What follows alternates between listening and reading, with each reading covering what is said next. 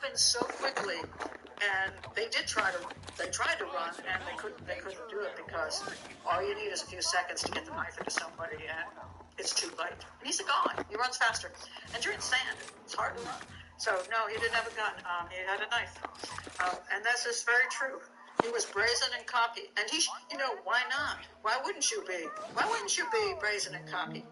You keep getting away with the crap, and all these fools kept letting you go and do it again. I mean, I'd be brazen and cocky. Easy.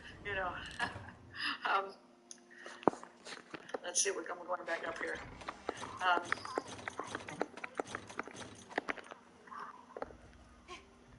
Stuart Lubber. Okay. Let me pull my phone up. This is the way I do this one. I will check out this one, and I'll see if that's one I can cover. Depends on whether there's something I have to say about it. Janine, the downward spiral of a predatory slime. Is a predator's brain too broken to warrant any sympathy? Warrant.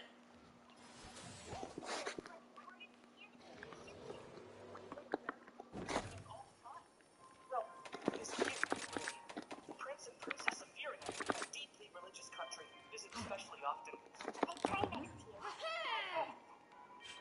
Then they just talk for a while. They're chatting to a friend. I see. Thanks for filling me in. You too. The divine one said her name. And thanked us. I think I'm going to faint. Am I dreaming? Found it. Presence of the divine dragon. How many times must I tell you to behave in a manner befitting your station? Divine one, please forgive this embarrassing breach of decorum. Breach of decorum? Oh, that's where it's going. This one's gonna hit hard! Fuck.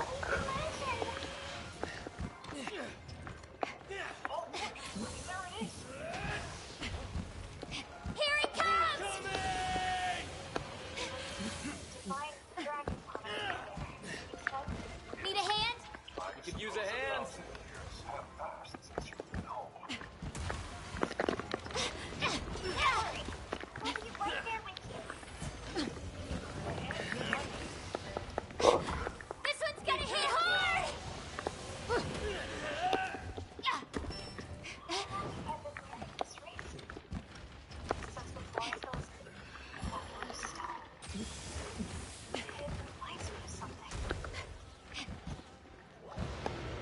I'll put this to good use. They're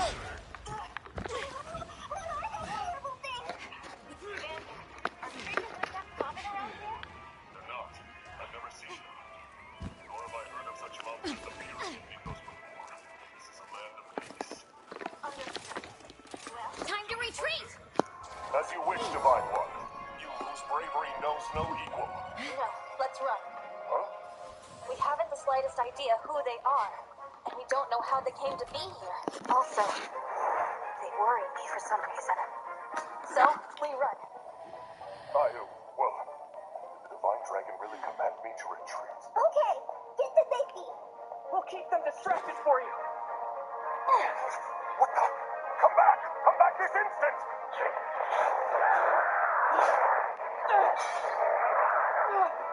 Oh no! This isn't looking good. Fred! Hold on! We shall come to you!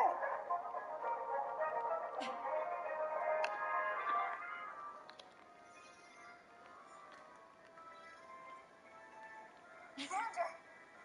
Divine One, stay back. It's too dangerous. Plan and Fran were trying to protect me. I have to help them. I take back what I said. This is no time to run. Please, let me fight.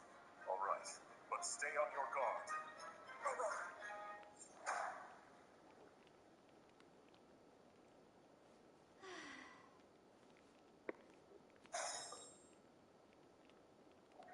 What are these creatures doing in Lethos?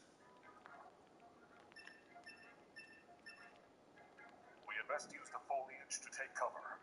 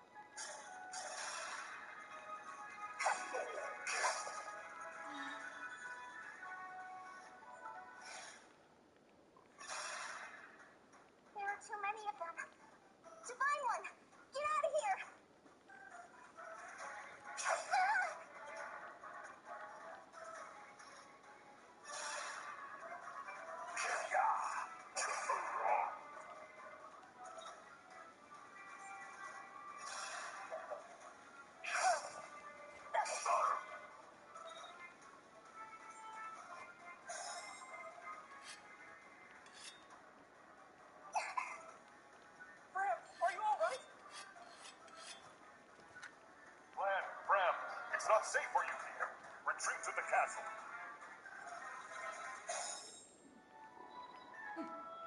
These enemies are formidable indeed. Divine One, please use a vulnerary if you are wounded.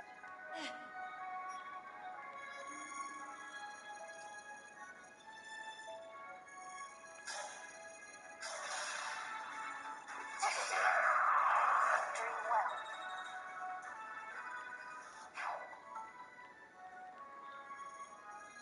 You called?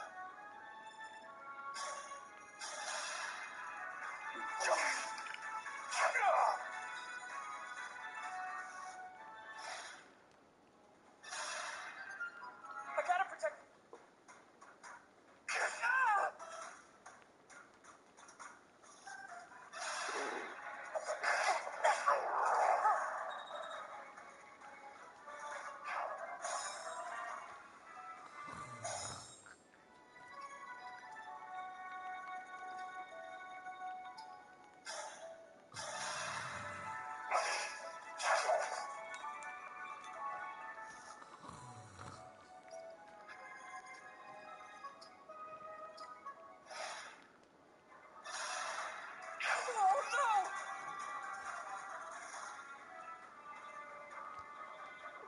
More enemies.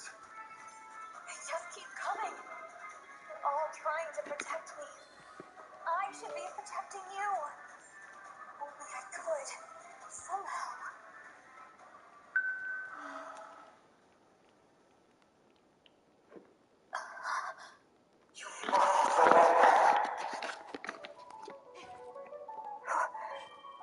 Who said that? The ring. Know that my strength can be yours. I know that voice. If ever we cross paths again, I hope you will remember me. Indeed, that you will remember all of us who took up arms to fight by your side. The 12 emblems. Divine One. Divine One, you mustn't do this alone. Don't worry, please. I'm not alone. Yes, Mars. Help me. Lend me your strength in this fight. Yes. Shine on, emblem of beginnings.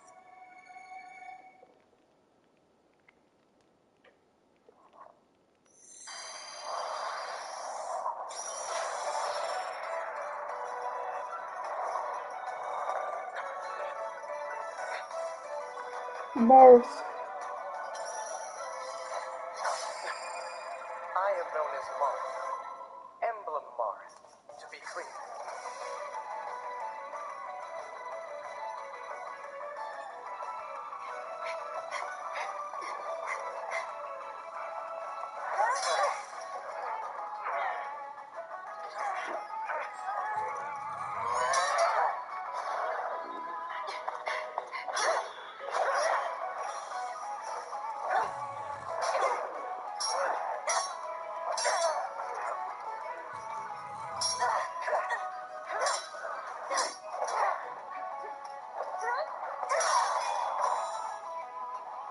Magical. That was amazing. Cool. We did it.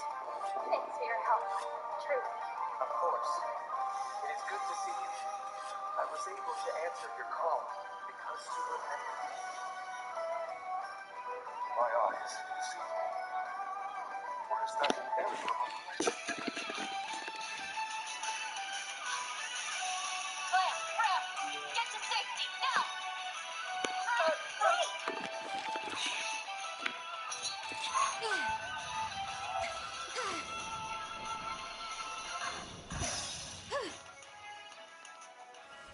With your help, Marth, we might just make it. Will you join us? Of course. I will fight alongside you from here forward. Your ally until the very end.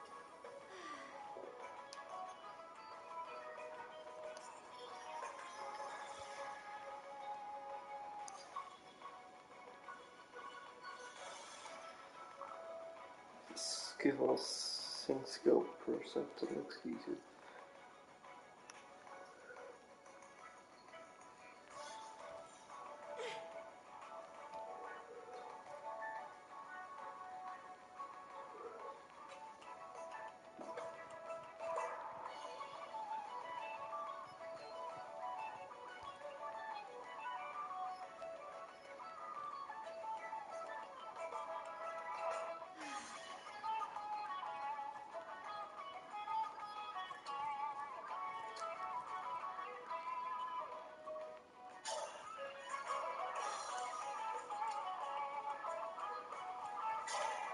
Lend me your strength.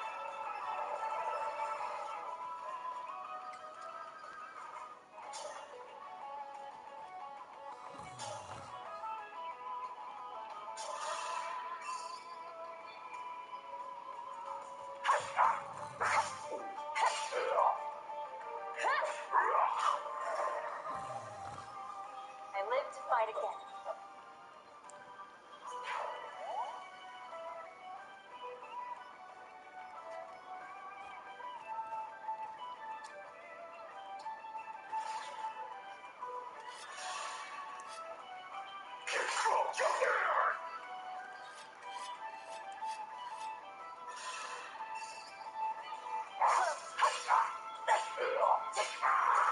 Not afford to lose.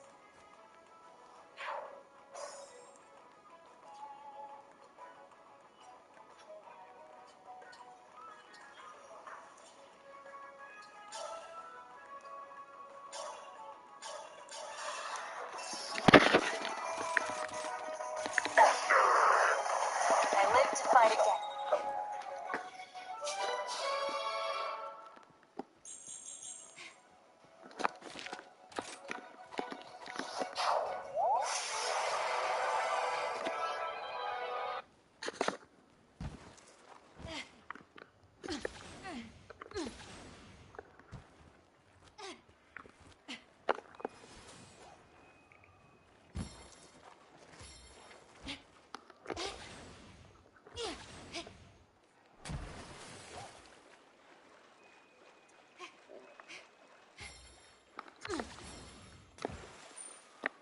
Giddy up!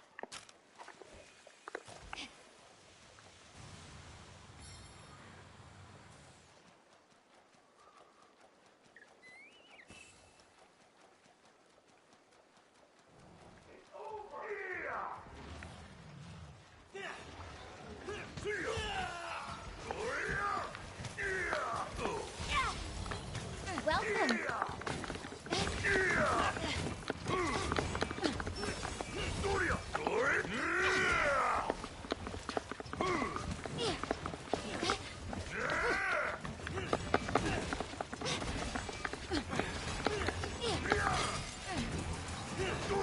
You're the target!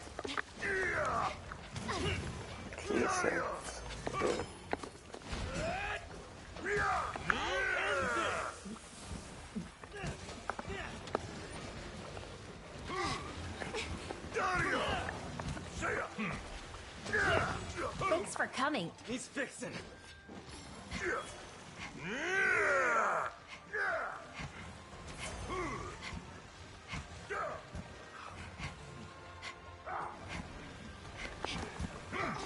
Nice mountain.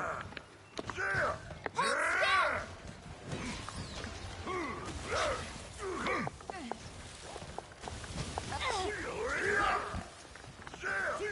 Here for you! still. Here he comes.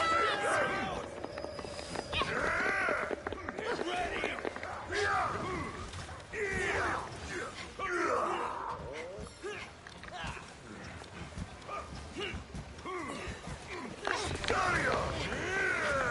I'll end this!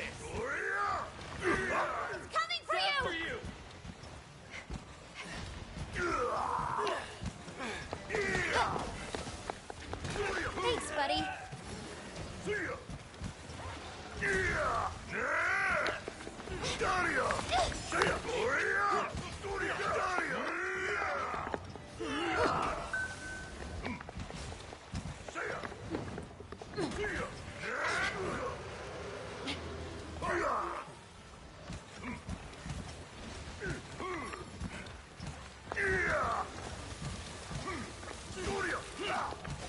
Days are numbered!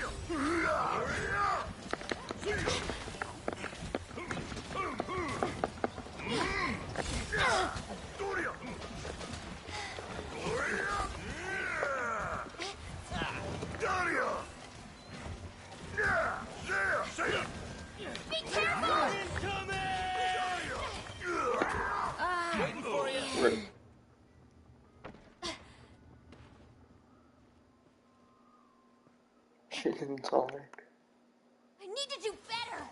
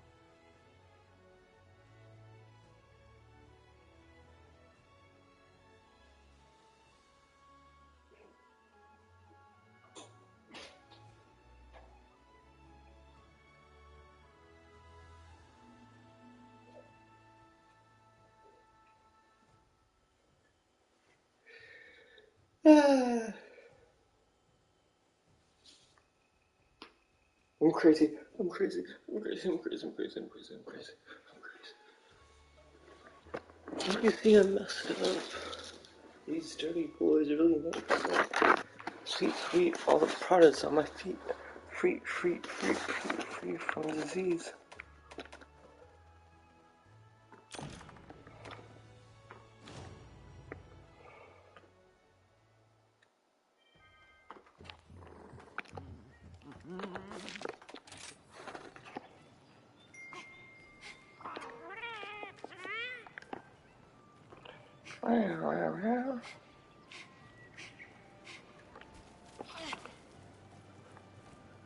Mars is playing Pokemon Violet. I have Pokemon Scarlet. What the hell?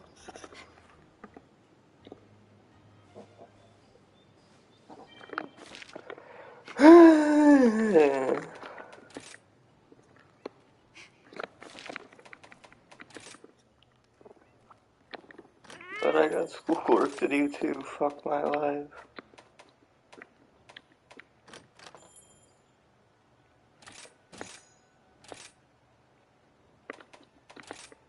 Take him.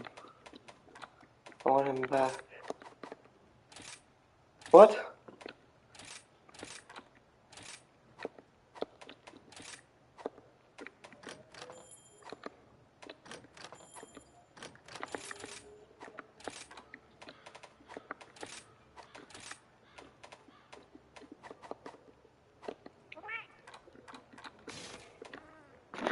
The fuck's my heart rate, bro?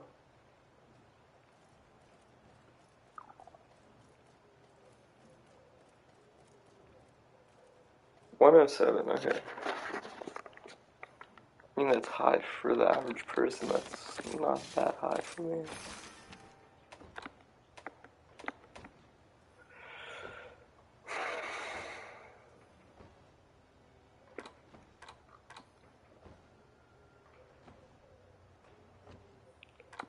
Kyostra.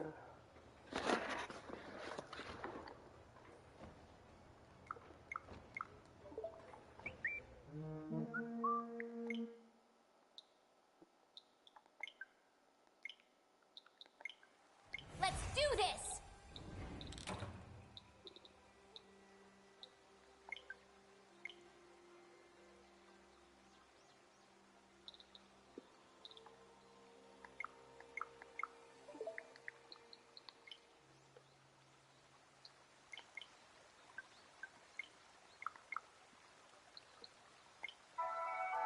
Firene, Kingdom of Abundance. Rhodia, Kingdom of Might.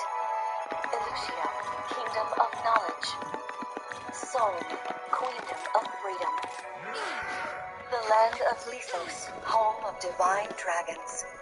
And Gradlon, domain of the fell dragon, fallen to ruin.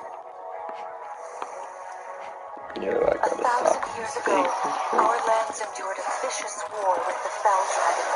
We called upon heroes from other worlds to aid us, heroes known as emblems.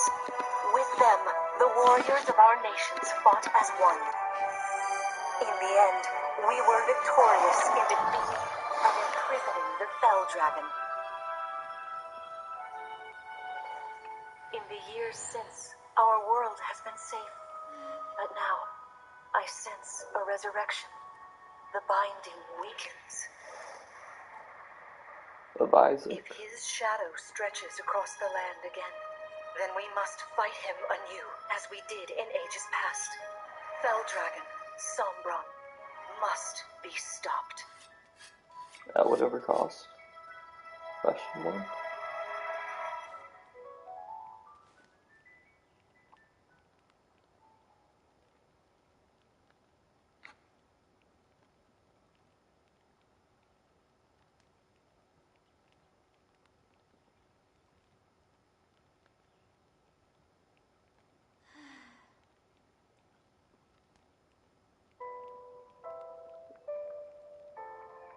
Here we are. We are safe within these walls. So this is Lithos Castle. It's like Xenoblade It's 2. beautiful. I'm glad you think so. Though you may not remember this place, I've long waited to welcome you back here. Welcome home. Is this where he fought the dude? I'm home? Yes, you are. I feel overwhelmed with joy. I may cry. Queen Lumera. Vander, Clan, Frem, thank you for all you've done. You are worthy stewards indeed. You and your predecessors, watching over my child all these years.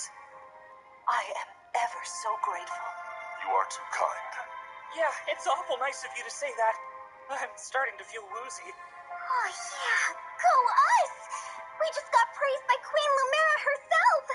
The happiness of this moment aside, I am troubled to see the corrupted here in Lethos. The corrupted? Those enemies you were fighting out on the grasslands. I didn't like those things one bit. Just the sight of them made my blood run cold. Yeah. Understandably so. The corrupted are corpses revived by an evil power. The Fell Dragon used them as his soldiers in the war. Before the Corpses. start of that bitter Yum. conflict, Elios had known peace for eons. There's the target. But then, a dark presence emerged. Samron. What the fuck? Despite tireless searching, we could not determine where he'd come from. But seeing the destruction he wrought, there was no doubt of his evil intentions. Now the corrupted are spreading once more. This may be a sign of his return. No. I wonder if it is pure coincidence that you awakened as all this unfolds. If the Fell Dragon has been released, then we must prepare for battle. I can't imagine fighting someone like that. Worry not. I doubt he will attack anytime soon. This castle is filled with the spirits of divine dragons. The corrupted cannot enter it easily. Let us devise a plan now, while we have the opportunity. Back up Emblem here. Marth, We were waiting for you. It's been quite some time, Lumera. that it has. Thank you for lending your aid against the corrupted. You're welcome. But of course, I can help only because your child remembered me. No. It is possible the others were waiting, just as I am. Perhaps you are right. This is as far Sorry, as you go. but what do you mean? Elizabeth, there is something I should show you. Follow me. Take this. Fuck.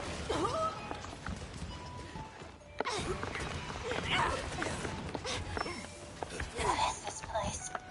This is the Ring Vault. It is where the emblem rings are enshrined. Giddy up. Those of the Holy Knight, Mine now. of the Sage Lord, and of the Azure Twins rest here, as well as the ring of the Princess Exalt, and finally, the ring of the Instructor. Each dwells within an emblem ring, as Marth resides in the ring of the Hero King. So, counting Marth, there are 6 emblem rings.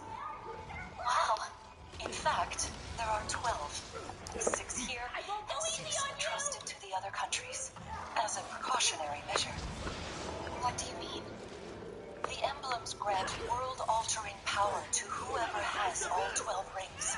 For generations, the divine dragons used this power to ensure peace and prosperity in Elios. Indeed, that was how we locked away the Fell Dragon. But many have sought to steal the rings and use them for their own nefarious purposes. Which is why they're scattered all over the continent. Time to Not retreat. just stored here. Precisely. The rings offer their power but once every 1,000 years, at which time the divine dragon travels across Elios to collect them from each nation's ruler.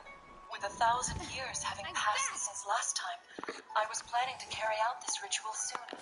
But if the Fell Dragon is after the rings, the emblems may be summoned before I arrive. Summoned? It is how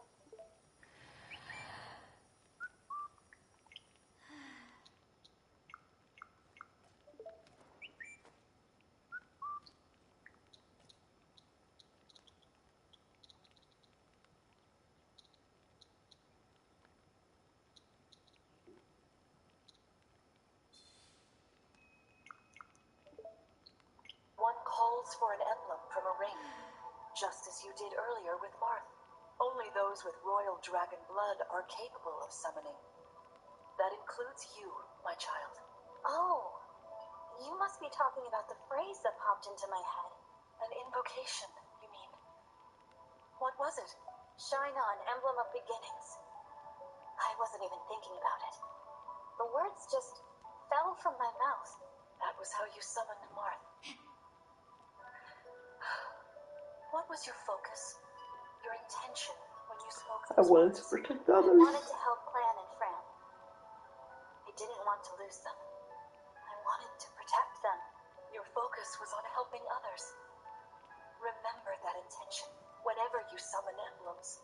Not to keep the power for yourself. Understand? To borrow so you may protect others. I understand. Now, why don't we try a practice battle? You must be a little rusty after all these years.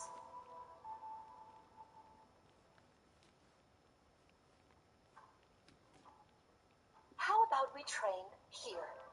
You will be the one fighting. The emblem lends you their strength. You need to train your body and mind to unleash an emblem's full power.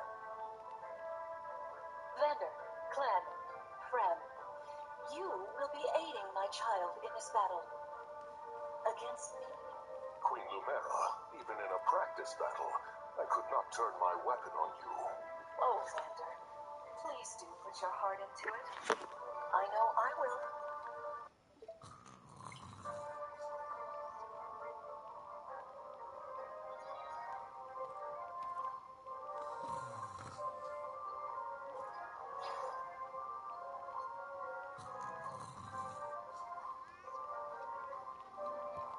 The corrupted!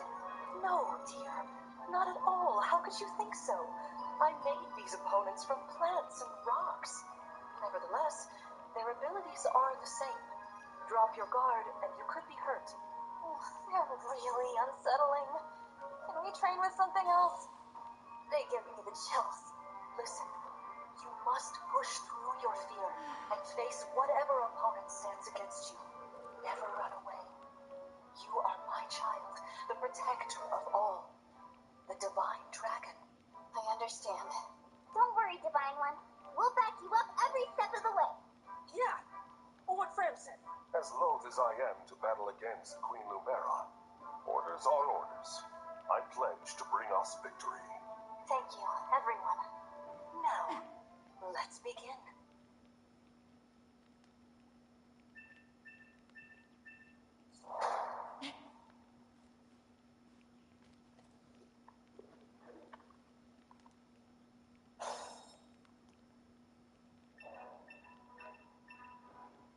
Be cautious, Divine One.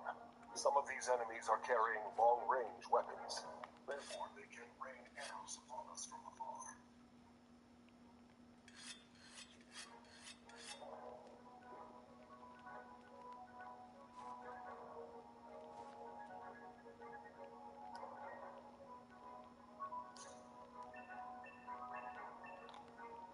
See this enemy with the axe.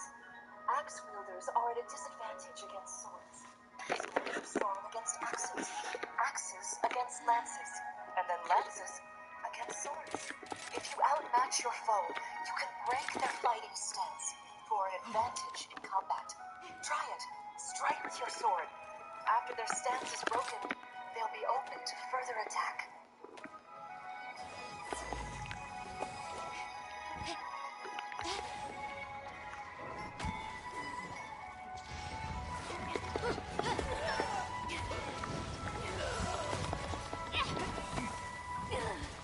It's gonna be fun!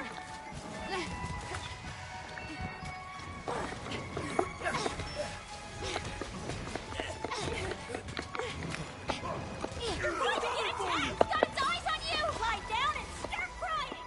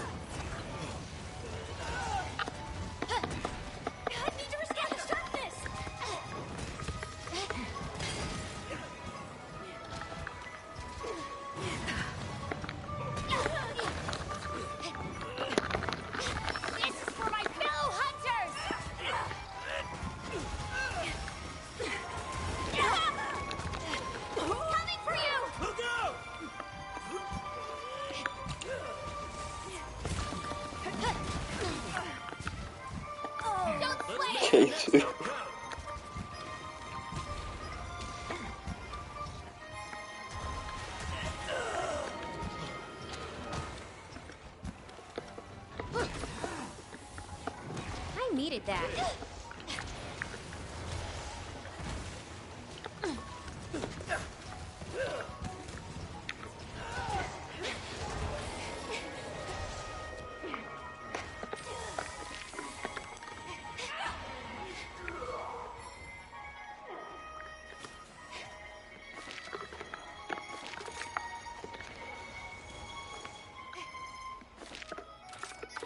Out of here!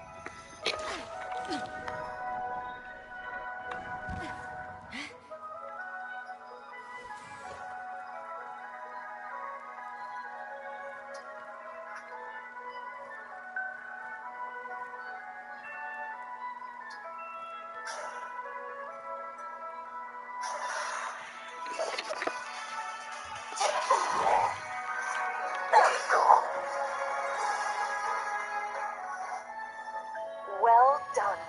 You see, swords are strong against enemies can't counterattack while recovering.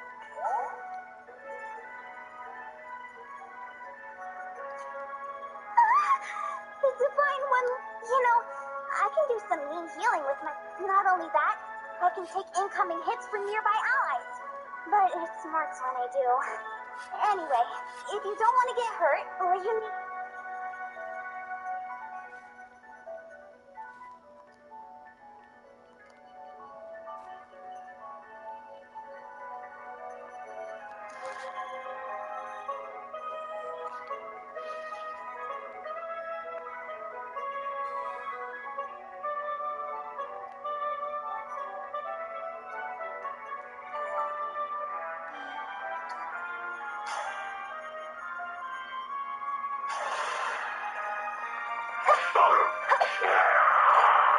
Don't mess with the steward.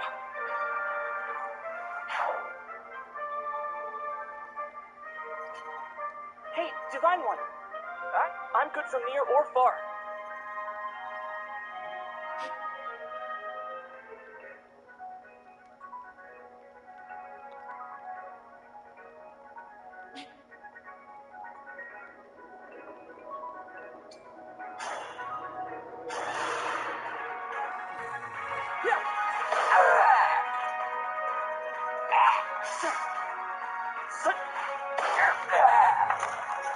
Oh, thank goodness.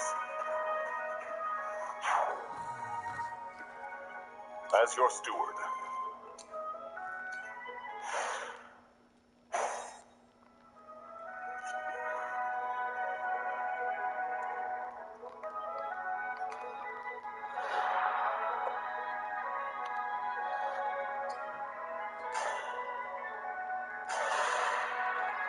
Queen Lumera, please. Vander, you are my child's knight. You must fill that role as best you can. Attack me with all your might.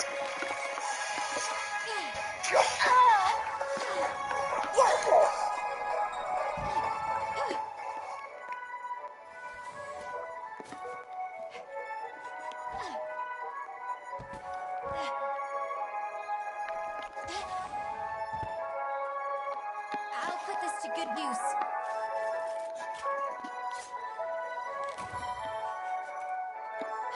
Yeah!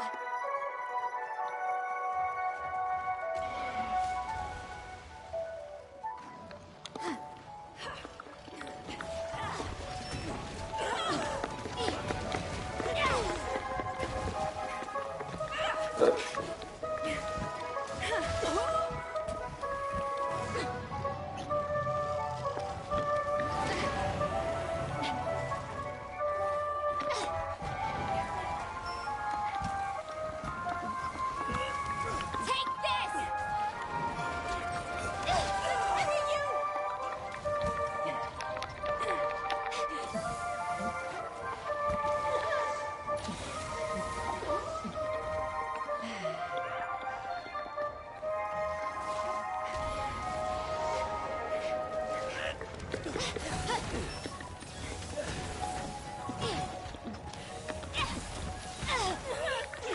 It's coming for you! Something's coming! This is gonna be easy! Don't give up yet! Nice. Can't believe it's so close.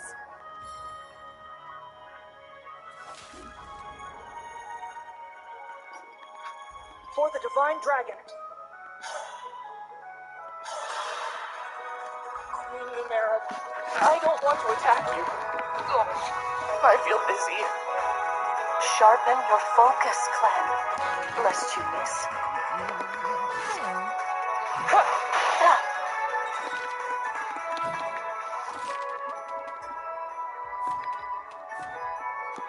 Until next time.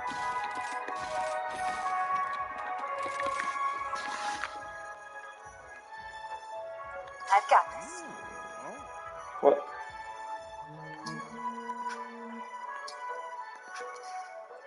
Me? Okay. Let's go!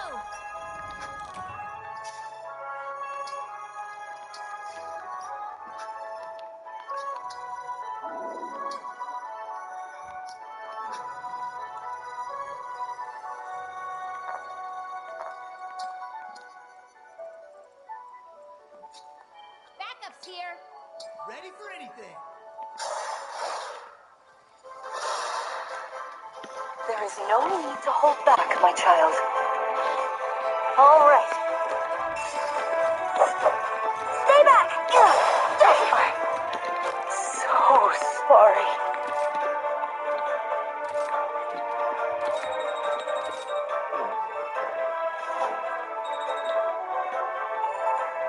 Fantastic work. You fought together splendidly. Let's move on. Wait over there a moment. All right. If everyone is in position, we'll begin. This time, I will be more hands-on. I intend to fight as if in an actual battle.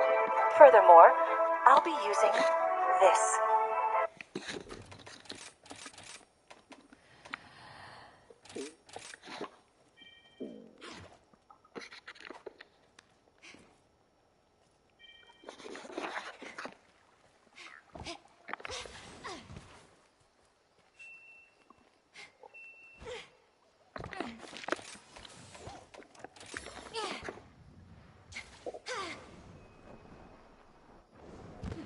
I'm back!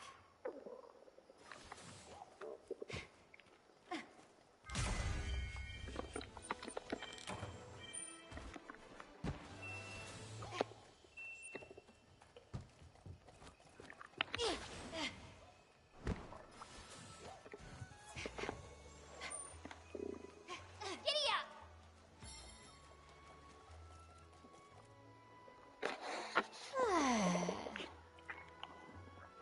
We did it! Is that the Ring of the Holy Knight? Indeed it is.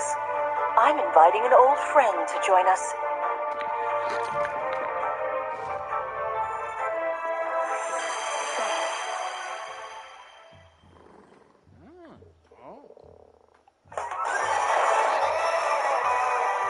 Seth? No. I don't know who the fuck that is.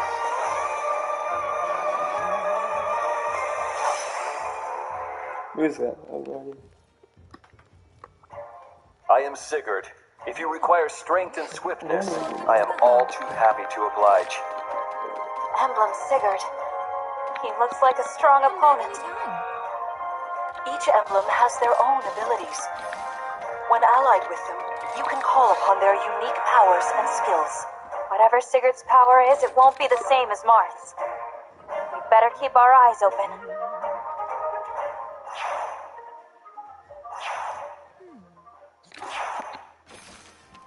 My rapier is effective against cavalry, like those enemies over there. Once we engage, you can use my weapon. Try it against that foe. Okay.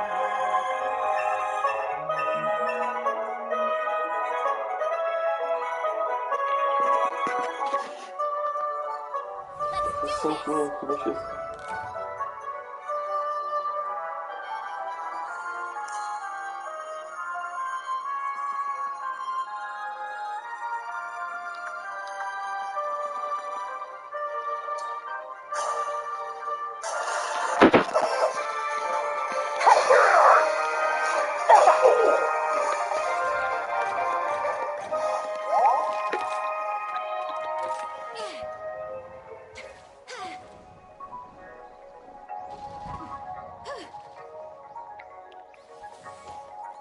Mine now.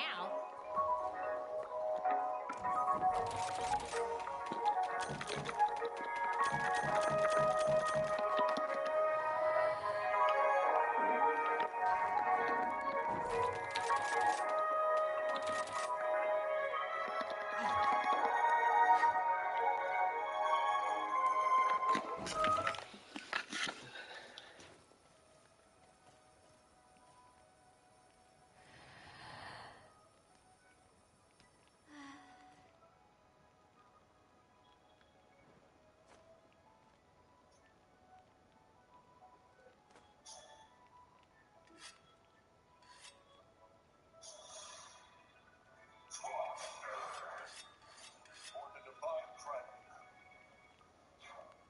dragon. No.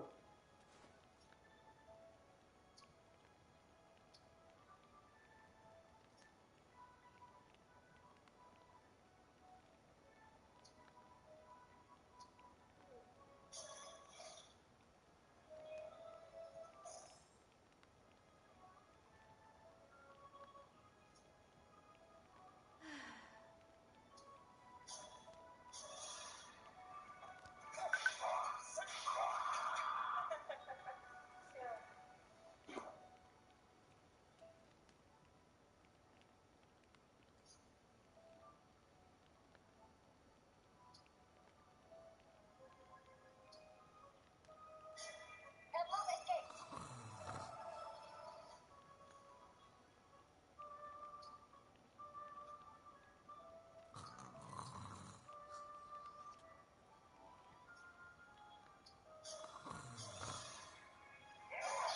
I will defend always.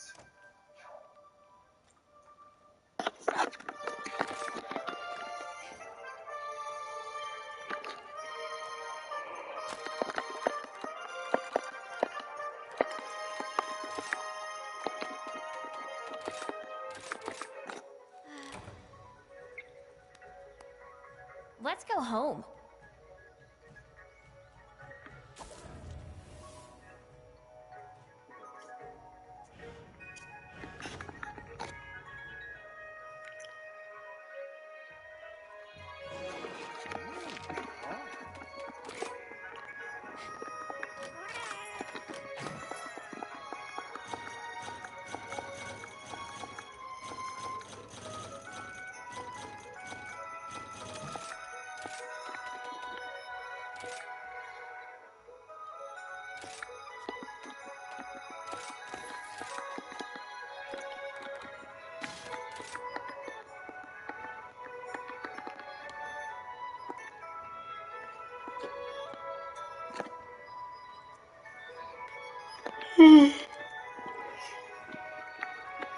Come on, buddy.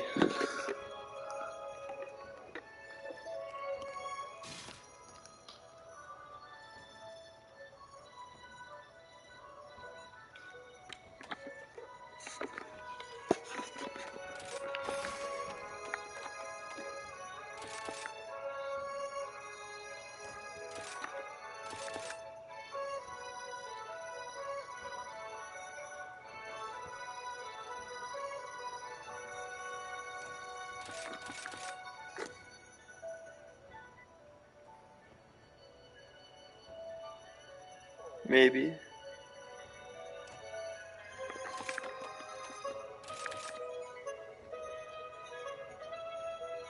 Maybe.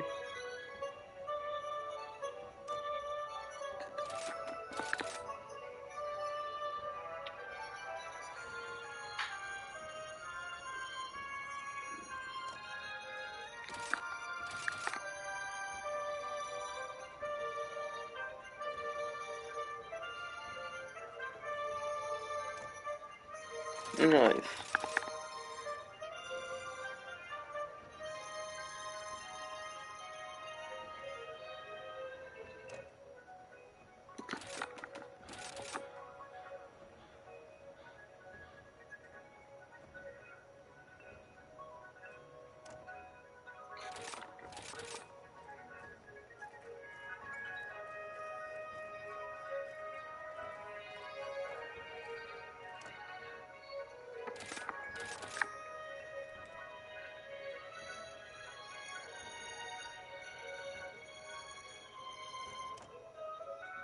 Nice.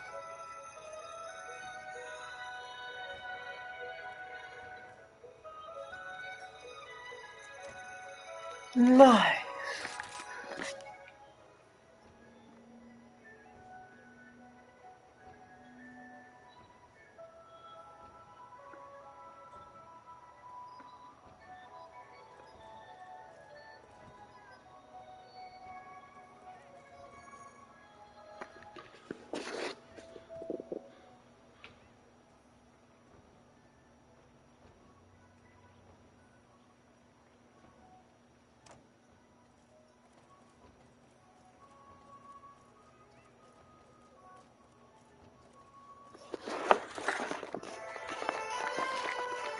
Your teamwork is inspiring. Now it's time for us to make our move. Come, Sigurd.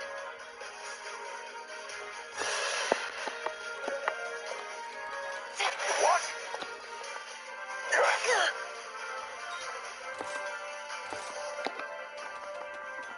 That was incredible. Lord Sigurd is remarkably swift. Perhaps we should be grateful this is a mock battle.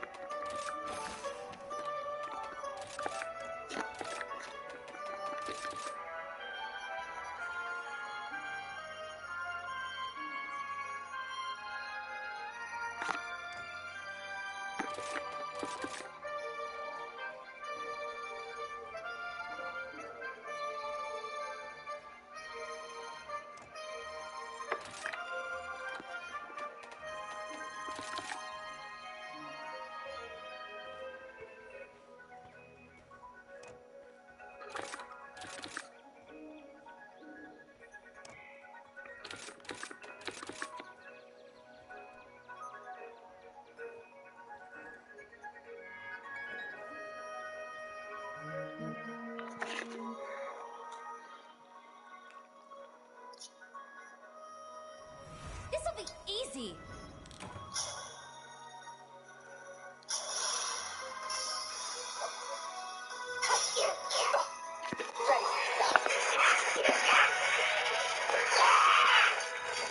Cannot afford to lose.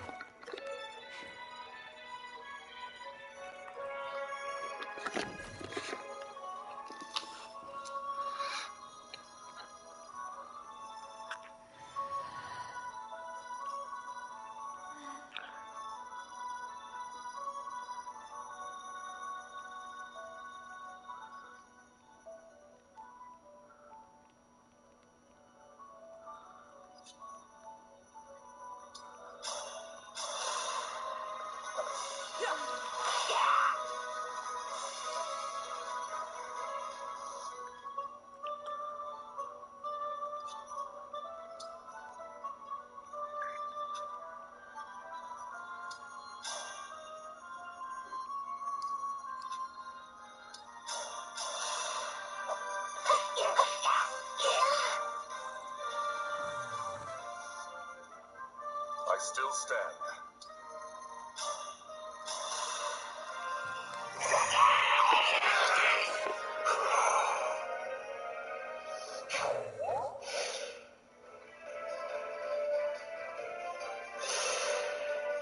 This is certainly of a challenge. Your enemies will not hold back, and neither will I. That is why you must defeat me. What a delight it is to see you in battle after all these years. Yeah.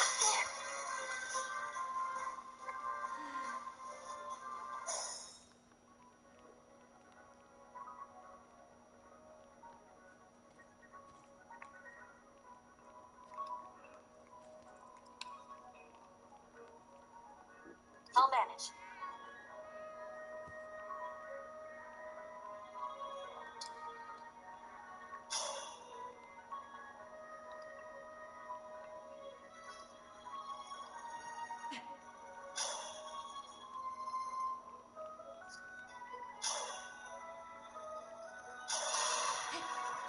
Fate has brought us here.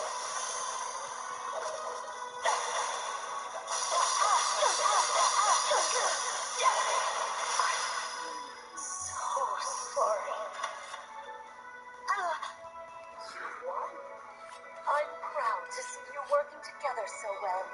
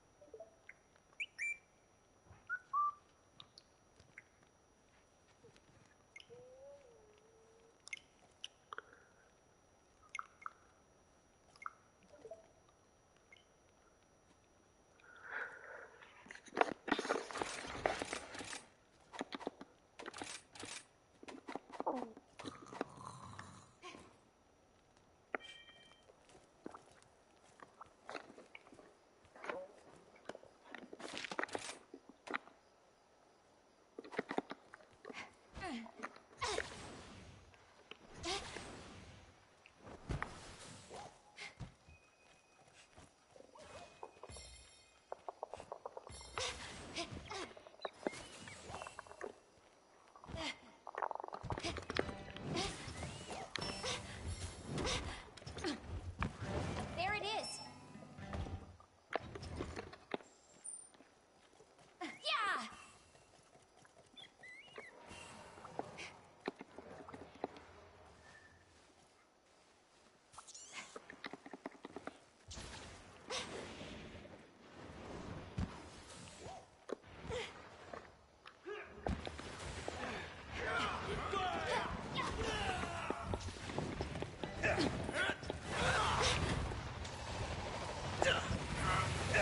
I'm here to help. Thanks for coming.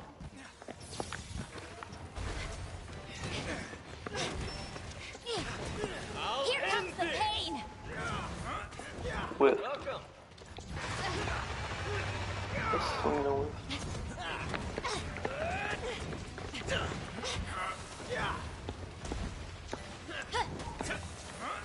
This is the end!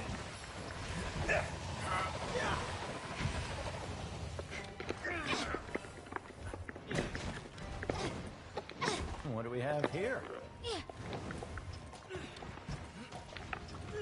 Let's see. This one's gonna hit This hard! one's gonna hit hard! Yoink. Coming for you! It's got eyes on you!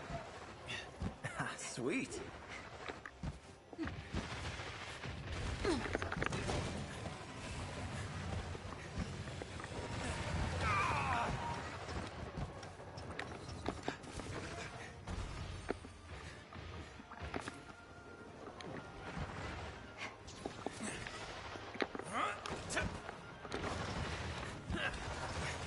Hope you've got insurance!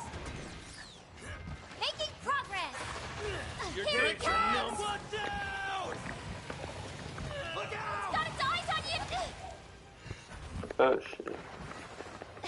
Hang in there!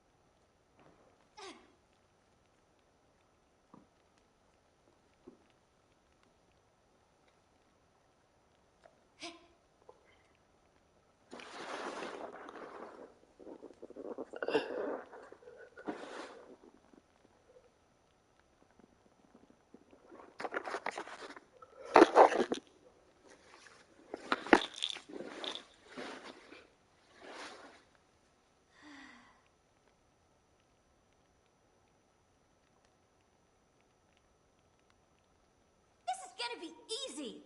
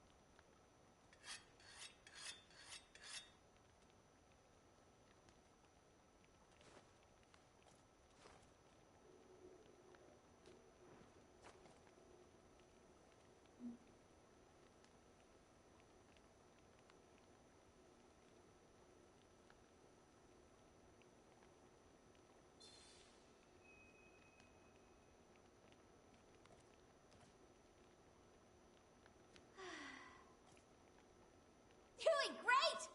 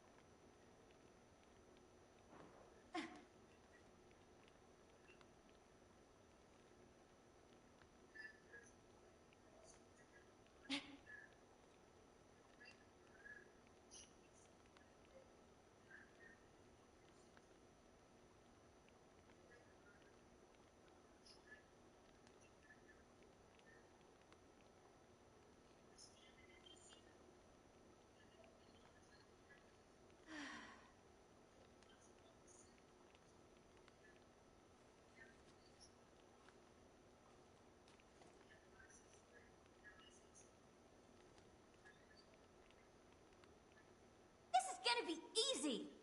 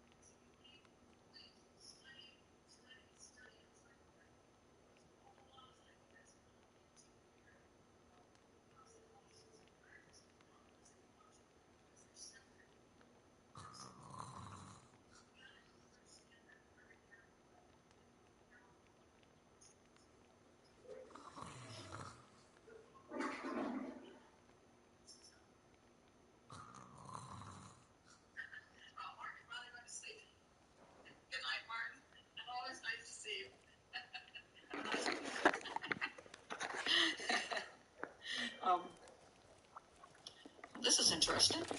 They're doing a I forgot, is that called a Juris Doctorate or what is that called? With undergrad and masters in psych. It's an observation. Very, very interesting. What I'd be interesting when you're doing your psych stuff, I'd be interesting to know in the future whether you're finding that they're teaching psychopathy the way they should be teaching psychopathy, or whether they're, have so many designations that the psychopathy thing gets overlooked a lot. I'd be curious about that, because I do think it's just not taught very well. I guess because, generally speaking, when people go into psychology and psychology of some sort, their idea is to cure. Their idea is to help. Your whole point of going in there is, I want to help this human being. They're coming to me with their problems, and I'm going to help them sort those problems out and find a better way to live. Gonna need some of your parts. And, a psychopath, you can't do anything with that person. So, I mean, it kind of is against the whole idea of why you're in the field. Put this to good use. Unless you're in, like, forensic psychology, in which case you're dealing with law and criminals. Well, hopefully you'll be a little smarter. I needed that. Nothing personal, buddy. Yeah, evaluations need to be done earlier in the process. Very much so, but also just not allowing, if the person is committing this kind of crime, not just downplaying and reducing the charges in the plea bargain. Now, this happens a lot. So sometimes somebody will say, "Oh, that person's only in prison on a drug charge, a drug possession charge. We shouldn't put people in prison for just possessing drugs." Well, they weren't put in prison for that. They were actually drug dealers. Sweet. They just pled down to a possession charge. Or, the guy was a burglar. He has committed a few burglaries, but I think he's rehabilitated. No, he's a rapist. He's a serial rapist. And he pled down to burglary.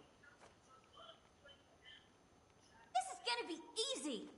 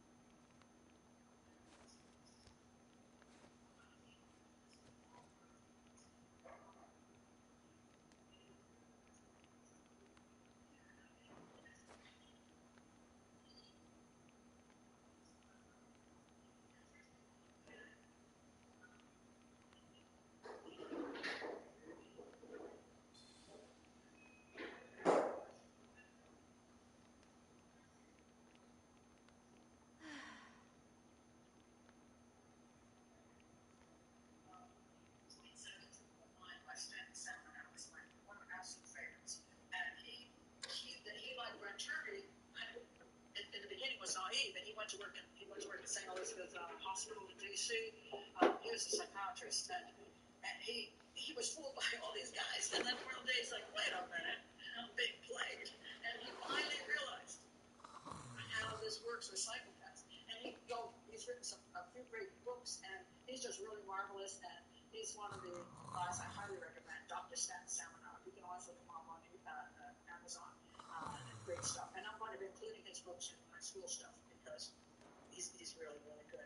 And I did a thing on some television news thing one day, Nancy Grace or something, and I said something specific. I believe it was about crimes of passion, which I don't believe in for women. I believe they're crimes of circumstance, not passion. It's like the circumstance arose and you took care of it because you're a psychopath. And a lot of people disagreed with me. And then I went home and I saw this email come up from Dr. Stanton Saminow, and I'm thinking, oh God, this guy's a psychiatrist. Kimura, here I come. Like, you don't know what you're talking about. You know, you're not a psychologist or a psychiatrist. How do you get off? And then I read the thing, and it was fantastic. He's like, oh, you're such a breath of fresh air, Pat. I agree with you. I'm like, oh, that's so cool, because I do not have a background in psychology, and maybe I am speaking out of turn sometimes, but I was really pleased to see Dr. Stanton Saminow. What would you like to do? Agreed with what I said, and I really love that guy. I think it's fantastic. See you later, then. So I'm going to put those in there, in the school part, so that I think it's one of the best books I've ever written is Inside the Criminal Mind. Absolutely great. And that'll be in my psychopathy section, the psychology of violent crimes. So.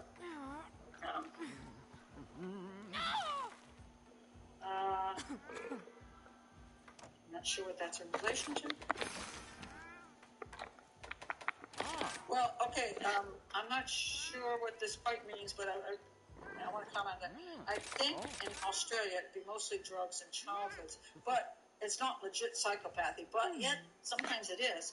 And this is where the problem comes down to, that there's a lot of psychopathic behaviors that start really, really young, but if people aren't taught in psychology when they're studying it that the manifestations of the behaviors that manifest with psychopathy start like 4 or 5 years old. You already see them, and they have these specific things, and it's noticeable. Sometimes when they get to teenagers, then that's when they start doing more violent things and get out of control. And then they're saying, well, you have a bit, you have a anger disorder, whatever it comes up, ADHD or something, or your defiance disorder. Maybe you're just a psychopath, and maybe you ought to realize that. And there are ways to deal with psychopaths. It isn't through, and this is what Dr. Saminow says, it's not through rehabilitation. You can't rehabilitate them. What you can do is guide them into better ways to express their psychopathy, better ways to get over without getting yourself in trouble.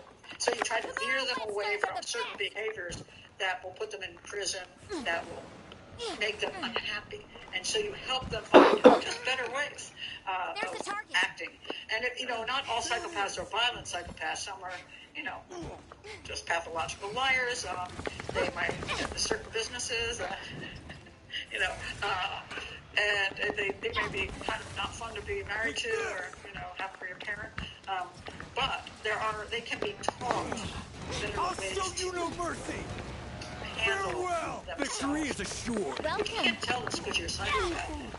So you have to be very clever about doing it, because you can't rehabilitate them. They're not going to do it because they're going to be a better person, or because they want people to truly care about them, or because they love their children. None of that is true. So you have to make it all about them. How can I help you? It's all about you, because you're such a narcissist. How can I help you? Better for you. Make it better for all at the same time. So it's that's the way it works. And here we have, this is why I have a little block on this, because you see now we already have this is a bot. Here comes the pain. So that's what I want to get rid of, bots and haters. So when are we going to start? There's a lot of work to be done. If you could see the amount of, well, you saw in that one picture, the amount of books on my table. I have hundreds of books here, and I'm sorting them out, trying to figure out how I'm going to present things in a way that will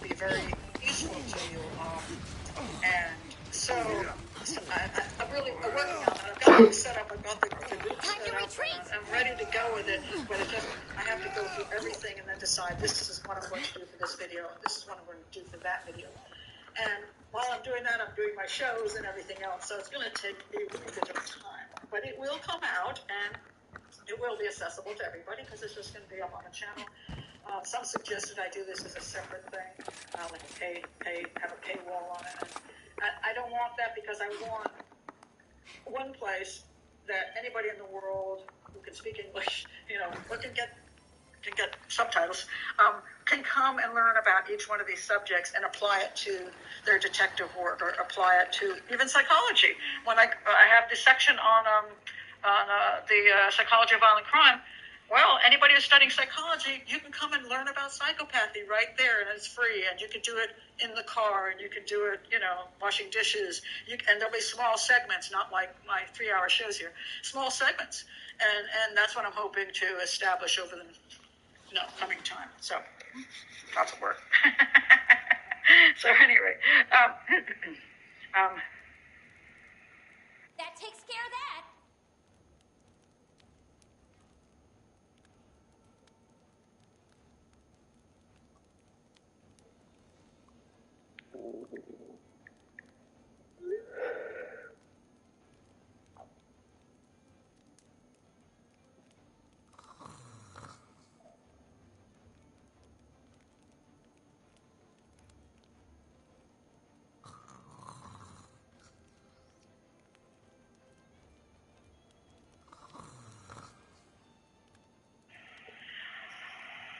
well, they do adapt. They're not stupid, but they're not necessarily smart either. So, generally speaking, psychopaths are they're like all of us. There's not, it's a continuum. So it's like the narcissism gets completely out of control.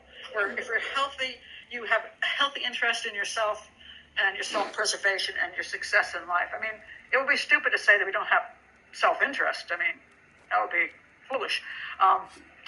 And we all have motivations to do things and to be liked and to make money and to be popular, whatever they are, to be loved, blah, blah, And then there are people that go higher on the narcissism level where they stop caring about other people at all. So, in other words, I want to be appreciated for what I do, but I also want to appreciate you. I'd like to have a good relationship, but I don't want to just stomp on somebody, So when you get high on the narcissism scale, you stop caring about anybody else's well-being. And when you get to be a psychopath, if you want to kill somebody, well, why shouldn't you be able to? Because that other person doesn't matter at all. And that's where the scary stuff really lies. So, anyway, all right. So, I think that's going to be it for tonight. It is now... hey, I did this under 2 hours today. And I'm sorry about all the weird stuff happening, the blurry stuff, and I have no idea why StreamYard is doing this tonight. It's not on my end. I haven't got the rule. I hope it's not too horrible. So it's very, very frustrating. So, but at any rate, I enjoyed being here tonight. This was a fascinating case, and I knew about Christopher Wilder way back when, but I completely forgot about the fact he was in Australia, and I didn't know he had anything possible to do with the Wanda Beach killings because I didn't know about the Wanda Beach killings. Now I do. This is what's great. This is why I wanted to have these twice a month, someplace else in a different time zone, Asia and Oceania, because I'm learning about crimes elsewhere, and they're really fascinating, and so I'm getting an education as well doing this. So, it's just really interesting. And the fact that he actually went between Australia and the U.S. and committed crimes in both places does go to show, sometimes you can look into another a location for a serial killer. There aren't that many serial killers that are like, for example, truck drivers or people that are moving along and killing into all these different states. Most of the time, they kill within wherever they live. They're lazy. It's like 1 mile from their house. But what happens sometimes is they move, and then therefore then they kill in their new location. So if Joe Smith killed here and then he lost his job and had to go live with his cousin, an hour away, then he kills in that jurisdiction. That's what confuses things. But it usually isn't because they're spreading out. But Christopher Wilder, for example, he killed around, probably raped and killed around Sydney. And then he moved to the United States into Florida, and he raped and killed around Florida. So it wasn't until the spree that he actually did the very unusual thing. So usually you break the kill wheel. So yeah. So anyway, so that is it for tonight, and I will be back on Sunday at 3 o'clock. This is still the last one open to everybody in the public before I make it a Patreon-only live portion. And that is going to be, what am I doing? Somebody tell me what I'm doing on Sunday. wait, I gotta remember what I'm doing on Sunday. It's it's gonna be really interesting because I'm doing Here comes the pain. I'm doing. Okay. Come on now. I should look at my own channel. Oh yeah, Ellen Greenberg. Sorry. Ellen Greenberg, the woman who was stabbed to death or stabbed herself to death in an apartment, and she was stabbed 20 times, and it was considered a suicide, and then they changed it to a homicide, thinking her fiance killed her, and now just last week it's back to a suicide. So. Just you wait.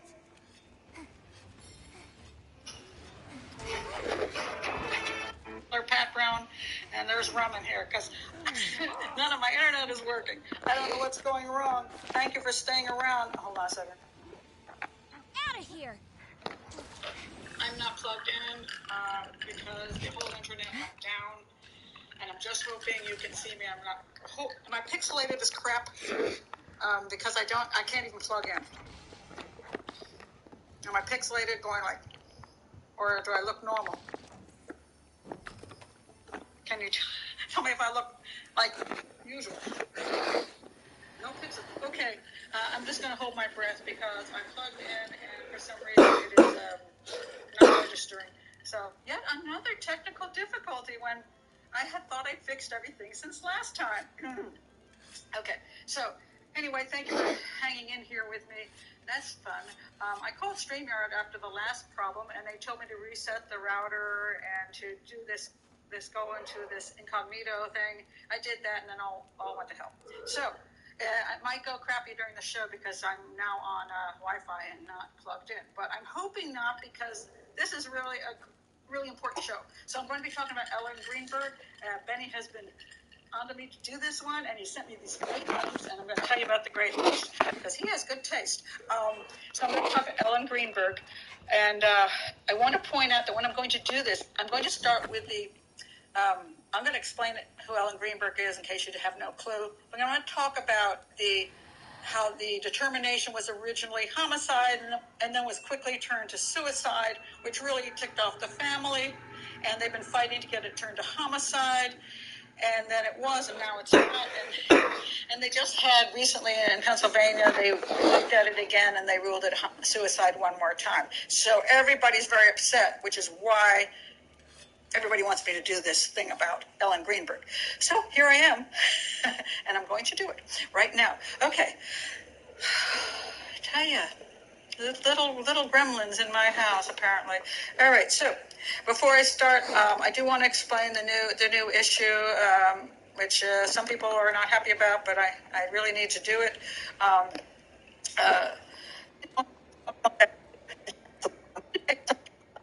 So this is what I love you. I just want to point out, and you can still see the show. So that's that. Let's get on to the case. All right. Now, let me be sure you can still all see me. Oh my goodness, Sailor. Oh, hi, Sailor. I want to say hello to Sailor. Sailor Moon, good morning, afternoon, everyone. Almost missed the show, but I guess it started later. Yes, because everything went wrong, Sailor. So maybe it was just for you because, I love you. I just want to point out to everyone, I'm real impressed with Sailor's ability to profile. I've often said that, profiling is a matter of learning. It's a matter of logic and training and just learning. It's not any kind of psychic thing. It's not something only FBI profilers can do. And every once in a while I meet somebody I'm really impressed with their profiling skills, and Sailor is one of them.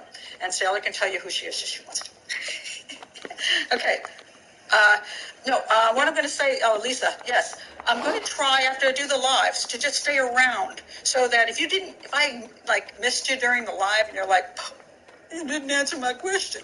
Okay, I'm going to stay around so you can comment below and I will answer your comments. So, and you'll be the first probably to comment because you'll be the first to see that have been involved in the show. So, yes, but I'll comment. I'll try to answer everybody's comments if I can, but you're kind of first in line if you're part of Patreon. So, and it's not like I'm trying to like keep people away. Every one of my videos is available to everyone. You know, if you never want to pay me a penny, you can still see it.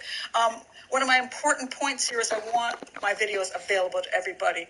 I want, especially when I do the profiling school, I want every detective, every criminal justice student, everybody who just wants to learn to be able to come here and get some kind of education and learn something. So nobody is blocked out. It's just for the chat room because I just want to keep it from being full of haters and trolls and bots and that kind of stuff, which definitely goes on. So and this is wonderful. Thank you, Doreen. You joined earlier. Yay. Okay. I appreciate that. Okay, so let me get on with the show. All right. Now, this is a, hold on a second, let me figure where I'm at. Okay, first I want to talk, just let me read about the case, which is going to take me 1 second from Wikipedia. Thank God for Wikipedia. So, this is what happened for anyone who has no clue who this beautiful young lady, Ellen Greenberg, was, and this is her fiancé, Sam Goldberg. Let me tell you the basics of the story. So, on January 26th in 2011, a blizzard hit Philadelphia, prompting Ellen Greenberg to leave work and return to her apartment, where she lived with her fiancé, Sam Goldberg.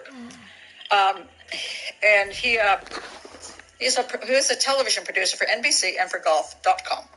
At approximately 6:40 p.m. that evening, Ellen was pronounced dead as a result of 20 stab wounds, including 10 to Ellen's back and neck.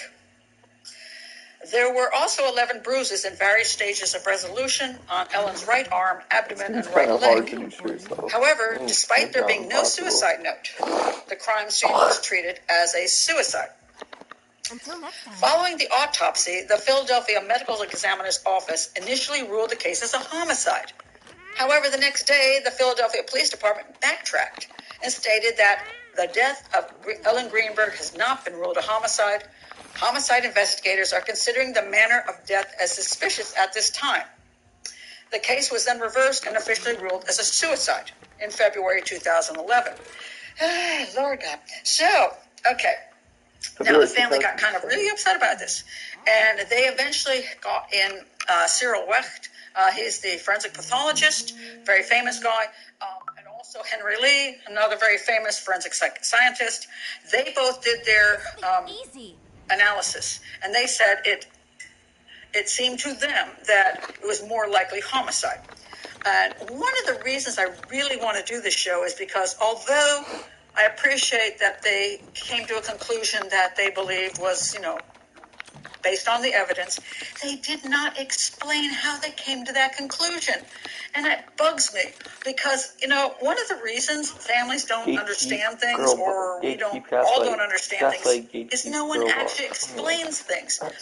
And, even if you're wrong on something and somebody comes in and points that out, it's good because then we can talk about the explanations instead of having no clue. So that's problematic to me. So this is what I want to do, is to explain all the issues. So have some patience. I'm going to start with the suicide concept. Then I'm going to go to the homicide. And I have a lot of photos. And I even have, where did it go? Hold on a second. Hold on 1 second. There it is. Hold on. I've even got this knife, which I worked on. See, I put the. Can you see it from there? I put the how deep every one of the cuts were, the depth of the stab wounds, and I spent a lot of time stabbing myself. So this is the knife I'm going to use during the show to explain that more clearly. All right, so Be a little patient in case I can't find the stupid pictures because I put so many up. And you know me, I'm always so well prepared. All right, so let's go to what the police said, okay? What they encountered when they first started with this case. And I'm gonna put up, first of all, if I can find this. Here we are. Oh, look. All right. So this is from the police report, and I'm going to. Okay, let me read what it says. The decedent's fiance, that's Samuel Goldberg. He reportedly left the decedent. Now let me read correctly. The decedent at the apartment around 15:45. So that would be. Come on, 3:45. Yeah, to go to the gym. He returned around 17:15, which would be 5:15, to 17:30, which would be 5:30. Okay, and was unable to get into the apartment. He opened the door with his keys, but the door was secure from the inside. He proceeded to try and contact the decedent via text messages, telephone calls, and emails for approximately an hour. And this is going to be an interesting point, and I'm going to make later on. Before he forced entry into the apartment, an apartment security man was reportedly present during the entry, and that is questionable. He immediately discovered her. That's him, not the security man who doesn't appear to have actually been around, and called 911 about 18:33, which is 6:33 p.m. He was briefly instructed to start CPR until he noticed a knife in her chest, and then was instructed to stop. And anyway, they responded, pronounced death at 18:40, which is 6:40 p.m. All right. Now, let's take a look at the body in the vicinity, and then we're going to go on. The location of death is in the kitchen of the decedent's apartment, located at the Venice Loft Apartments, blah, blah, blah. Okay, she shared that with Goldberg. It was well kept and clean. Better than my house. Okay, the inside lock to the front door. This is important. A common latch, a solid bar door guard, kind of like at hotels, is broken with the screws on the door loose, obviously forced in when in a locked position. Again, here's something I'm going to talk about later. The quote, obviously forced in. I'm always concerned about a word called obviously. How obvious was it? You know, and who did any crime scene reconstructions to prove it was obvious? All right. And that's what exactly happened. Throughout the entire apartment, there's no evidence of a struggle. Furniture and items appear in place. Nothing's missing or disturbed, so that takes away, robbery. Numerous values present, again, not robbery. And then we go on, and it says the decedent is a teacher.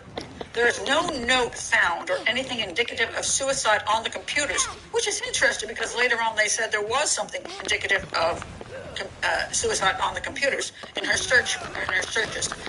So I don't understand that, but perhaps they didn't look that far back. Anyway, let's see. The only way to exit the apartment with the front doorway locked is through a rear slider leading to a patio. The patio is 6 stories high, and it's a really narrow patio, and so there's just really no way anybody's going to crawl up there. There is snow present with no tracks or footprints, completely undisturbed. Okay, so, and then this incident occurred during a winter snowstorm. All right, so right here, it's a winter snowstorm. Nobody came in from the outside, so we are eliminating, and this is realistically eliminating stranger homicide of any sort. Didn't happen. So then you're down to these two people. Either she killed herself or he killed her. That's it. She killed herself. Okay. She killed herself. He killed her. That's it. So there's 2 people and only 2 people to look at. So now, what happened in that house? All right. So let me pull up. Okay, 1 second. Let me pull it up. Okay. So where did this all happen? Let me just show you where it all happened, because this is important. It's over for you. Hold on a second. I'm having a hard time seeing what I'm looking at here, because, okay. No, I had here. Okay, I just want to point this one out. Okay, so this is where it happened. It happened in the kitchen, right here. Okay? And here you see some knives, and there were some chopped up things and some knives in the sink. So clearly the knife came from here. And so whoever, let me do my grammar right. Whoever committed the crime, either against herself or against her, took a knife from this, knife block. Now, what's interesting about the knife block is it's knocked over, which shows, I'm going to point out a couple things right here. It either shows this wasn't a premeditated suicide. What is a premeditated suicide? Okay, I want to stop and talk about why they thought it could be a suicide. Let me go to this. All right. This was something Ellen texted her mom. Ellen was having some, I would say anxiety. That's what she claimed, anxiety. She started going to a therapist, a psychiatrist, and she said the psychiatrist only had seen her twice and already had her on meds. I'm going to disagree with that, but okay. Because the psychiatrist said she wasn't suicidal, and in my opinion, if you're not suicidal, you shouldn't be put on a whole bunch of meds. But okay, that's my personal opinion. Let's go and see what she said after she went to the psychiatrist. She said, I'm starting the medication. I know you don't understand, but I can't keep living with feeling this way. And I think it's a very important statement here. I'm going to come back to that later. I can't keep living feeling this way. What way was she feeling? Just anxious, or was it more than just anxious? 9 days later, Ellen texted her, Klonopin help, thank God. So happy for you, her mom wrote back. Me too, oh my God. Okay, so she supposedly is feeling better taking this Klonopin. Why is she feeling better? I will explain that in a second. The day before Ellen's death, Sandra texted her, you need to see a professional. That's why she's feeling Ellen better. replied, okay, I'm trying, just scared a bit for everything. Okay. Now, one of the reasons antidepressants sometimes work is because, and this is just my opinion, so you you can attack me for this later, but I think it's very important, and I've had this viewpoint for a long time, and I'm not a psychologist, and I'm not a psychiatrist, and I'm not a doctor, so you can punch me in the face. But this is what I believe. When you are depressed, it is not a chemical in your brain. You're depressed because something about your life sucks.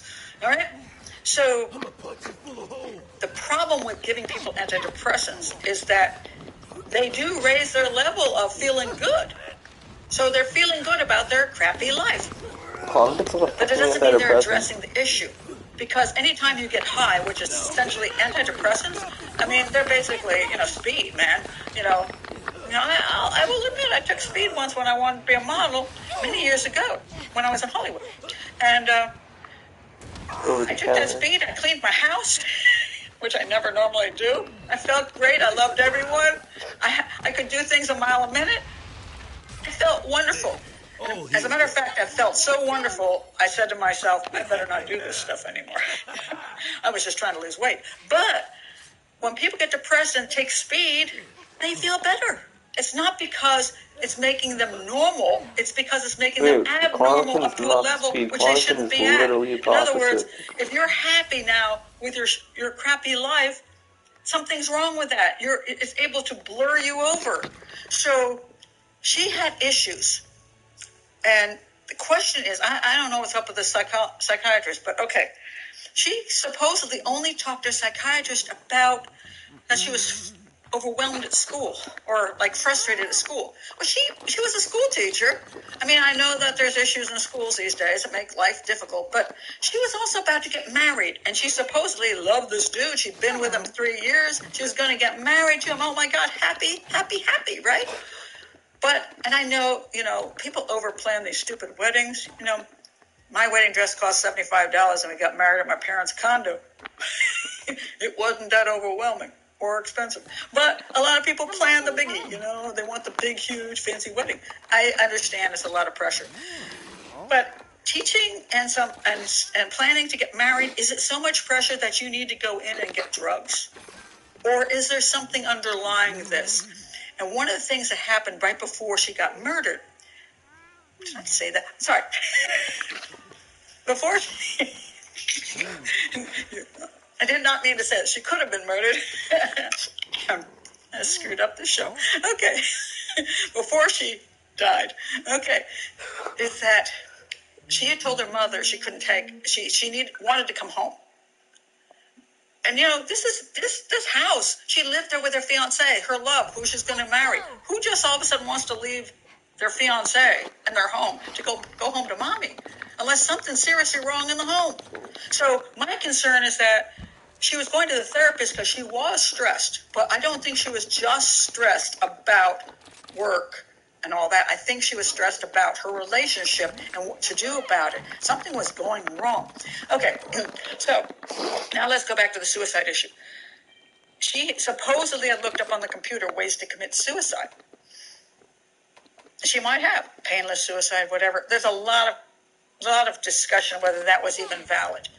So I'm not going to go there. Let's just push that away. But I want you to look at this. This thing is knocked over.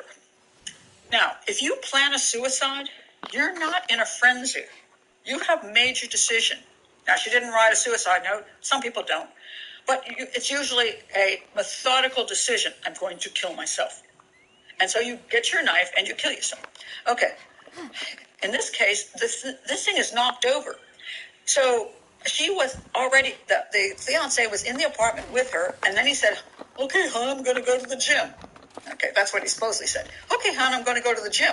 He leaves to go to the gym. She locks the door behind him, which also I think is kind of interesting. It's the middle of the day. She's on the 6th floor. Her fiance is just going down to the gym downstairs and coming back. Do you always go lock your door like that? It's already locked. Do you need to put the bolt thing over it? That's kind of weird, that you would do that. So either that never happened, or she wanted to kill herself. She was completely going into a rage. Maybe he pissed her off, and she says, oh, my God, my life's over. She went through the thing, came back, grabbed the knife in such a fierceness that she knocked the block over, and then she started stabbing away at herself. Okay, I'm presenting that to you as a possibility. Now let's look at the way she stabbed herself up. All right, so this I want to by the way, I did get some of these photos from Gavin Fish, and I want to point out that Gavin Fish is one of the links Benny sent me. It's in the links below. He has a really a strong site on Alan Greenberg. Obviously, he's very pro trying to get what he calls justice for Alan Greenberg. He's put a lot of work into gathering all kinds of materials, a lot of the legal issues, the photos, whatever. So I appreciate that, and I do have him linked below. So if I, borrowing this photo, I do want to give him credit. I don't even know if this. I don't believe it's his photo, but I'm not sure how this works. Whether he got it someplace else, but anyway, I got it off of his site.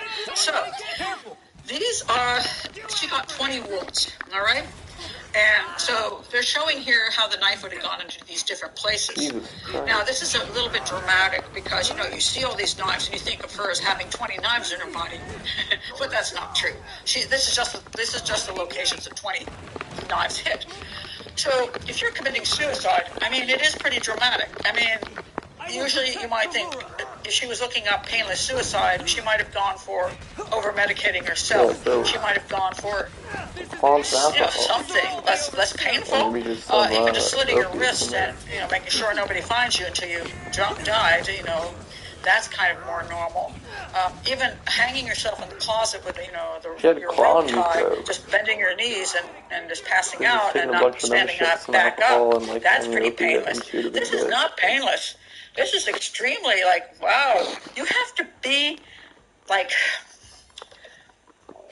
usually when you see this, it's usually somebody who's schizophrenic. And I'm not saying all schizophrenics do this, but at a point where you see your reality is so gone that you think demons are out there and all kinds of things. So you can do things that somehow your mind overrides what you're doing, or you're on methamphetamine or bath salts, where somehow you're so speedy that you don't feel pain and that you do bizarre things like rip your whole face off.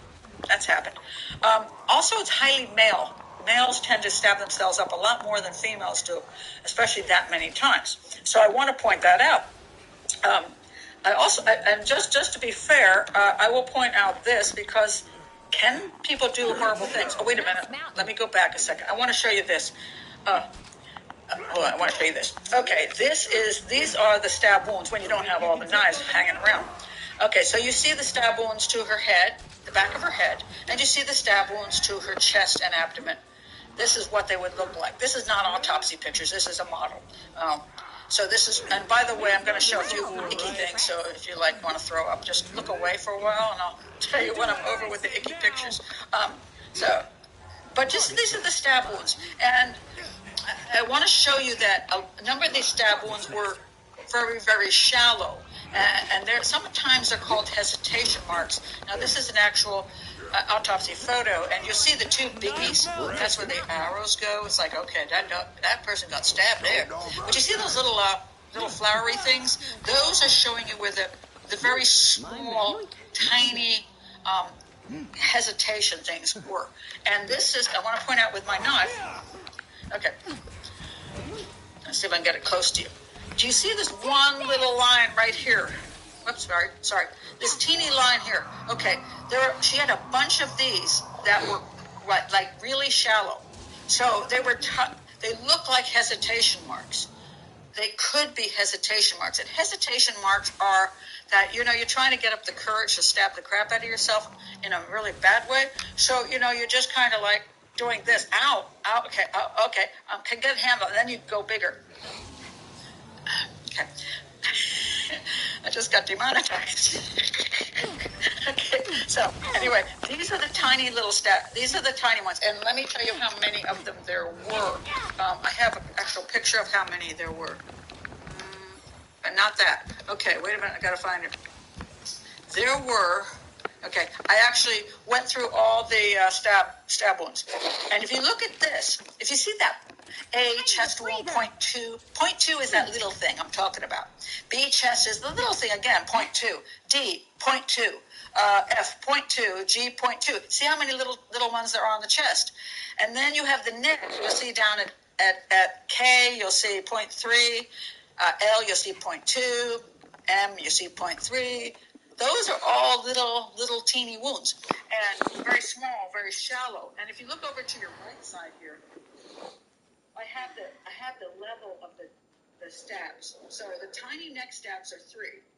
The medium neck stabs are 5. The deep neck stab is 2. And then there's an incised head wound. That's that big cut you see on her head.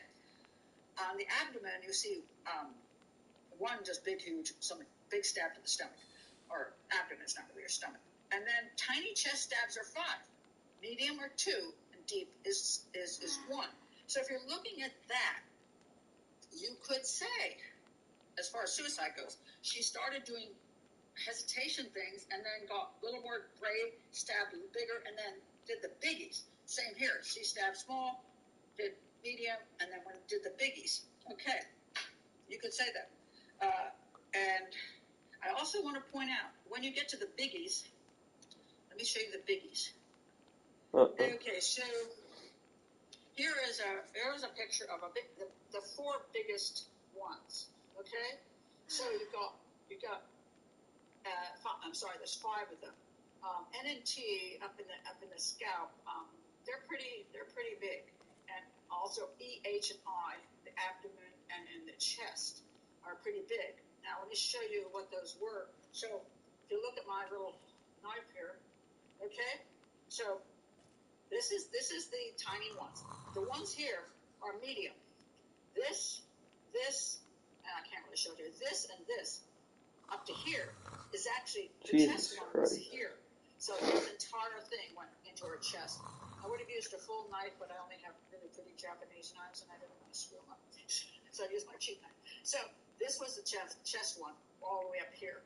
And the head one was like the one that went into her, like the back of her head, and went into what they considered possibly knocking her out completely, was about here.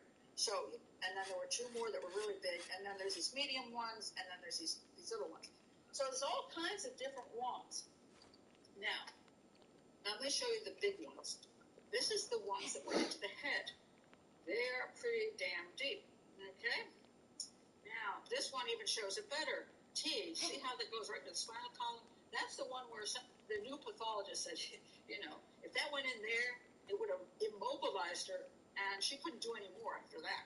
So, and it's pointed out by the doc, and the link I have below, let me get his name straight again, Guy DeAndrea. He was a former prosecutor, homicide guy. He's great. I really love his stuff. And he points out, if T went into the spine like that, and has to be the last one. She couldn't function. This is a homicide.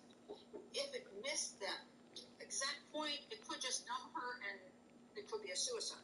He points out that since we've only got one person on one side and one person on the other, maybe we need to get more research on this and more expert opinion to know about that. But it's a pretty serious anyway. But let me show you a couple things, because people don't believe that people who commit suicide can do really strange things. Okay, let me show you this. All right, this person stuck a knife through their eye. The guy survived. This was a man. He survived.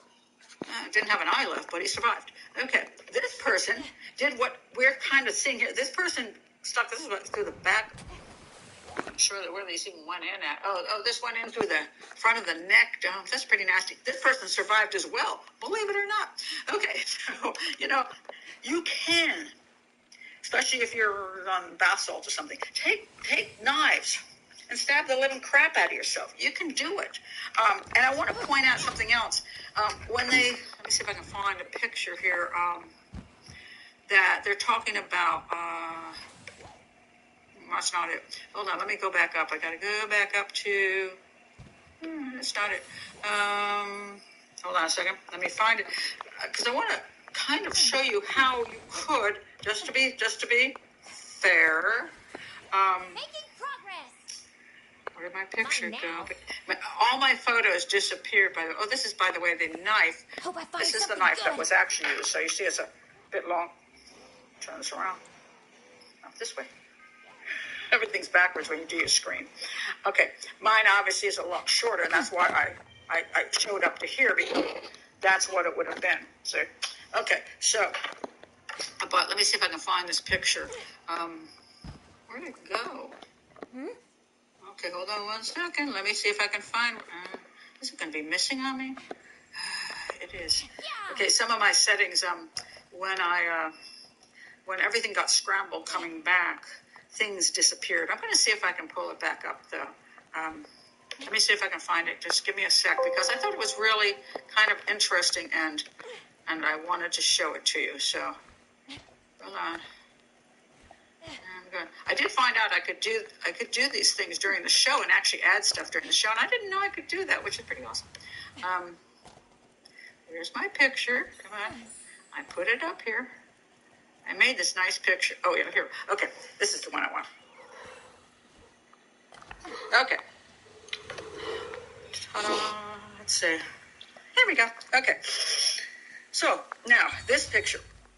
This is a model again. So, if you've been away, I'm not going to show any more gruesome pictures. Well, except for this. Okay, so I want to show you the model. And it shows this gash in her head, and it shows these stab wounds here. And then we set the stab wounds, abdomen, chest. Okay. Now, some people point out, so I'm going to do a crime scene demonstration, and I'm really upset that they never did apparently do a demonstration, a crime scene reconstruction, where you see if things can be done. Now, one of the things people will say is that when it comes to this, the head, that you see how far over this is? They're like, oh man, how did she get in that weird position and try? Who does it like that? Okay, folks, it's called turning your head. It's not really that hard when you turn your head. So that whole, when people say that nonsense, it's just simply not true. She has this, let's see, I gotta figure it's over on this side of her head. She's got this gash. It's possible, she took this up and gashed her head going this way and then stabbed herself like this.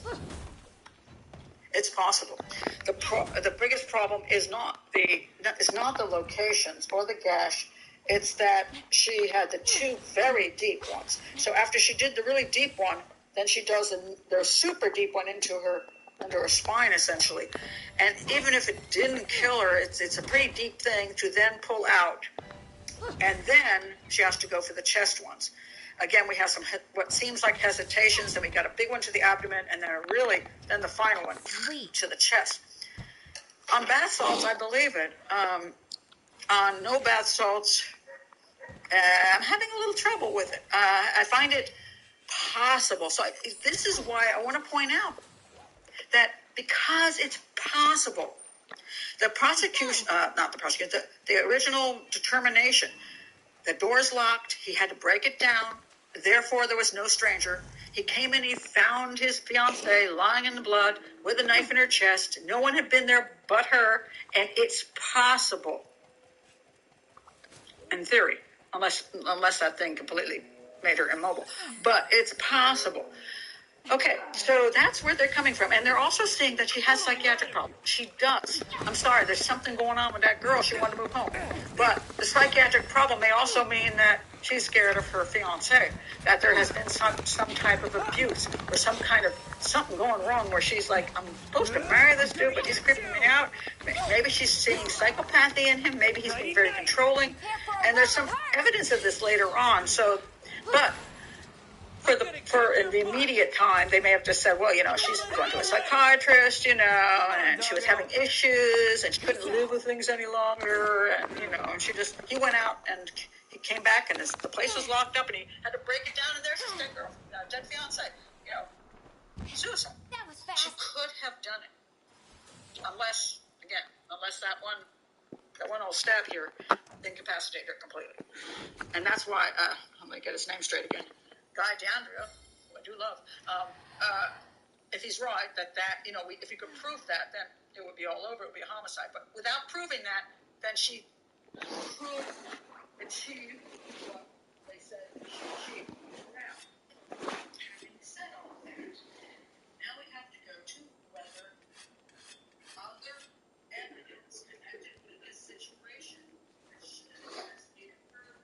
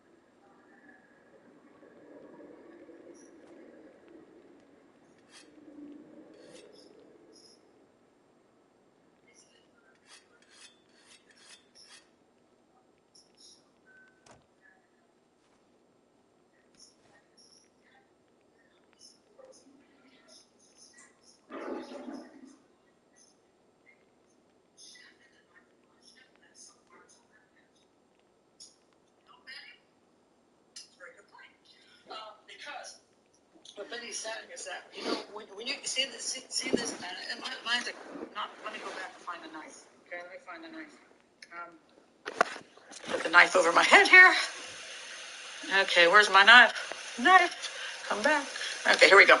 So this knife, it doesn't have a really big area here. It doesn't. I mean, some knives have a really big, I don't know what you would call it. There's a word for it, but it's big here. So what happens is it whacks, you know, into your hand when you're doing that. I don't see a really big part of that knife, so it's theoretically possible she could have done that and not actually left any damage to her hand. It's possible. You know, the problem with a lot of things are they're possible. Doesn't mean that they're probable. But it's interesting. And no, there were no marks that we know of. There were also no defense wounds. And people ask, why are there no defense wounds? And this is a big issue. I forgot to even mention this. I'm glad you brought this up, Benny. There were no defense wounds to her hands. So usually when somebody's stabbing the living crap out of you, usually what you're doing is putting up your hands, you're trying to protect your head, your arms are getting cut up. When they try to stab you here, you're like, you know. She had nothing like that. So this is one other reason why the suicide thing was so strong, because almost everybody has defense wounds when somebody's stabbing them 20 times. So I get that. So the question is there an explanation to explain away why there will be no defense wounds? So let's take a look a little further on this. Okay. Let's see. Okay. Yes, and actually, I'm looking back up now. Steve is saying there were no defense wounds. That is correct. That is absolutely correct.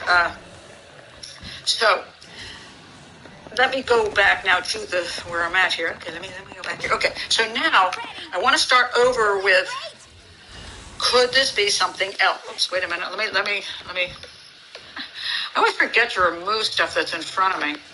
Not that I want to remove you, Steve, but hey, okay. So let's go back. I want to go back to the beginning and where I want to go through the different issues now of the door, then his behavior, or maybe it be his behavior, and then the door, and then the 911 call, the actual stab wounds, what happened with the blood spatter pattern. I'm going to talk about the blood spatter pattern in the kitchen and how I think it is possible that this could be a homicide. I'll admit it now. Because of certain things that really bug me, that don't, for me, match a suicide. Okay, so let's go for it. Okay, now I'm going to first talk about, okay, so he can't get in the door, he says. Let's go look at some of his behaviors. Now, originally, let me go back and pull up remember what the police said about him in this statement here. Okay. In the front, where it says background, it says, he opened the door with his keys, which was secure from the inside. He proceeded to try and contact the decedent via text messages, telephone calls, and emails for approximately an hour before he forced entry into the apartment. What? Wait a minute. Okay. No, so, that seems crazy long. First of all, let's assume she's suicidal. Usually you have some clue, like she's severely depressed, which he knows. She's on medication. I don't know what was happening before he walked out of the apartment, but you put the dang lock on. You would think that when he got back there and couldn't get her to answer the door, the first thing you would think is, oh my God, has something happened to her? Has she, A, hurt herself? B, has she fallen and injured herself? Because he knows she's in the apartment. It's not like, oh, I don't know where she's at. He knows she's in the apartment. So he knows she's either ignoring him completely, which we'll bring up in the text messages, or she's hurt because she either hurt herself or she's injured. Takes him an hour to get into the apartment. I'm like, honey, you might be dead in there. No, you might be dying. I wonder if you've fallen and hurt yourself. Let me see if I can just waste an hour. Maybe you tried to commit suicide in there. Maybe you took some pills and you only have like 30 minutes to live. Let me take an hour. That's a problem. I got a problem with that. I got a problem with how long it took him to find anybody. To get into the apartment. And he went to the guard, and if the guard isn't going to help him get into the apartment, I don't even know why he's bothering his time with him. break into the damn apartment yourself if you're worried about your possibly dying fiance. So then let's go to what happens next. All right. Supposedly he texts, and these are really interesting texts. First he says, "Hello, open the door. What are you doing? I'm getting pissed. Hello, you better have an excuse." That one creeped me out. You better have an excuse for what? I mean, obviously you should think something went wrong in there, that she's hurt. But you're saying she has to have an excuse? That sounds like a very controlling and abusive human being to me. What the? You have no idea. I don't know what that even means.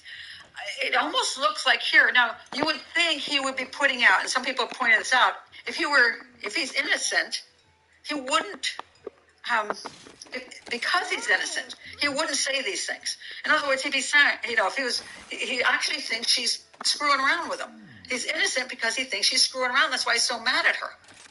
"Oh, you're just locking me out of the apartment, you jerk." So that makes him innocent. But on the other hand, if he knows she's dead in there, and he starts immediately saying, "Are you hurt? Are you injured?" Then he's got to get in there he's got to do something to get in there quick. So I don't know if he's just trying to buy time here, and pretend he has no clue to why she'd be hurt. Oh, she couldn't be hurt because, remember, if he killed her, he knows she's hurt. He might be pretending she's not hurt. And so and that's why he's saying these things. So you can go two ways on the text messages. You can. Okay, so now he breaks into the apartment. All right. So he says, now let's take a look at the breaking into the apartment issue. Okay, so because this bugs me that they never did anything about this. They claim that he said he broke, what was it? I forgot what that word. Heck, I'll look that up in a second. Hold on a second. Let me go back to this. I want to go back to the lock on the door. Okay, go back to, not that one. No, let me scroll up to the part where they said, this is the one that really bugs the heck out of me. They said he forced entry into the apartment. Okay. And then later they say he obviously forced entry in because the door was latched and broken with the screws on the door loose. Obviously forced in. Obviously. Okay.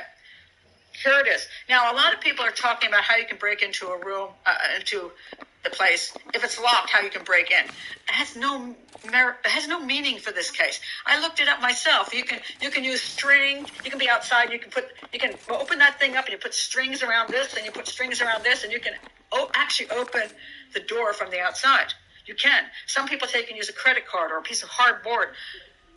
Sometimes you can. But doesn't even matter. He didn't do that. So why are we even talking about him trying to get in from the outside? He says he broke the dang door down. The only issue is, did he?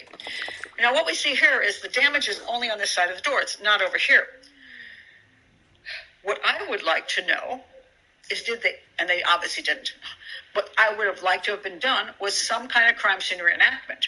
That from inside the apartment, there's a way to damage the door. To maybe open it up partially and then just put your foot in there, just grab it and pull, or you could use an object and push the door.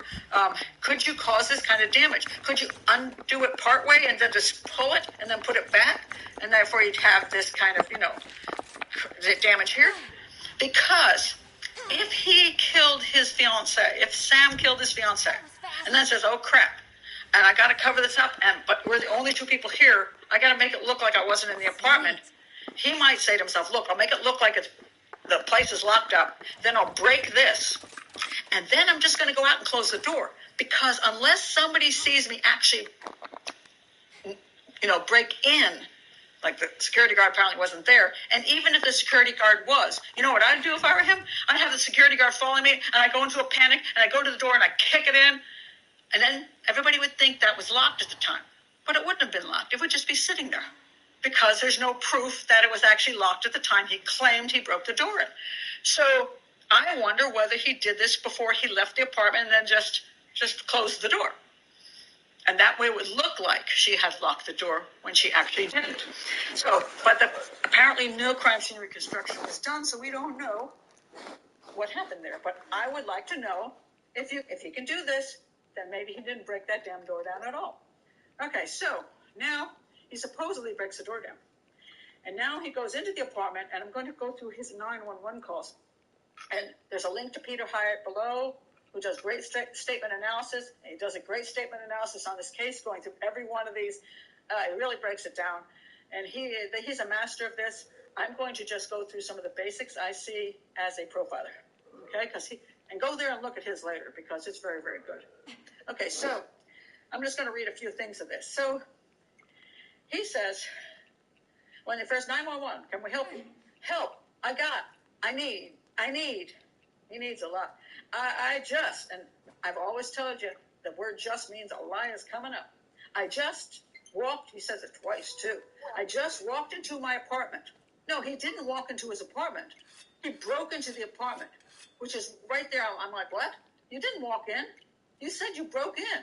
But guess what? Maybe he did walk in. That may be the truth. And he says, my apartment. Hey, that isn't your apartment, dude. That's our apartment. Your apartment with your fiancée, but apparently now that she's dead, it's your apartment. Okay, so I'm seeing right here. He starts out with saying, I need. And he's all about him. And then he says just twice, which means lie coming up. Walked in, which says that he didn't have to break in, which to me shows some guilt there, that he didn't have to actually do what he said he did. And my fiancé is on the floor with blood everywhere. Okay, I want to stop right here for just a sec. I just walked in, and my fiancé is on the floor with blood everywhere. It served me well for many years. And he calls 911. It is yours. He apparently never gets near her. Now, first of all, there wasn't that much blood. It was around her, but it wasn't like he would be wading through the Red Sea. You know what I mean? She's dead in the corner of the kitchen, or indisposed in the corner of the kitchen with blood. He calls 911 and says, "Oh, she's over there in some blood." I'm sorry, how much do you love your fiancé? Because if it were me, I'd be racing to... You see, before your slumber, I made you a promise. What was it? I said I'd give you a birthday present that suited you perfectly. I was working on it in private, but I was unable to finish it in time. That birthday has long since passed. But I would quite like to give you this gift now. I'm sorry. I can't accept. Why not? That ring fulfills a promise you made me, right? But I don't remember that promise. It'd feel wrong accepting it. Like I was taking a present meant for someone else. Please offer me this gift again once I've remembered everything. Everything, you say? Did facing me in battle stir any recollections? It didn't. I'm sorry. You need not apologize. It doesn't matter what you can remember right now. I only hope that one day you will think of me as your mother, as you did 1,000 years ago. Forgive me. I was so thrilled to spend time with you again. I suppose I got a little carried away, didn't I? No, it's all right. I don't mean to put you on the spot. Perhaps we should call it a day. But let's agree to chat again in the morning. What do you say? Pinky promise? All right.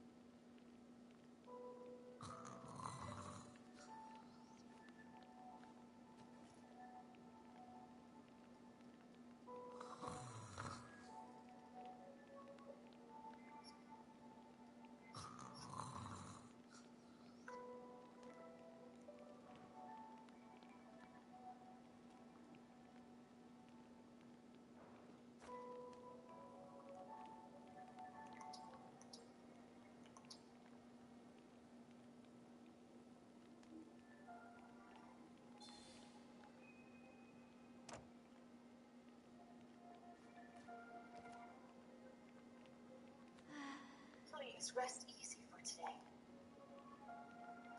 Spectacular as ever.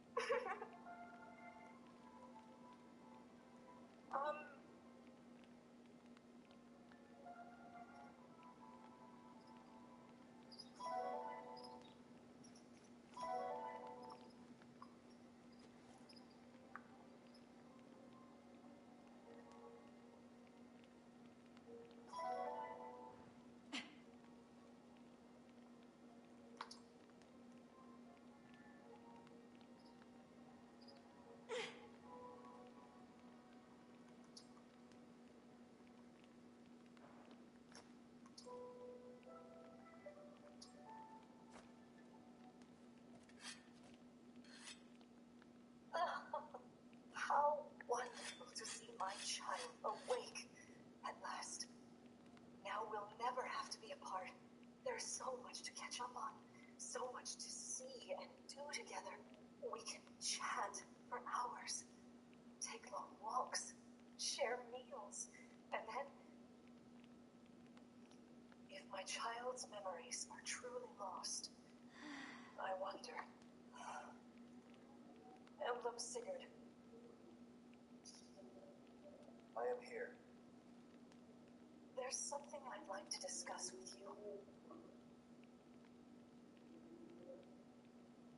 Today certainly was eventful. Queen Lumera seems so kind and caring. I'm sure she was a wonderful mother. If only I could remember those days. I must have felt so lucky to be her child.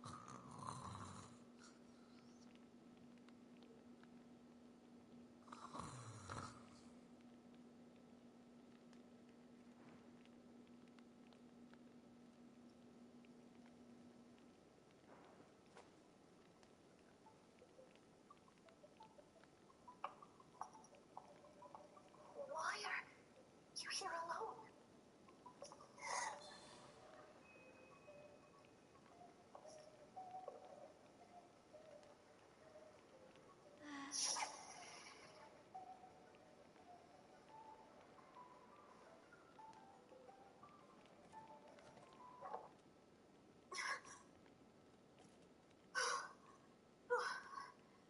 What was that? Was that me? Are you all right? It looked as though you were having a bad dream. I was. But yes, I'm alright. Were you here this whole time? You were wearing my ring when you went to bed. Oh, I'm sorry. I forgot to take it off. That's all right. Keep it on. Then if something happens, I will be able to help. Besides, after a millennium together, I would feel uncomfortable if we were separated now. Mars, what was I like? You knew me back then. You must be able to tell me something. Well, you were kind, as you are now. There's no need to remember everything at once. Take your time. Ease back into your memories. Lumera advised that too, didn't she? Yes, she did. Sorry. I don't mean to be impatient. It's all right.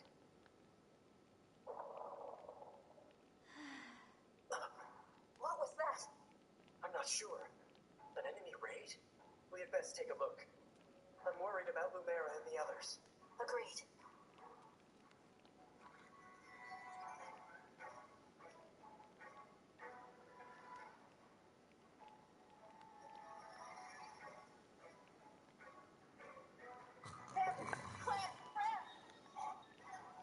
Oh, fine work. Thank goodness you're safe. What's happening? Tell me. Some enemies busted right through the castle walls like paper. Finally, Sam, they're here!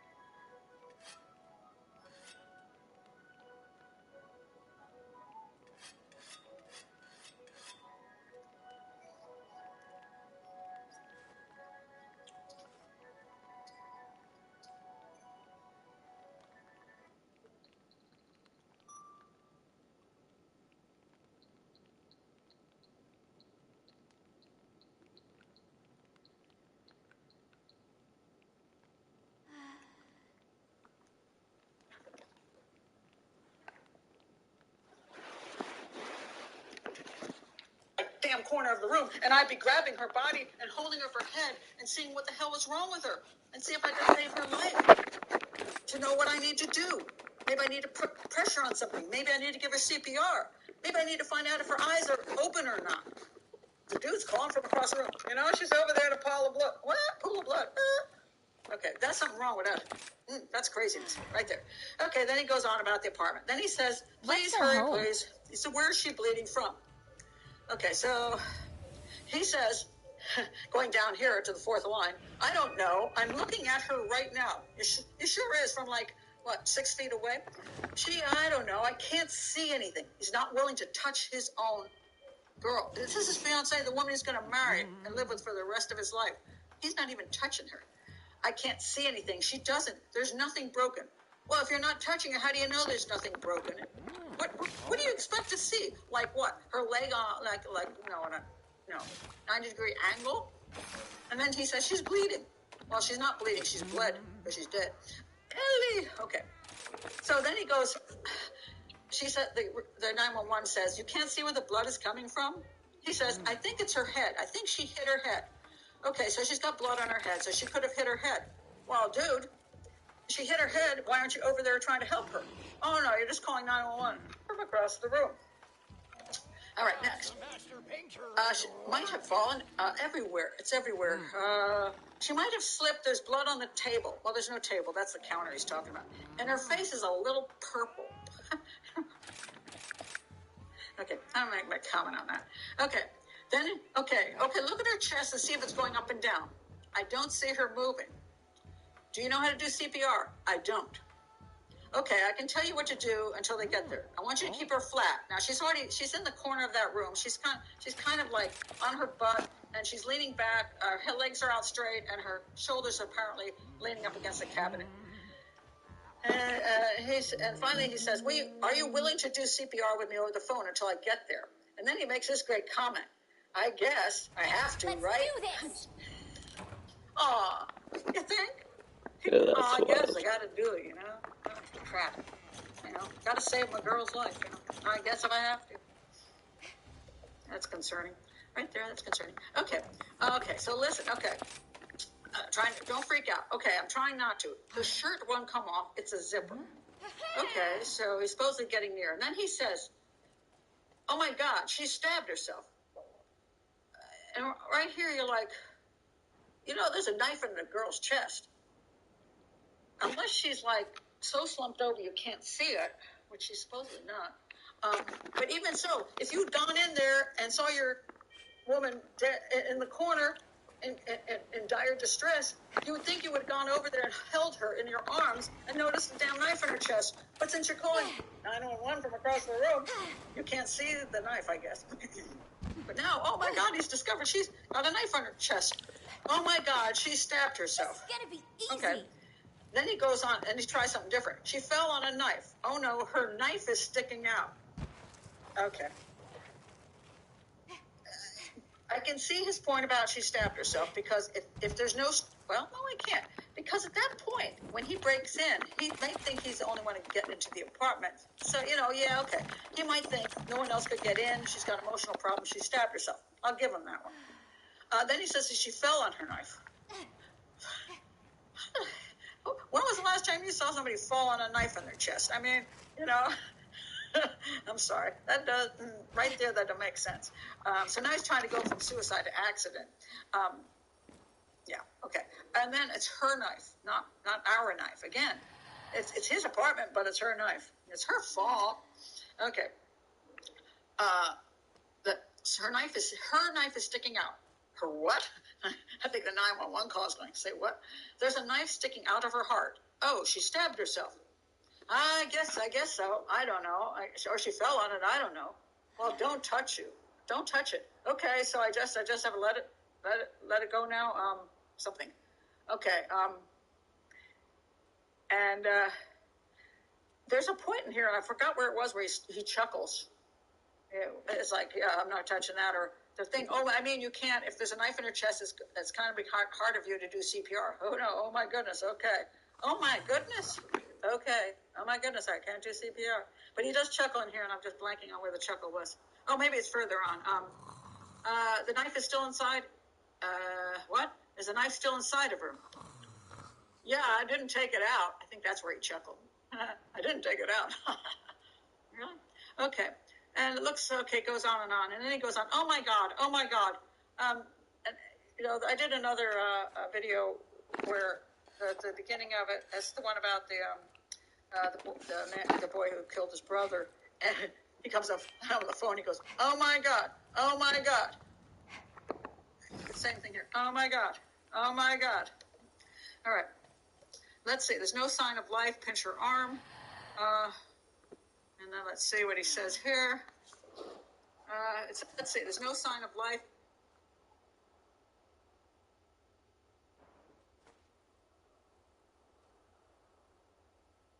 Pinch her arm.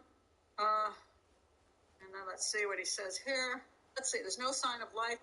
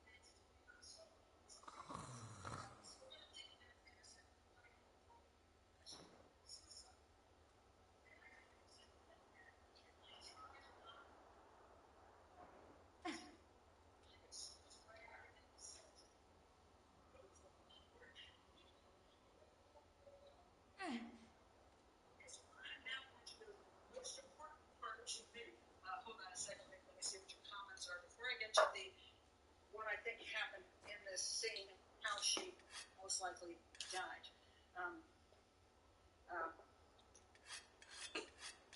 Oh, this is interesting.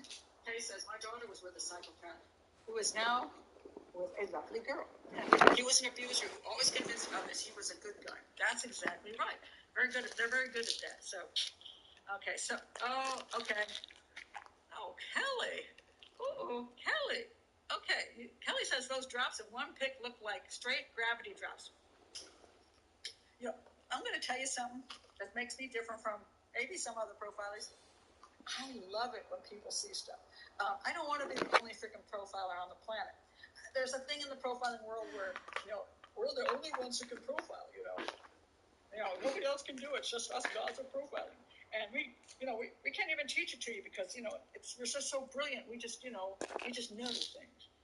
No, you can teach things. And using logic and understanding how things work, we should have more profilers. We have tons of doctors. We have tons of lawyers, tons of teachers. Why is it we only have 9 profilers in the FBI and like 5 of us on the outside? I mean, really? We have a dozen of us in the country? Why? Can't we teach this? Can't other people learn? And can't other really smart people with logic? So I'm going to get to that, Kelly. I'm excited. Hey, that's cool. Okay, let me get to it right now. All right, so now let's take a look. Hold on a second.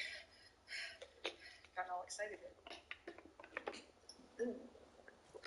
Let's take a look. Going back to this, the block. Supposedly she's got some. There's 2 knives in the sink. Like she was chopping up something. Like she was actually at this counter, standing there. No, doing stuff. Let's go home. I don't know if there was an argument prior. Something went wrong. She stormed out, went to the kitchen, said, I'm going to go home. I'm going to leave you. Blah, blah, blah. I don't know what happened. We will never know.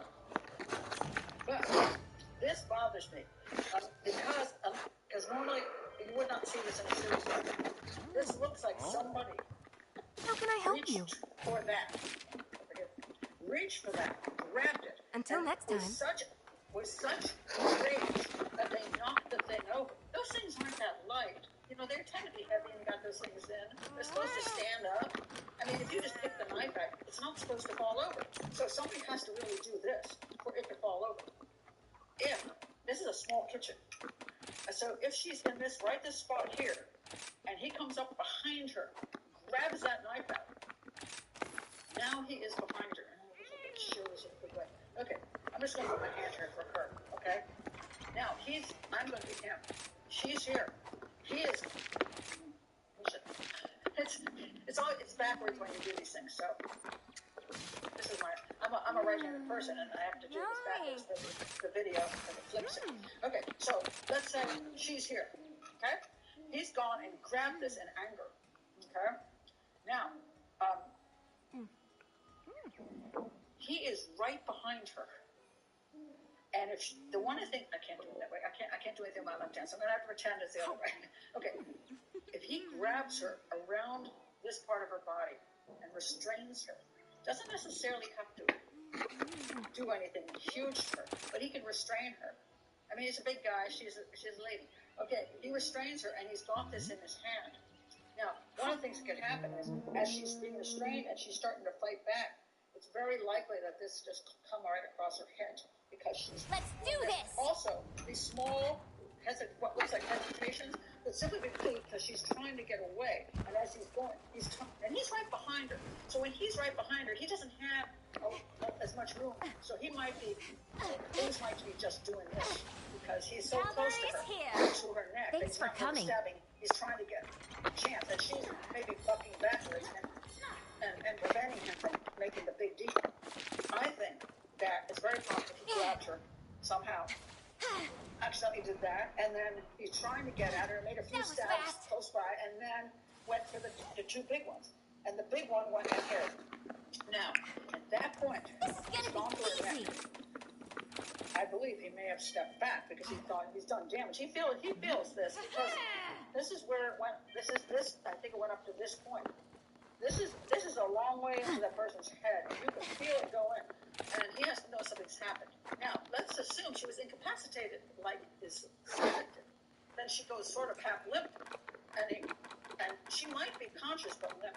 And he pulls away from her and she drops to the floor. Now, one of the things that's bothered me about this crime is the blood spatter pattern. So thank you, Kelly. You're right on the money here. Okay, let me show you the blood spatter pattern issues. Let me first put this up.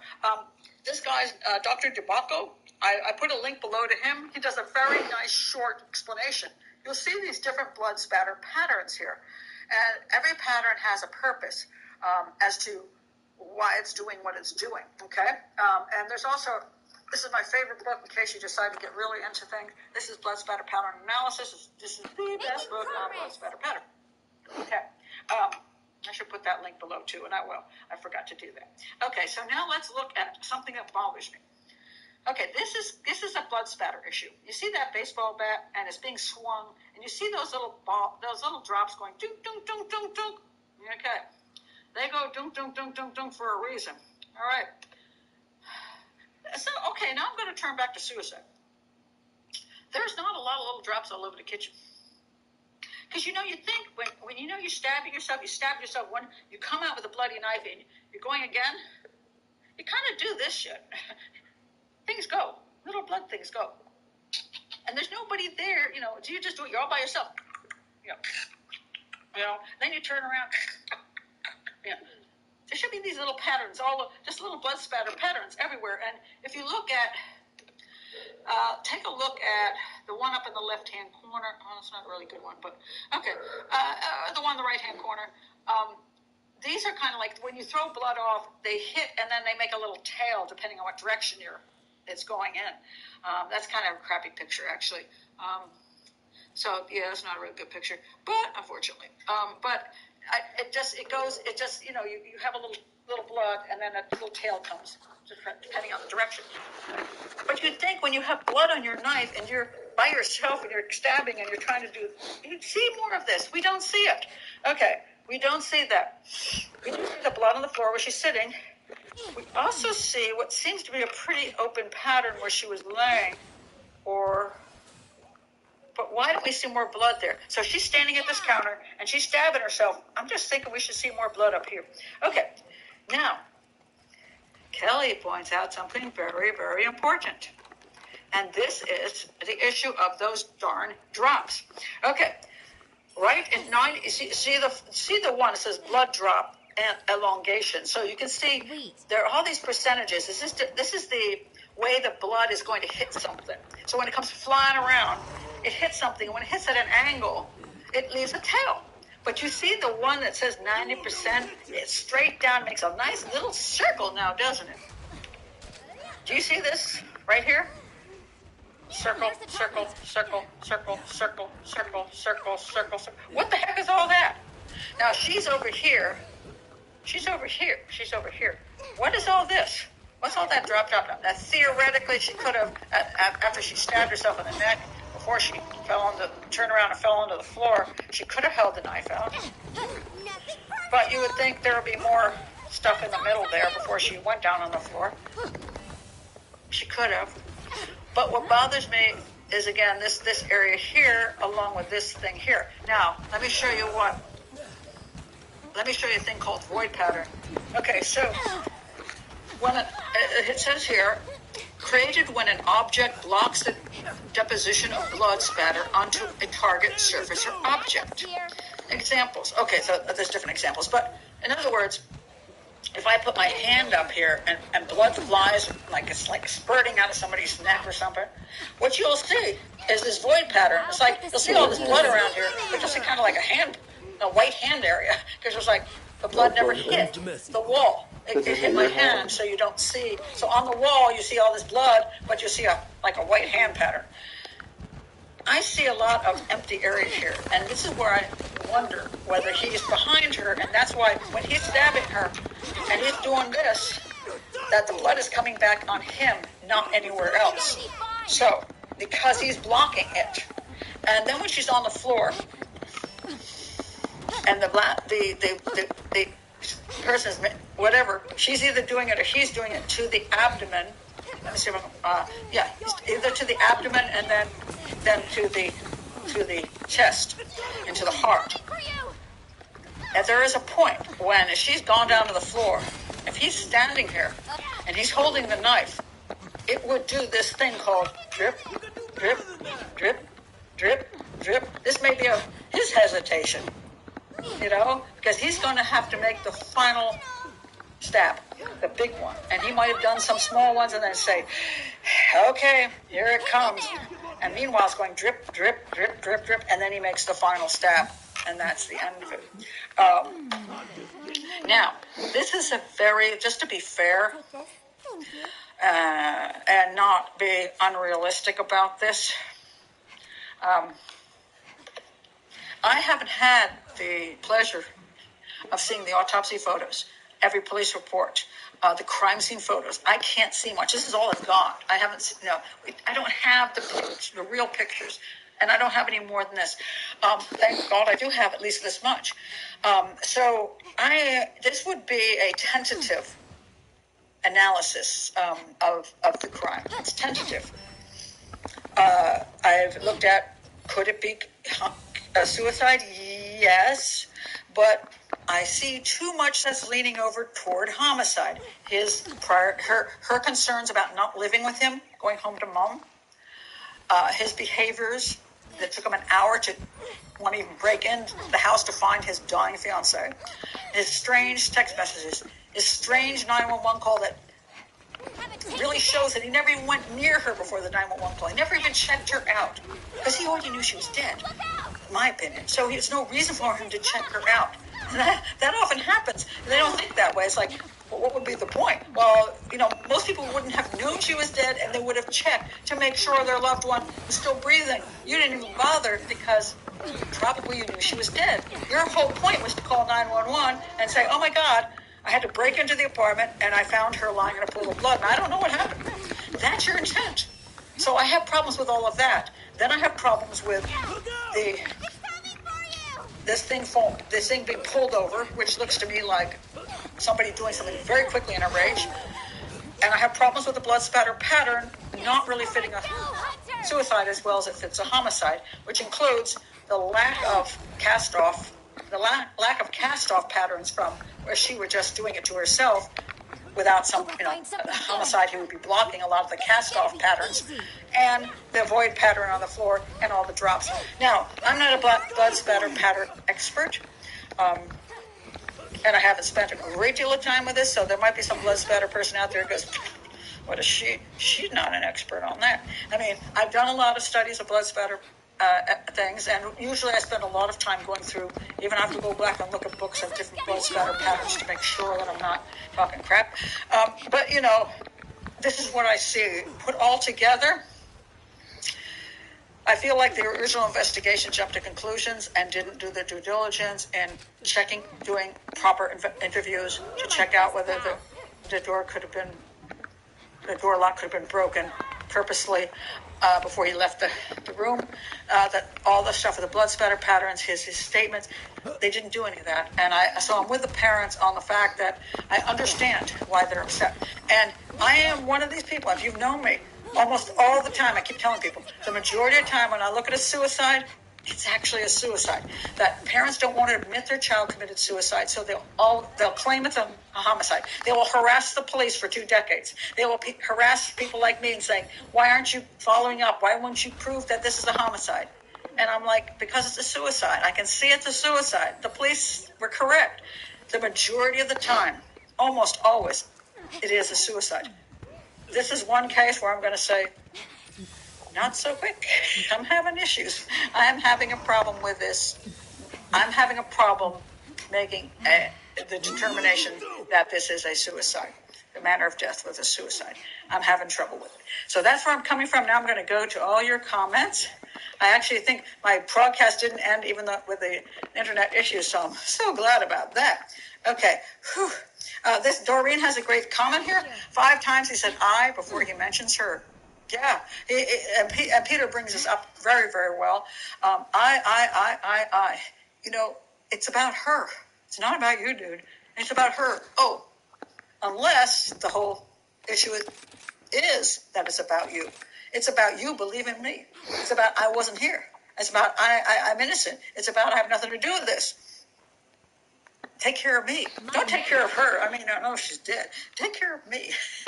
So very, very good. And yes, he did stutter on the pronouns. This is true. You went I a lot.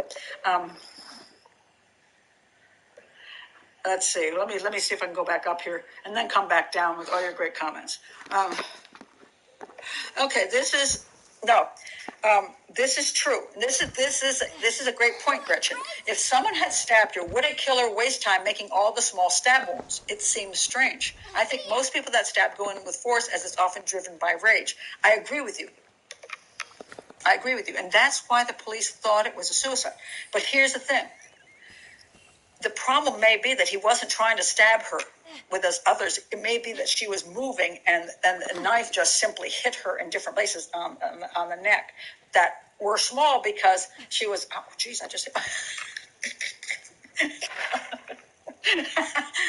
that wasn't smart. Ow. Anyway, now I have like a hesitation wound right here. I'm not committing suicide. If I'm dead by the end of the day, somebody else did it. If a person is moving, those things can happen.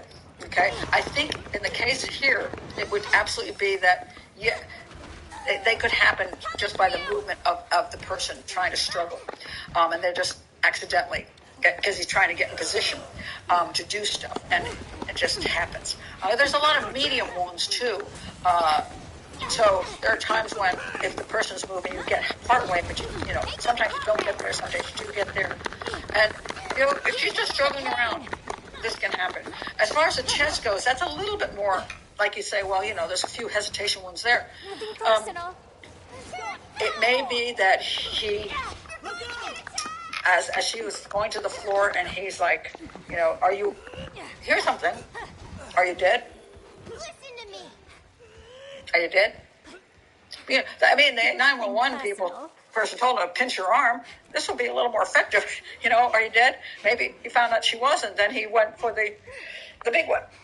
So it's a very good question. And that's the problem. When you're trying to weigh out suicide, homicide, it's not easy. And weird situations like this, which is why you have to take it, as I always point out, the totality of the evidence.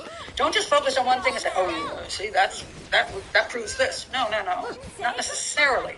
But when you add everything together, then you have a bigger picture.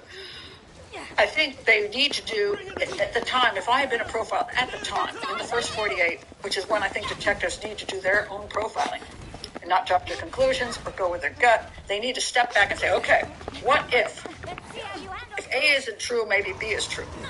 So let me check out B. If they did that early on in a case like this, then they might have known, well, something's a little off here. Don't know what it means, but let's do more interviews. Let's do some crime scene reenactments. Let's do some, testing of things that the luminol. Let's do these things to make sure that we're going in the right direction. And then when you do those things, then you have more idea which direction to go in. So I think that's very important. Let me back up here a little bit. And here we have one of the reasons that I have to get rid of. People have to block. Hello, Alley Cat. Alley Cat's here now. How long was he at the gym? There were some interesting points on that. He was supposedly there for a half an hour. And a lot of people say, like, that's it. You know, dude goes down, is half an hour enough? I think we could say it's acceptable. Sometimes if you're doing it more regularly, you might want to go down and just work on your arms for half an hour, or your legs for half an hour, or your abdomen, or whatever. A lot of guys go down and want to work out for an hour or two, but that doesn't mean he did. So I'm going to let that go. However, it was claimed by the security guard that he might have been seen in boots and not like tennis shoes or something. That's a little weird. So he was gone long enough, in my opinion, if he committed this crime, to have her. Until next time. To have him look like he's not there, because that would be the point. The point would be that you wouldn't want to walk out the door and then go right back in. You want to go away and have an alibi for what happened while you were gone. And I didn't see a very good report on time of death, so I'm not quite sure about that. Let's see. I'm going to go back down now.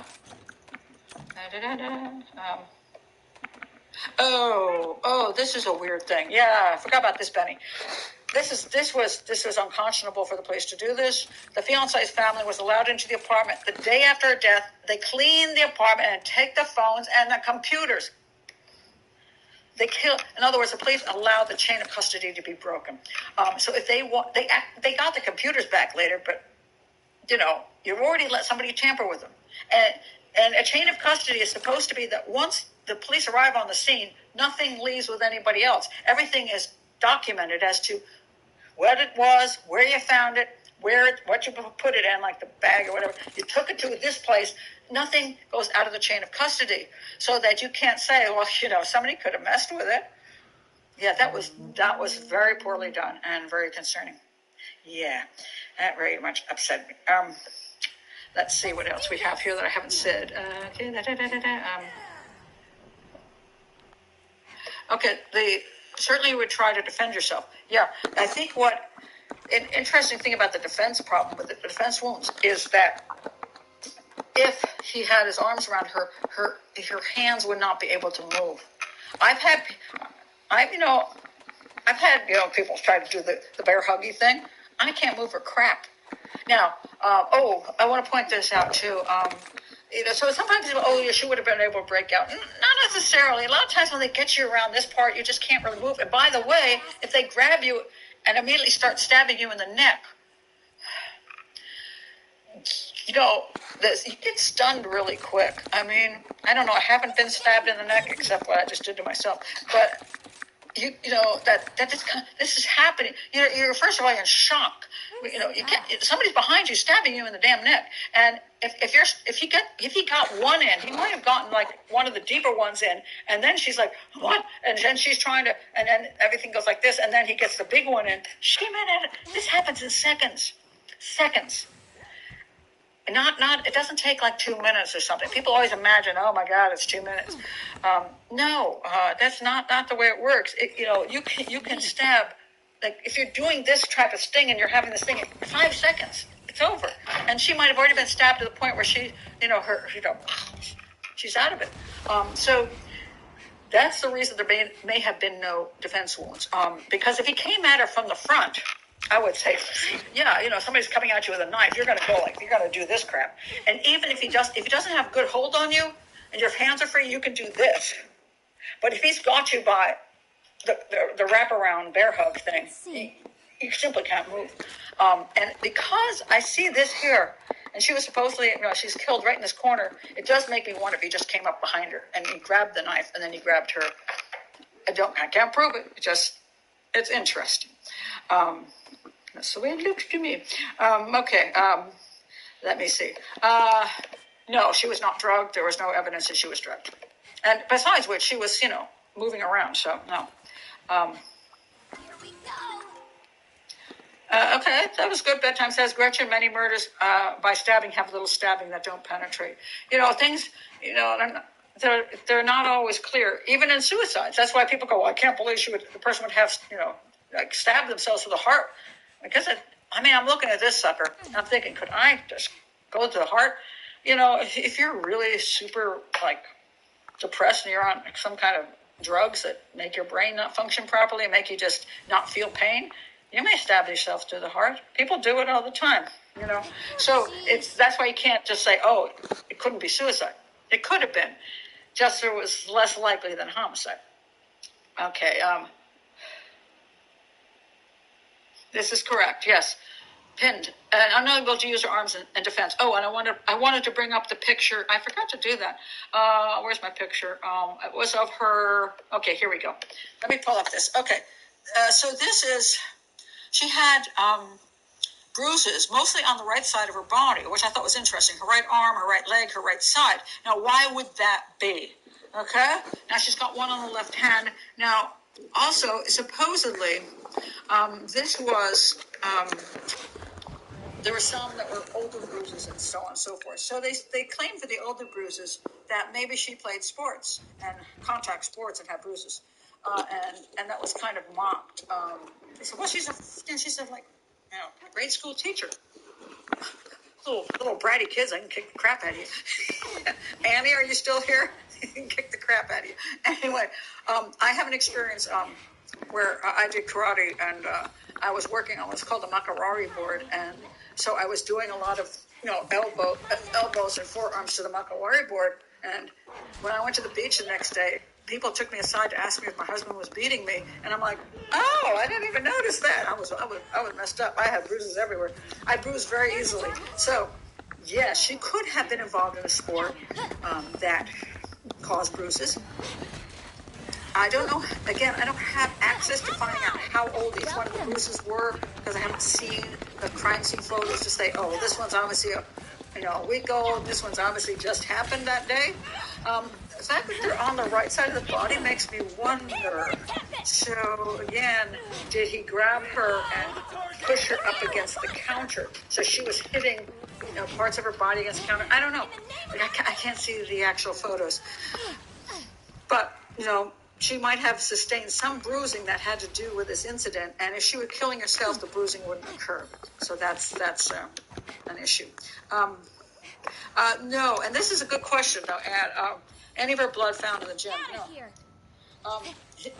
That was another interesting point. The only her DNA was on the knife handle, but she had a white towel, like with her hand or something. She had a clenched right hand, and then she had this white towel. And I'm gonna say, if I had just killed her with a knife, I'd be taking that white towel and just wiping off the handle and then putting it in her hand.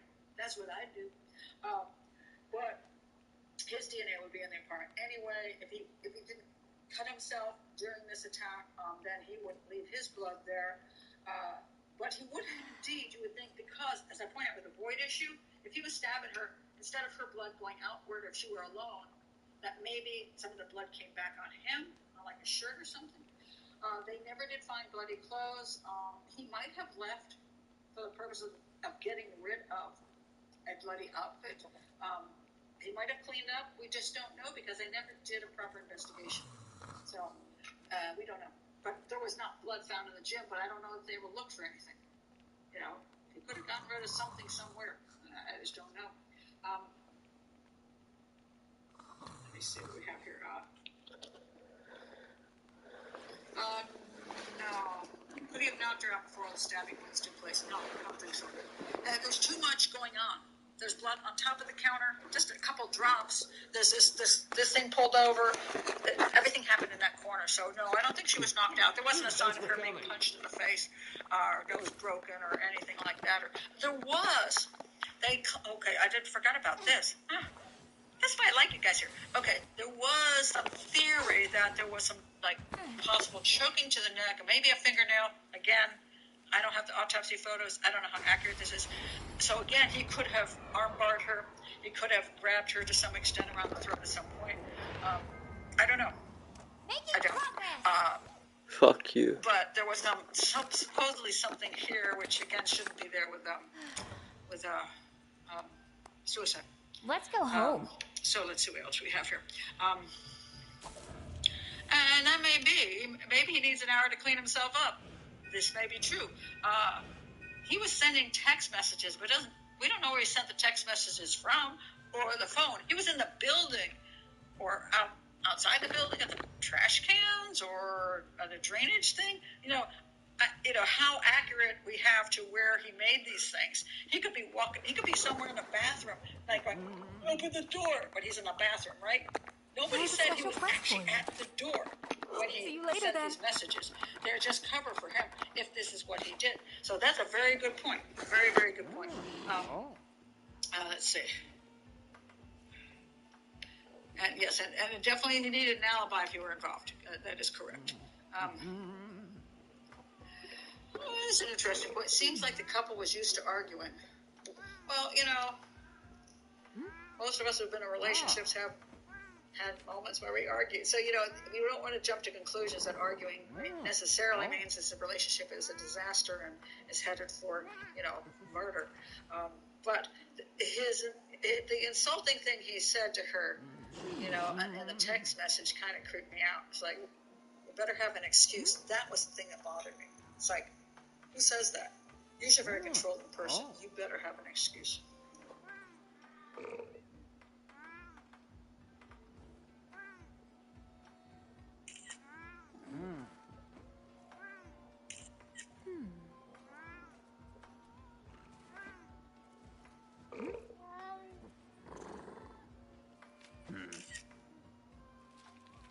Watch a master painter at work. Yeah, it doesn't sound like a couple in love about to get married. And maybe she thought that was the problem. I think that's why she wanted to go home. Something was not right. I mean, usually you're in seventh heaven right before you're getting married.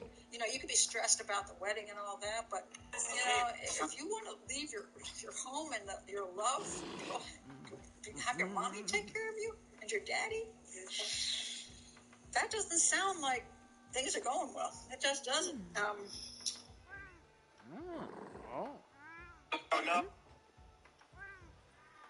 Okay, this is good. Let's see what your sailor says. But if he killed her, maybe he couldn't be using this language, sounding so aggressive and threatening either. His behavior is really weird. I'm more convinced he was abusive and deep down. Yeah, you know, we don't know what led up to that exactly. You know, a lot of times we see.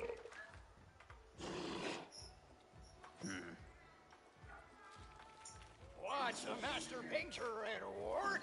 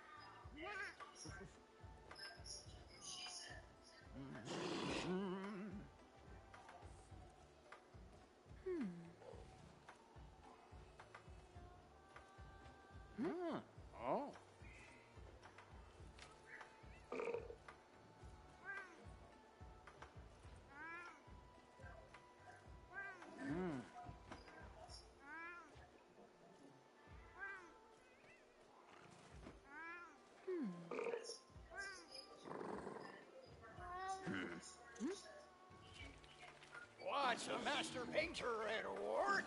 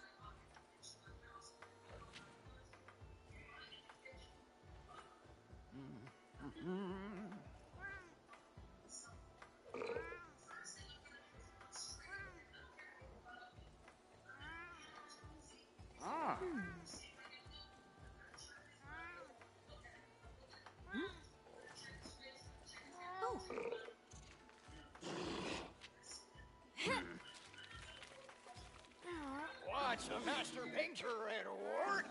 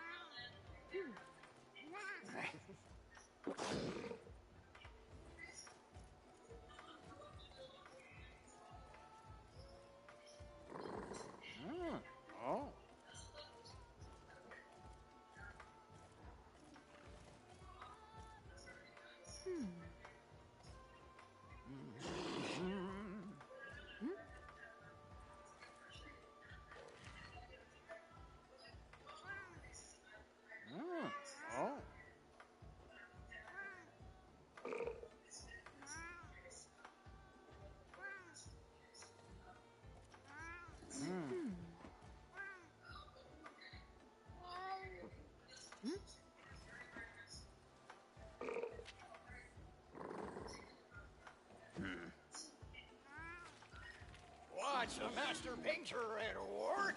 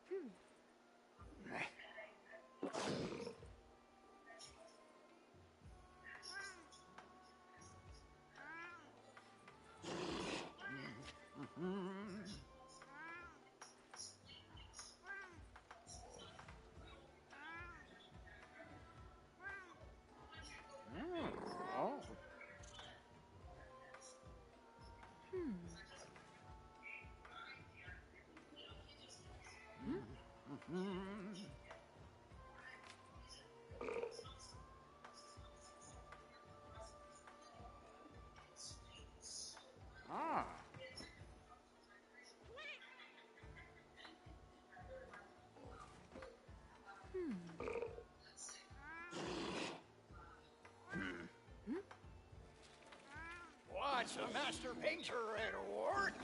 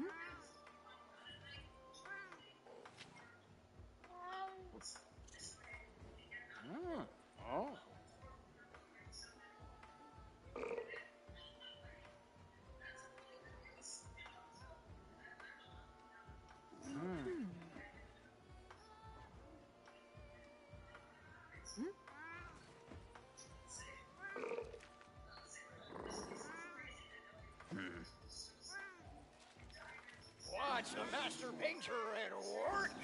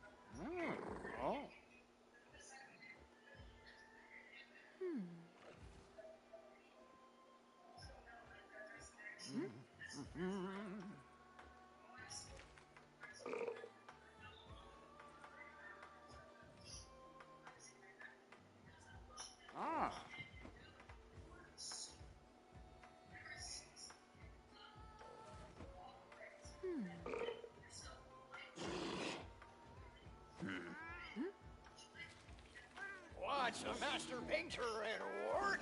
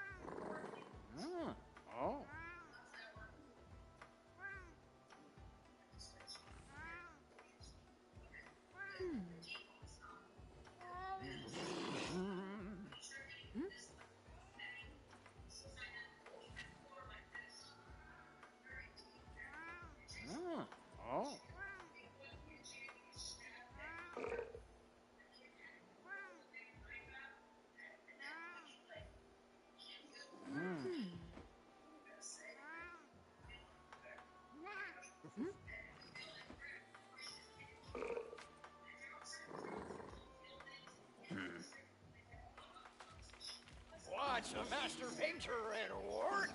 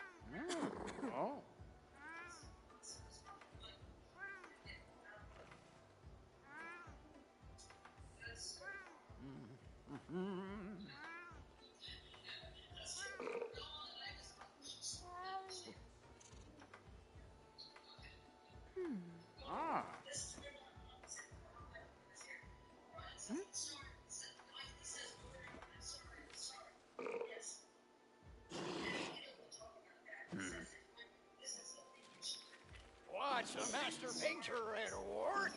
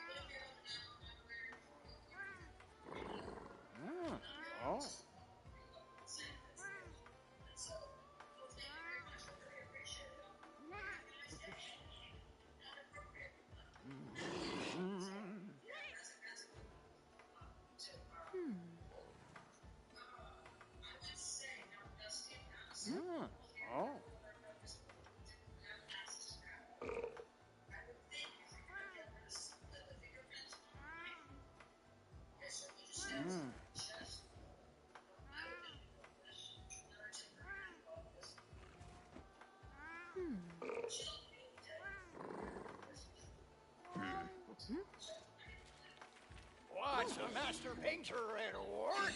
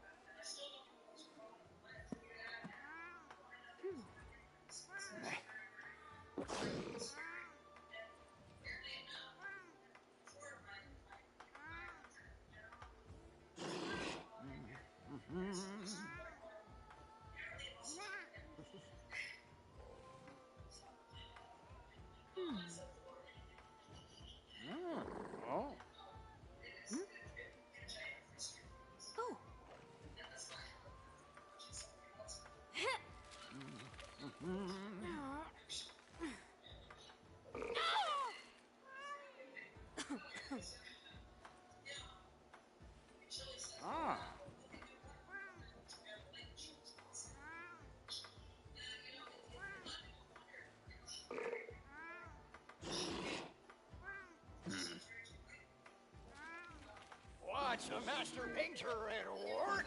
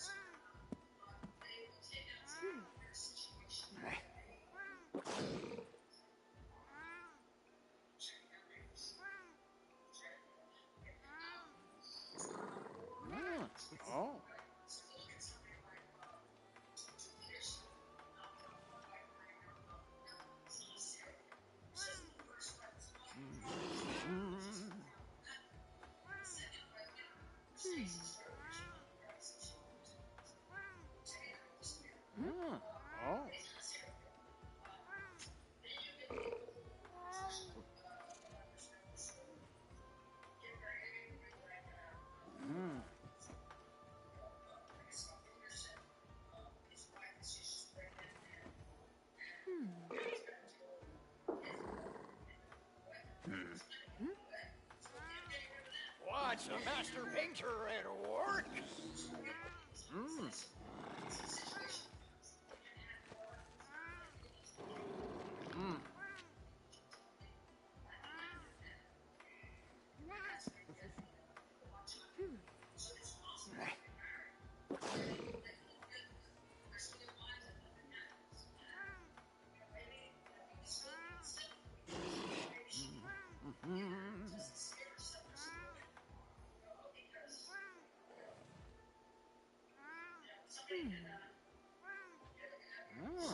Oh.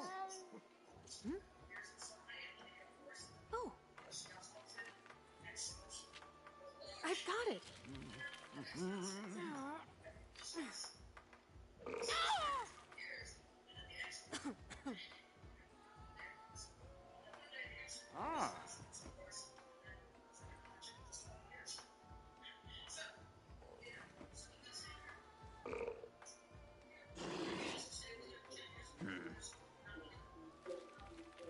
Watch a master painter at work.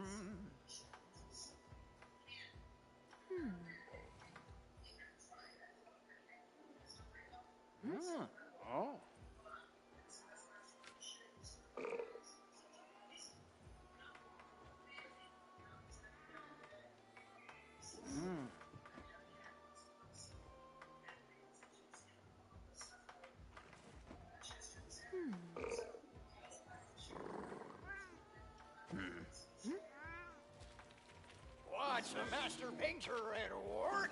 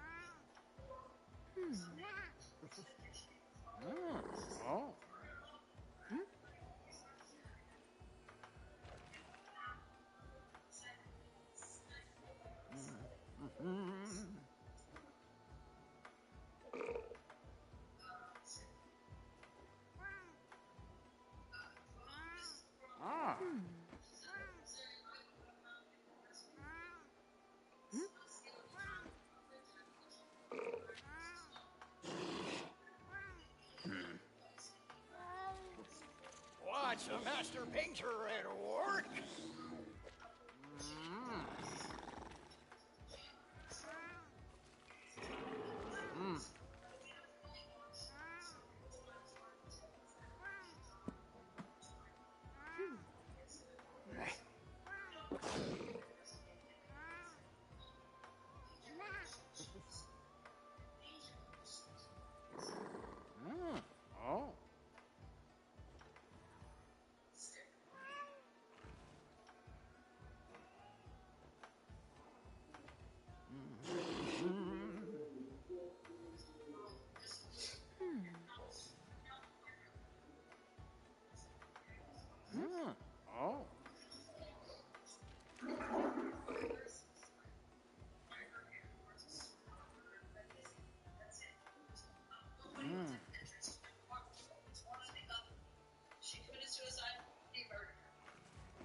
Yeah, there's no gray area.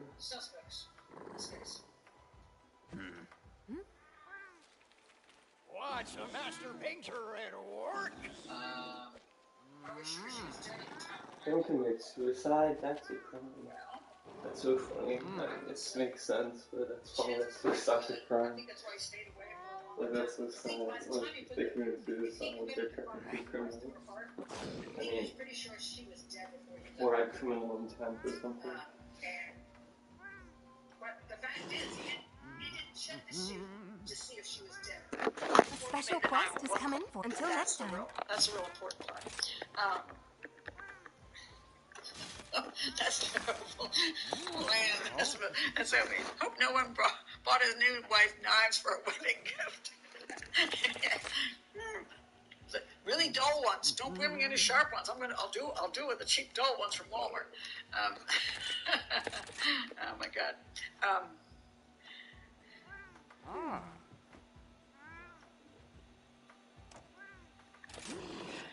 Now that's very true. A singer here committed suicide from stabbing himself in the stomach, from what I've read in the news. Yeah, I mean, that can happen. That's why I pointed out these other pictures that show, you could have these stab wounds. It can happen. So that's why you can't just jump to a conclusion either direction. It's really important. Oh, I want to mention this. Really? Cutco knives can cut through anything. I used mine on horse leads and even hooves. Ooh, okay then, I take that back. The issue about the clothing. It has been pointed out that suicides don't usually stab through their clothing, and she had a zipped up shirt. And I looked into that heavily because, and I found out that, interesting enough, there's a pretty high percentage that do. So it wasn't as useful as I thought, because that's just one of these things people say, and I'm like, did you look at the latest research? And the latest research really doesn't support that that's particularly true. So,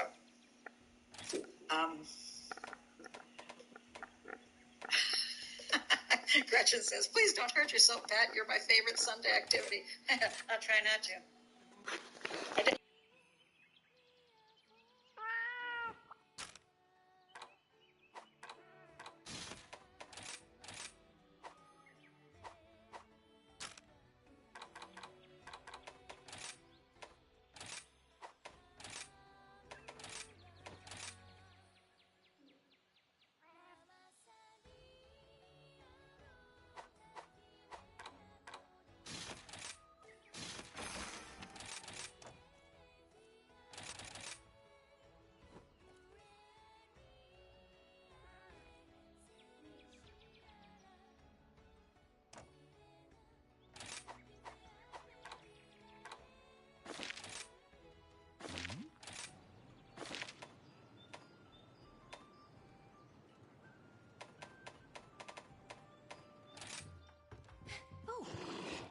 I have a special quest for you. Good luck out there.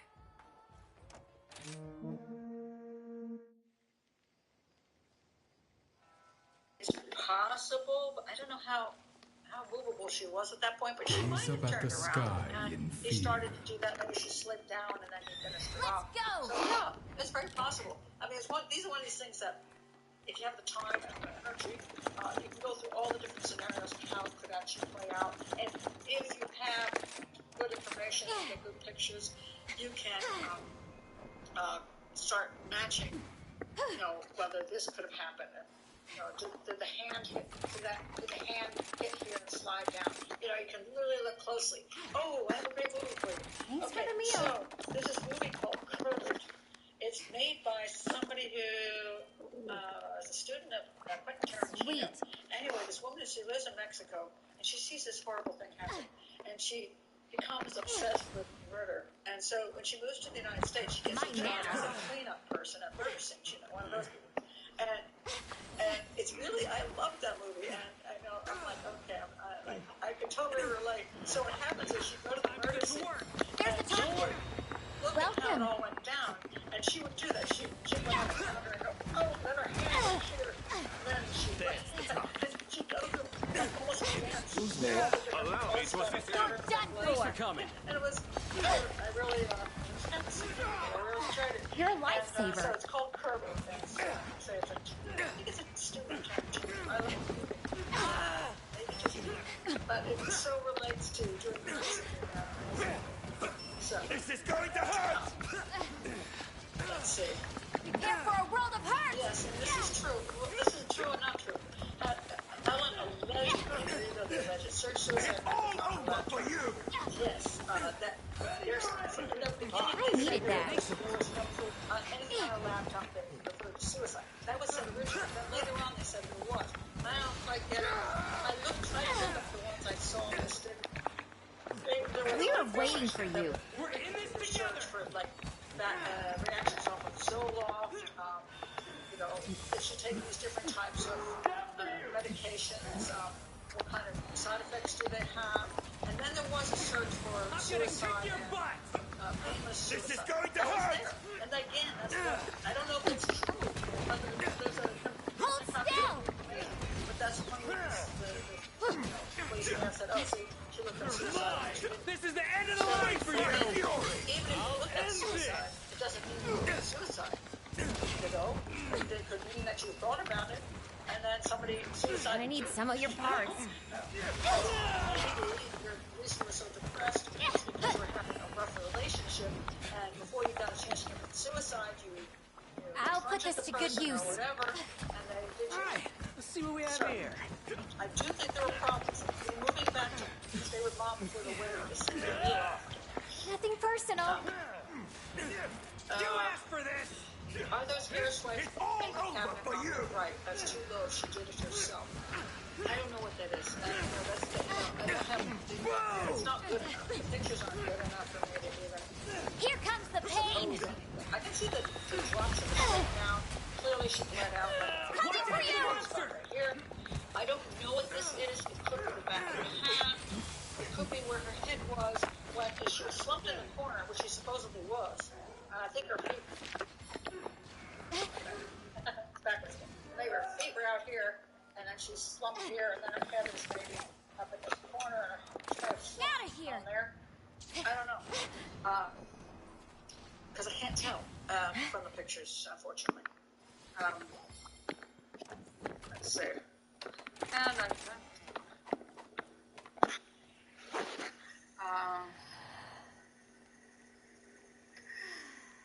yeah.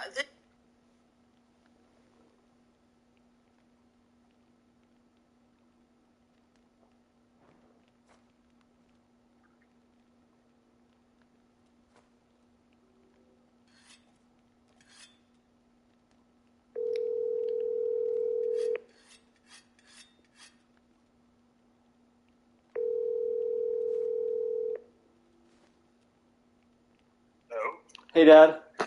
Hey. Hey, how are you doing? Okay, how are you, my man?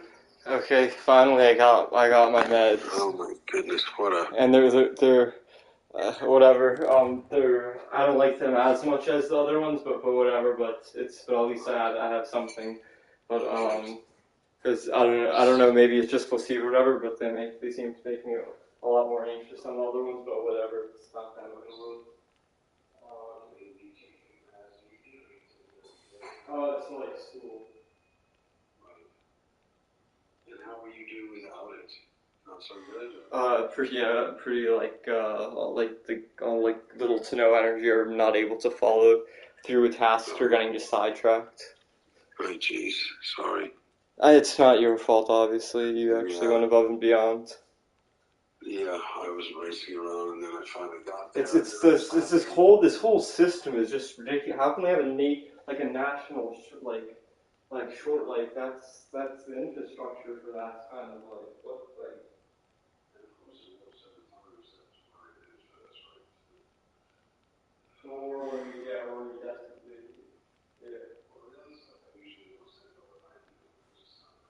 Making progress.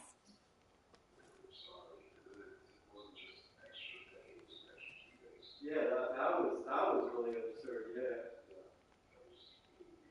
Yeah, because it was over this. Yeah. Wait, where? Where is that? Tappan Zee. Newburgh Bridge. No, the Newburgh Bridge. Yeah. We got upstate. We crossed the Newburgh Bridge. Yes, if we go on the Taconic, yeah. Taconic Parkway. Yeah, you've been over it 1,000 times.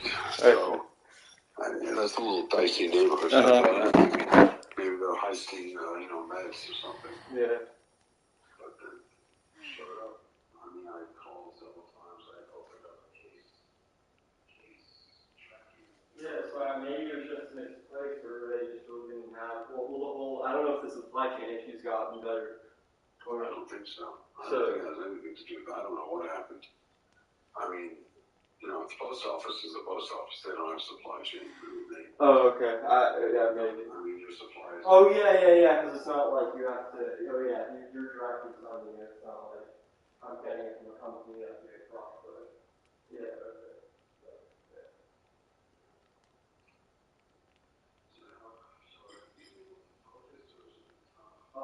It's been good as far as the class that I needed to get finished or whatever. I have to that they said I didn't do a week like a semester or whatever. So that's something. That's a good start. The last thing I have to do is make sure I'm up tomorrow at 8 or whatever to do the last activity for that to guarantee I get to above an 80 or whatever, and I pass or whatever. I talk to the rest about that. So especially now that I have the meds, it should be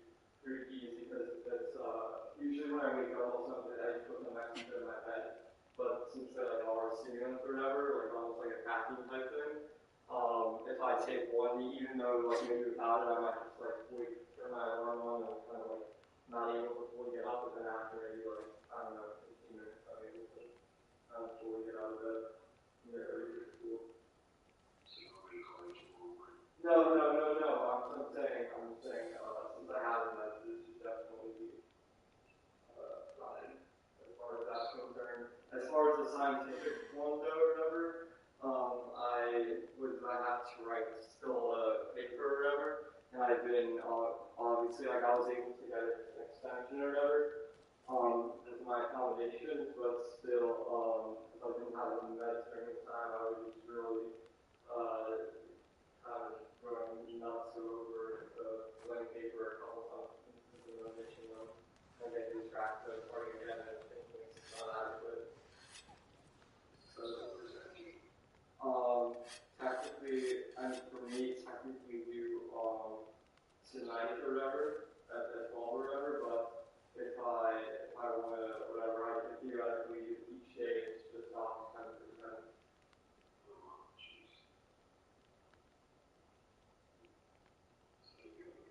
Yeah, so, and honestly, even if I do get a good grade for that one, well, it depends, because the group one's the biggest thing, the group lab report, which isn't due until tomorrow night, that's like 25% of my grade.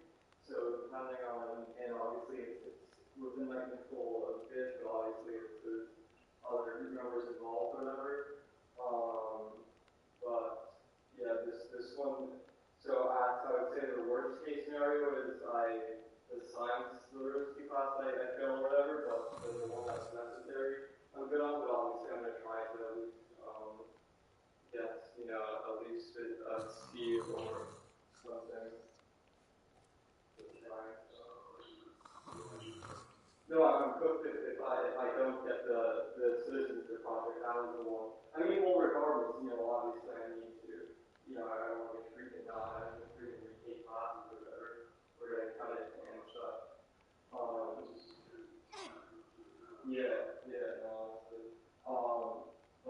But those were obviously every class counts. So those were the two ones where they said, failure to complete citizens project is the one by the end of the year will be dismissal. I forgot to go about that. And that's what I was like, when I was up in the camp, and I told you that I called my academic advisor, and she told me about how it wasn't just the fluke of my schedule and the program.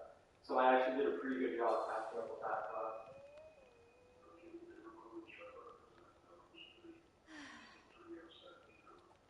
Yeah, I guess I've just been like avoiding it or whatever. And I guess I think I'm on schedule to see for tomorrow. Well, depending on how long this activity is, but it shouldn't take that long.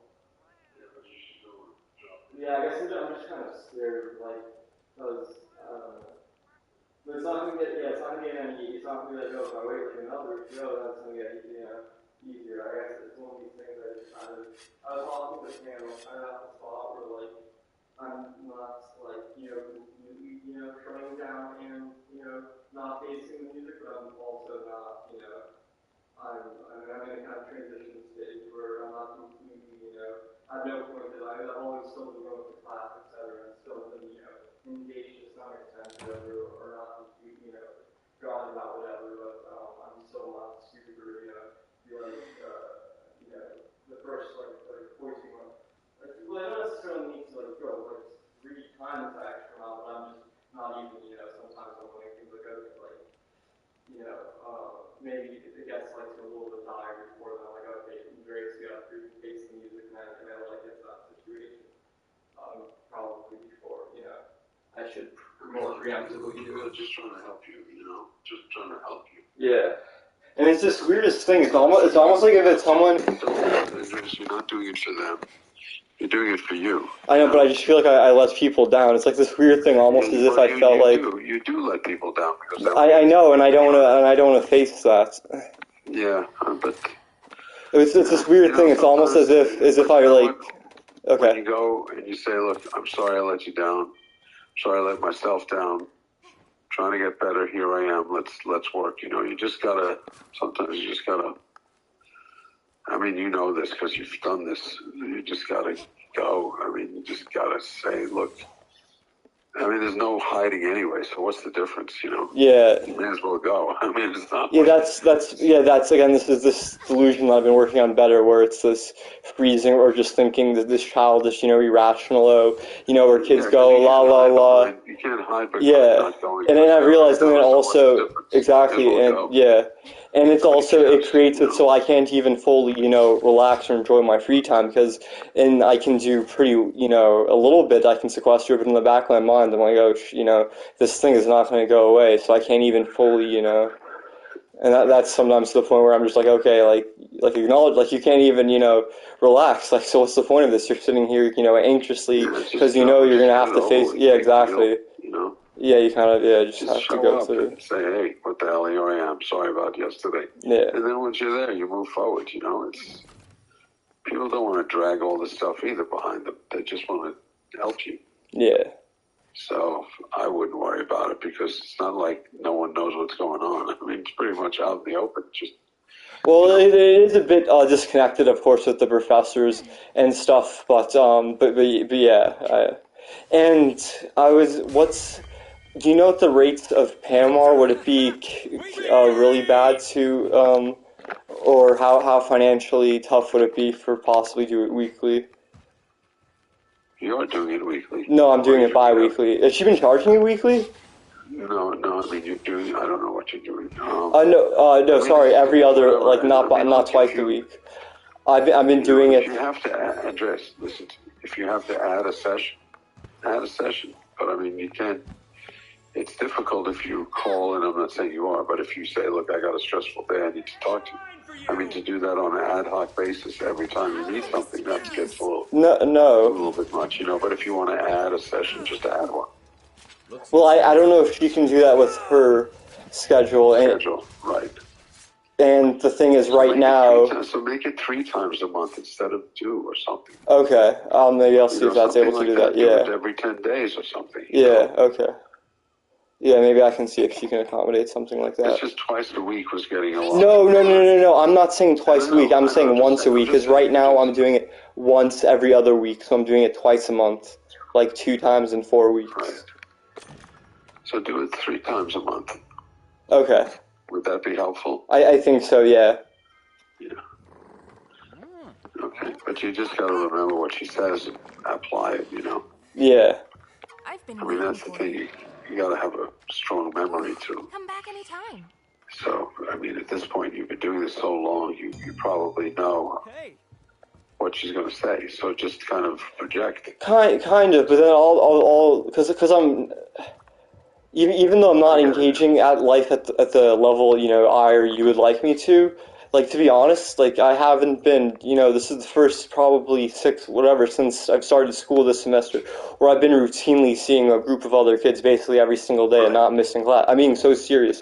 Probably since, I was forced to at these, I'm very happy. I was forced to, at these programs or whatever, but I would say the last time I willingly did that was probably, freshman year of high school. And then obviously... That's great, Andres. I'm happy. Believe me, we just want you to be able to be there. Yeah. Because it is kind of make or break, right? Yeah. I mean, that, as per them. No, and that's why I almost like, at the car dealership place, she originally, my academic advisor, didn't think, she thought I was too, because I didn't talk to my professor yet, or she has no idea.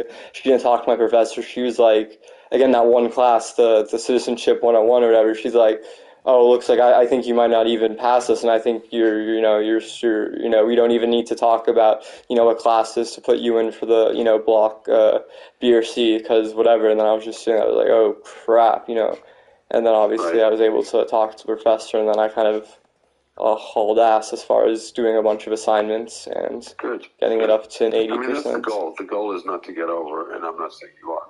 The goal is not to just get by and get over. The goal is to learn. Yeah.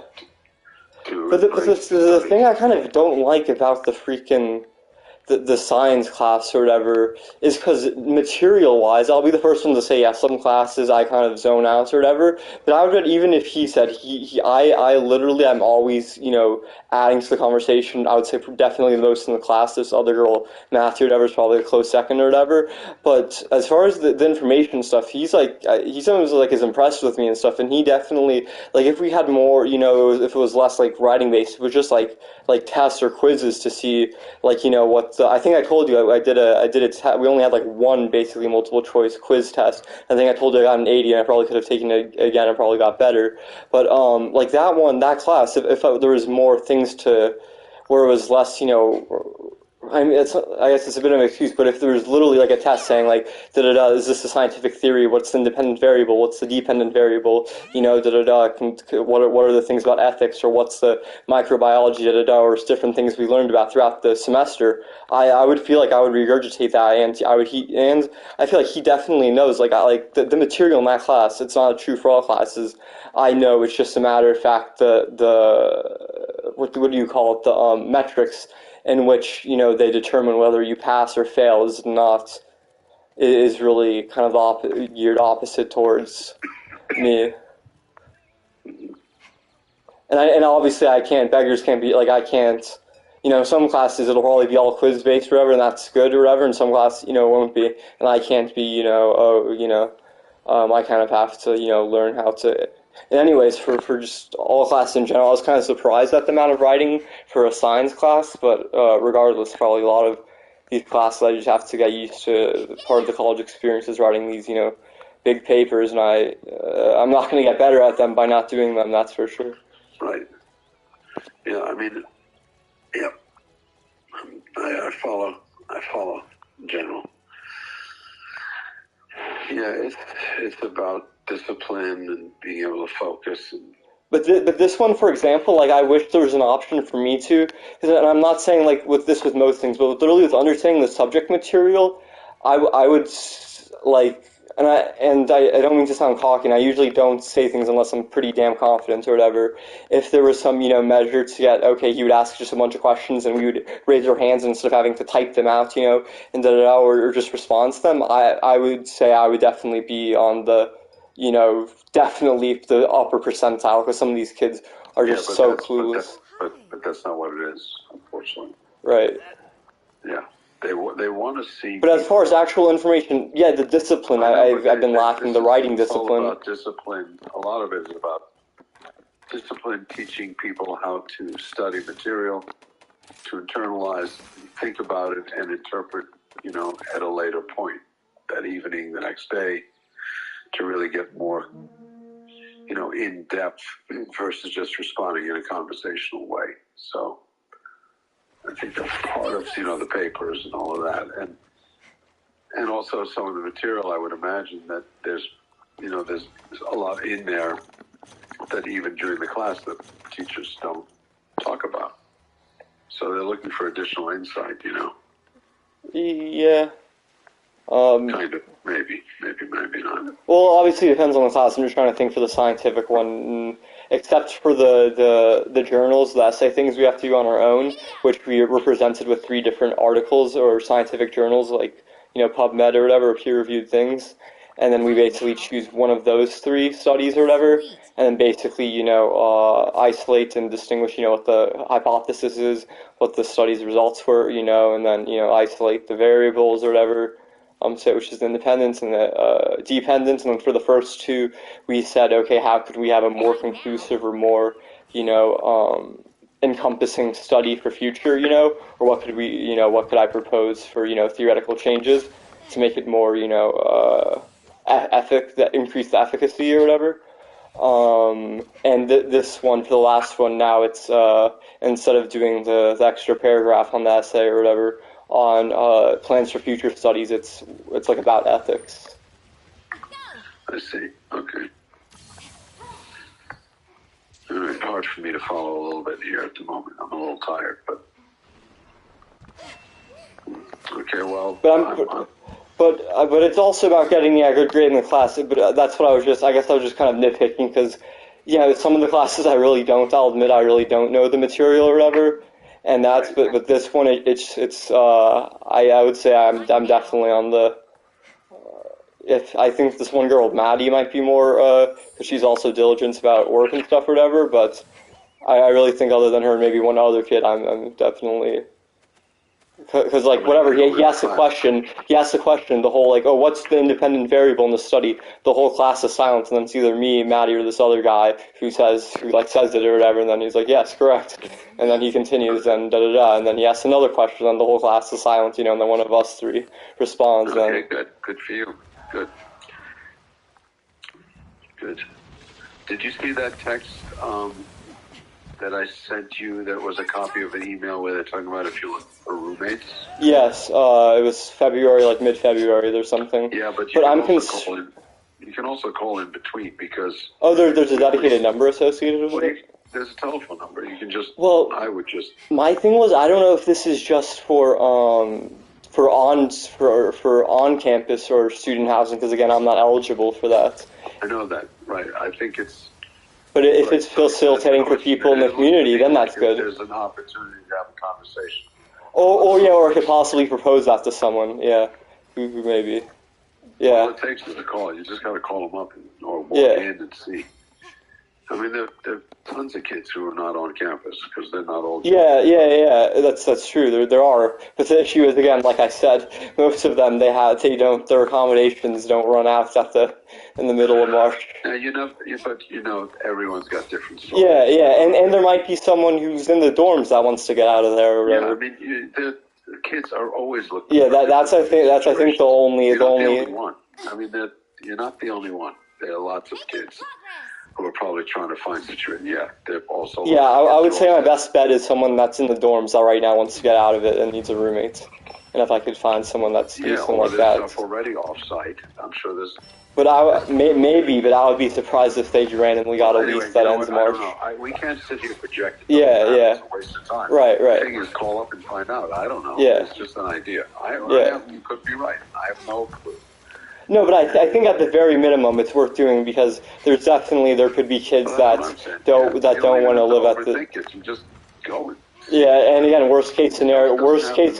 Okay, I met some people, and no one, either everyone, wants to find someone during the summer. It doesn't matter what. Nothing. Absolute worst case is nothing comes of it. Worst case, and then best case, I meet a really cool friend who gets me. We get into some good, he even makes it easier for study, introduces me to other people. Maybe the first guy you put up the list, you put up your name. Hey, looking for a roommate. Maybe the first one. Yeah, no, that's what I'm saying. Yeah, I can meet a very, Yeah. Because you're gonna have to figure this out soon. Yeah. It's a month away.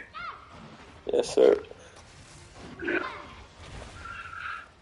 So. And I was gonna say tomorrow, so I have this thing obviously in the morning I need to go to, and then Trevor, and then what's it called after that? It's gonna be raining. I think it starts at 5 o'clock. I kind of want to get. I don't know if you're okay with if I can go to the mechanic and see if they can fix you should. Yes, absolutely. Absolutely, go as early as you can during the day because they probably work on Saturdays, right. But you gotta get there. The window doesn't call them up and say the window doesn't go up. Yeah, I don't want to get a bunch of water in the car and then start the whole mess with that. Yeah, I mean that's not good. Because it's cracked, they can't fully roll up. It's actually cracked with decent, probably you can put your hand. What's cracked? The window. I mean, it's cracked down, not the glass. Oh yeah, it's open and cracked. Yeah. Sorry to startle you. Yeah, this is something that they should be able to fix easily. Let me ask you a question. When you press the button, do you hear the motor going, or you don't hear? Yes, no, I hear a motor. I think we think when Ali was there or whatever, we suspected that there was some latch or something that was. Yeah, so it's probably a little piece that broke. A little lever that broke. It's probably a window regulator. You say, look, I think it's the window regulator. I don't know enough.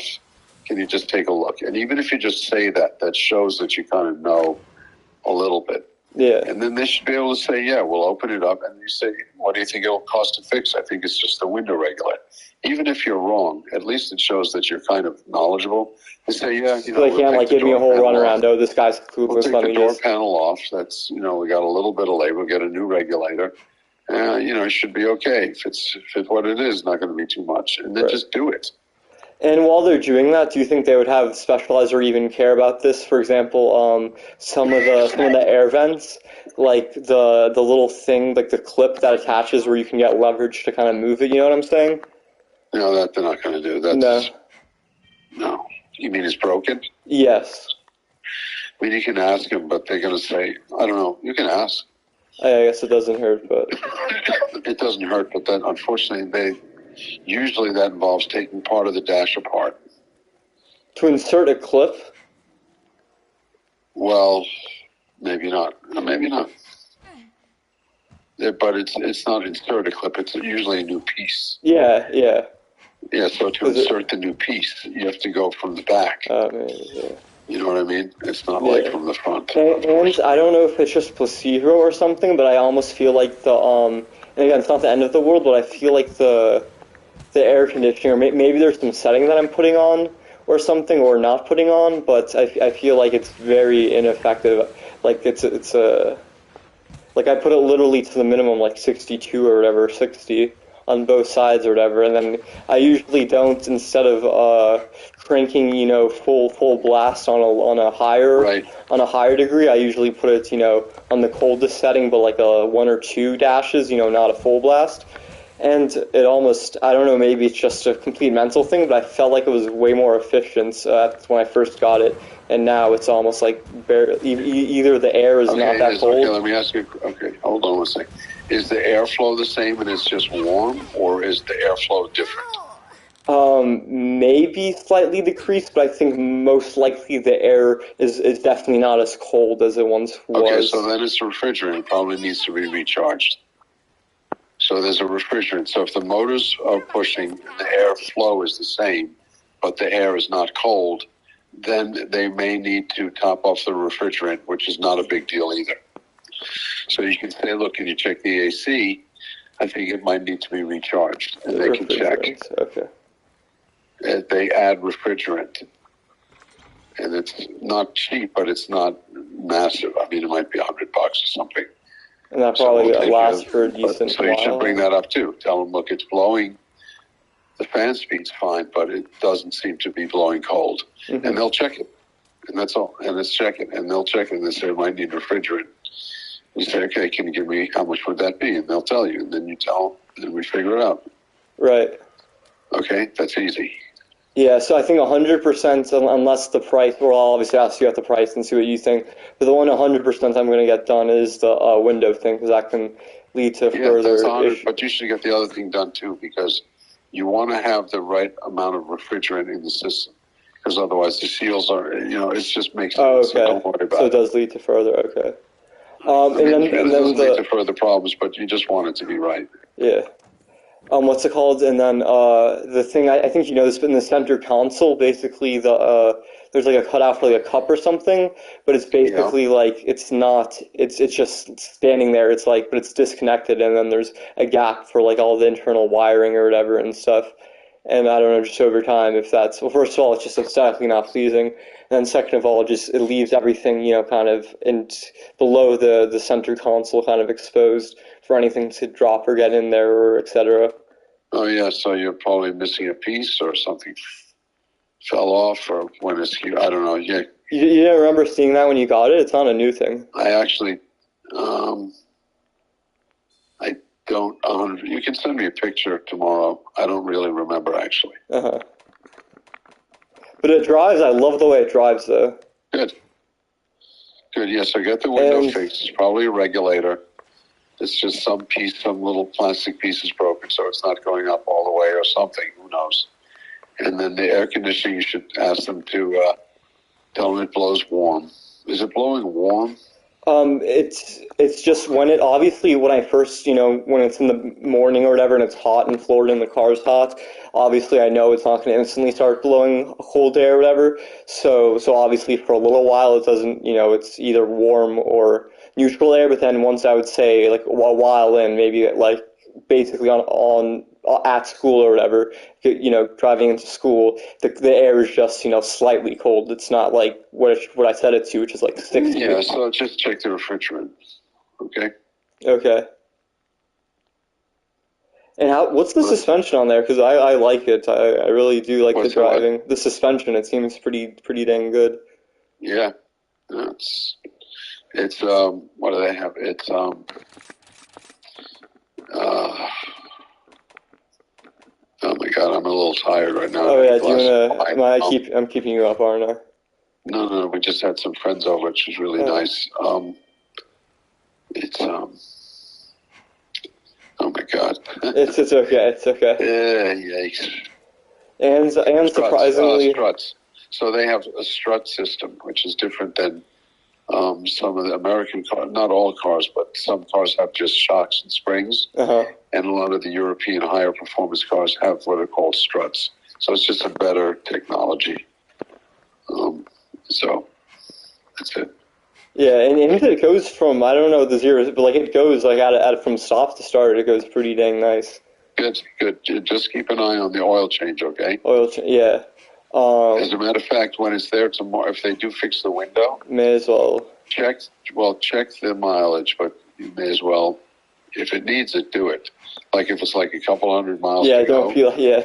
Just get it done. Yeah. And I've been surprised. It's been pretty. I was pretty nervous at first especially without the backup camera, and then obviously I would have liked the sensors or whatever. But it's been like pretty fine. Obviously, I'm not taking as risky backup things, which I could have realized. Also a small car, which is nice. Yeah. Okay, good. And it has a sunroof, right, Andreas? Yeah. Do you open that once in a while? Just open it a little once in a while, just to keep it open. Well, during driving, or no, I mean just once in a while for the seal, just to open it and close it. Just make sure the motor's working and everything, and the seals don't. Yep. Okay, because for a while I just left it. What's it called? I took the fabric thing, the slide or whatever, like left that open, and then would sometimes open it up. But then I was like, oh, this is stupid. I'm in Florida, Obviously, if I let it sit there with the thing on, it's just going to make it even more hot when I get in. So probably the last couple of weeks I've just left it covered. But yeah, I guess I could. Yeah. Also, sometimes you can leave it open. That vent, just the back of it opens up, just to let the hot air out. Well, whatever. Doesn't matter. All right. Okay, I'll put some more money in. You're probably out of money. Yeah, and especially we'll wait until, is there, what are you doing tomorrow? I'm heading upstate tomorrow. Okay, so will you be busy? Is there like a certain point where I shouldn't go to the mechanic? No, go as soon as as early as you. Probably after class, or after seeing Trevor, rather. Yeah. Yeah, and then I'll tell you what Ali, what's it called, his friend Angie or whatever, kind of girlfriend thing, what's it called, recommended a mechanic they know. So okay, that's fine. Or should I go to the place that No, you can go to that you can go to that guy, whoever. That's fine. This is not complicated stuff. Mm-hmm. If they're competent. Yeah, and I'll say whatever sent me, and then hopefully. It's good to go to someone who's worked on BMWs. I don't know if that's the case. Well, and I know for sure Angie definitely does not have a BMW. Right. But maybe I can call them and ask. I can, or should I? You can call and ask. Yeah. It's good to go to a place where they've done this 1,000 times. Yeah. Both of these things you mentioned are pretty straightforward. Right. For people who've done this 1,000 times on a BMW, it's not that big a deal. And even Ollie was able. Well, they were at least able. He's never done any of this with the YouTube video. He was able to dismantle the door. Okay, cool. Well, he said something about the pulley thing wasn't quite reaching or something. Yeah, that's the regulator. Yep. It's That's kind of the regulator. it's kind of cool to have a friend like Some of the teeth Ale. are broken, or one of the gear is broken, something. Yeah, we weren't able to diagnose. Right. Exactly. But the wood, the fake wood part or whatever, that's still off or whatever. Everything else was put back on. Okay, well, you want them to put everything back on. Obviously. I'm saying with all and stuff. You mean the trim? Yeah. Piece, yep. Okay. All right. You sound good, though, my boy. I mean, obviously now I'm a little bit more confident because now I was able to do some more work and make sure that I'm able to pass the class that if I didn't was going to be. All right, but you sound good. That's good. Important. Yeah. I want you to be happy. That's the main thing, okay? Thank you. That's the main thing, right? Yeah. Okay. The other thing, keep in the back of your mind, if they do let you stay, Mom and I really do think you should do this summer. I think no, and with me too. Again, I don't want to be, like I'm just gonna, I don't want to be sitting. It's very important. You got to get going on this stuff. So inquire about it. When the time is right.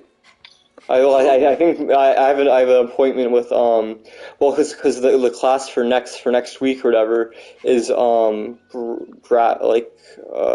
like drawing, graphic design thing or whatever, and I'm thinking either I scheduled an appointment with my academic advisor for Tuesday, right after that class, depending on if I like it or not, or if I want to do a class that's more not necessarily like art. To do that, to show, kind of whatever, versus, like, I can get, a passing grade in an art class, big woo-ha.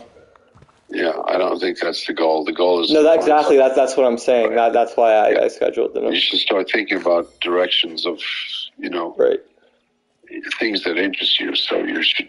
I've been getting more into criminal profiling from this one person, and apparently from I'm trying also to think about what AI can't replace, whatever, because did you hear about this chat GPT thing?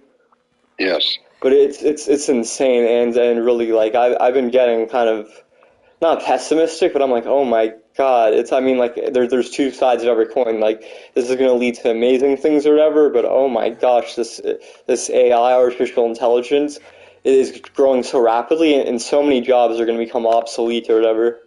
Right. So I definitely want to kind of future-proof and think about, okay, I don't think an AI can necessarily, for example, like a PI or criminal profile or whatever. That's, I think, a little bit. I don't think you can necessarily put into an algorithm. I'm sure you can. Well, maybe, I don't know. Okay, maybe I shouldn't even go that route. I don't know. I was just trying to think. No, but it's a tool. Right. It doesn't necessarily displace, the need for people with expertise. Right. This can be a tool. And apparently, I don't know. That's the whole thing about AI, right? No, but some stuff it can definitely, like some lower end people in some sectors, it's going to definitely make them completely obsolete. Like, no question about that. I get it, but there's other roles that will be generated. I mean, this is how humankind has developed. Yeah. In the modern world of the last several hundreds of years, we've had industrial revolution. They said, how can you replace the horse with an engine? Everyone's going to lose their jobs. How can you replace a coal miner with a machine? But, there's other things that... They simultaneously pop up, yeah. So I wouldn't... But that's what I'm saying, but the established low-end things, like, again, there's probably, going to be new jobs that pop up that we can't foresee. I understand, but criminology is not going to be displaced by AI. No, that's what I'm saying. As a tool, and anyway, you don't have to figure this. You just got to go on a path here. It would be helpful probably to decide some paths of interest. Yeah, I kind of already know. It's either some business law or you're not knowledgeable enough. Nor is all of this developed enough for someone to say at the age of 22 that I'm not going to something because AI is going to displace. I think if it was something like I don't know. I'm trying to think of something that can easily be, if it's like a basic level or a basic level journalist or whatever. I think that's something like a very basic. Yeah, I know, but you know what? No, I'm just saying I can see the writing on the wall. Yes, I know, but listen to this. Let me just give you an example, an analogy. When I was music background, right, singer, great, everything's fine. When I was in high school, I said, well, I'm not going to go into the arts. I'm not going to be a singer in music because I can't make any money. Because I'm a good singer, but I'm not the best. Well, that was, probably a ridiculous assumption that I made on my own, because I had no idea that, because I was just ignorant, that there's a music industry, there's a business in music. Right. So I said, there's no way I can make money. Well, it was ridiculous. Yeah. Because, so criminology, unfortunately, is a big thing. So if there's technology that displaces one guy at the lower level, it's just, I'm telling you, it doesn't make sense to say it's going to. No, I was saying that's a pretty sure. No, I was saying actually the contrary, because I don't know how accurate the information is, but this woman that I listen to a lot. But what I'm saying is you just don't know. Right. You but don't know. But I think you do know for like the base, for not so criminology, but for the. My you can see the writing on the wall. I wasn't clear enough. If I wanted to be in the music industry, I should have been a little more open-minded to different things that I hadn't even thought about. Right. But no, I went in a completely different direction. I mean, it worked out fine. But if you're interested in criminology or some other thing, at this juncture, don't worry about technological changes that are going to be restrictive. Think about technological changes that can be augmentative to someone with a skill set. Yeah. Well, as a matter of fact, obviously, like this ChatGPT makes writing some of these essays a lot easier. Yeah, I know, and the professors are already trying to figure out what. They're scrambling. Yeah. But in the end, actually, we had people here tonight, and they were saying they spoke to their kid, and they had a son.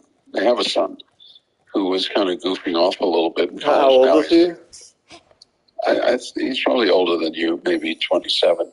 Oh, okay. But the father and we weren't even talking about you or anybody else. It's okay, Dad. I know. No, but we weren't at all. And he said, I told my son, you've got to spend 2 hours in class and 2 or 3 hours in the library. You've got to apply yourself. And I said, that's very interesting, because I said that to my son, too. Sounds very reminiscent. He's a physicist. He's got a fantastic job. He went to Boulder College, University, or whatever. But he was the kind of 27-year-old is a physicist? I don't know. I really don't know how old he is. Okay, roughly. Okay, but the kid, not the father. That's what I'm saying. Yeah, well, the father's not 27. So no, okay, but no, I was saying the father isn't the physicist. No, the kid. Oh, okay. The kid. Yeah, well, he's not a physicist. He studied physics, and now he's working. He's got a great job for some programming company. I don't even know what he does. But anyway, it was interesting because, whatever it is you like, you just apply yourself and learn, and technological changes are only going to augment those who are, really know what their craft is. Yeah. Because you're going to use whatever it is as a tool. And honestly, if anything, this is why I need a college degree or whatever, these upper echelon things, because this is not going to get, if anything, it's going to get rid of the workers that don't have degrees or whatever that don't. Exactly. Exactly. Right. The only thing that's going to be left is that if there is anything, it's not going to, we're going to eliminate the ones that require degrees and require, intricate, training and courses to master. It's gonna, if it's gonna eliminate anything, it's gonna eliminate the ones that don't require that. Clearly, absolutely, it's gonna help the people who know their industry and say, I can problem solve because I know how to use this system, I know how to use this application, I know how to use this tool. This is the latest development, technological advancement, and I know how to apply it. Right. That's huge. It's nothing to be scared of. It's something to embrace. Yeah, the non-skilled laborers are kind of who it's going to replace, the kind of stock shelfers or whatever. And quite frankly, the non-skilled laborers are going to be doing something else. They're going to be there's for the next 30 years. There is going to be, even non-skilled, there's no non-skilled because everything's just getting, even just for people who don't want to study, they're going to be building out the electric grid for the next 30 years. They're going to be rebuilding the infrastructure. Well, you kind of have to know what you're... whatever. On the job training. I mean, I think retail is going to become if a guy's an imbecile, of course. I mean, if he can't, spell 1 + 3 and doesn't know how to roll up a window, he's not going to get a job. But if he's a high school educated, hardworking person, and they're going to get on the job training to do whatever that role is. Right. And technology is going to help them too. It's going to help them too. Right. So I don't, nothing to be afraid of from my perspective. Yeah, I mean, it certainly changes. No, but honestly, when I'm thinking about that, I don't know why, but I was thinking, because people are like, oh, why do you, sometimes they're like, oh, you go to school to get a degree, and it's not even useful, and then I don't know why, but I was looking at it as something that farthers that cause, this AI stuff, but now actually, looking through it logically, no, it's actually the complete opposite. This is if anything is going to happen, it's going to cut off the lower, the non. Yeah, because it actually makes it more valuable. It also gives you discipline to learn. Yeah. This is kind of the practice, and also it just so happens coincidentally that the school Lynn is a very commercially oriented university. They want people to have a career. Yeah, like the aviator program or just a lot of stuff that's going. There's a lot of stuff. Yeah, they got a lot of stuff, and you're there, man, and you should really just jump all over that. I mean, I should see if there's something where I get like a job, but I can also get like some type of credit or something, so I can kind of do both. That would be ideal if I can. There's some way where it's like, or an internship or something. Well, or maybe it's like cheap to minimum pay, but I still get some type of It also counts as some. I'm sure there are. Yeah, because that would be good. That I would love to do that. Yeah. Ask. I'm sure they know. There's even there's all kinds of stuff. I'm sure. Yeah, and then I don't know if you think maybe I shouldn't go to this or whatever, but then also there's a new Magic set getting released or whatever, the new sets where the people, they go to the game store or whatever and they all play cards or whatever. So I think I wanna do that or whatever. So it's like a $30 entrance fee. What's that? $30 entrance fee. Yeah, you should do it. You think? Yeah. Okay.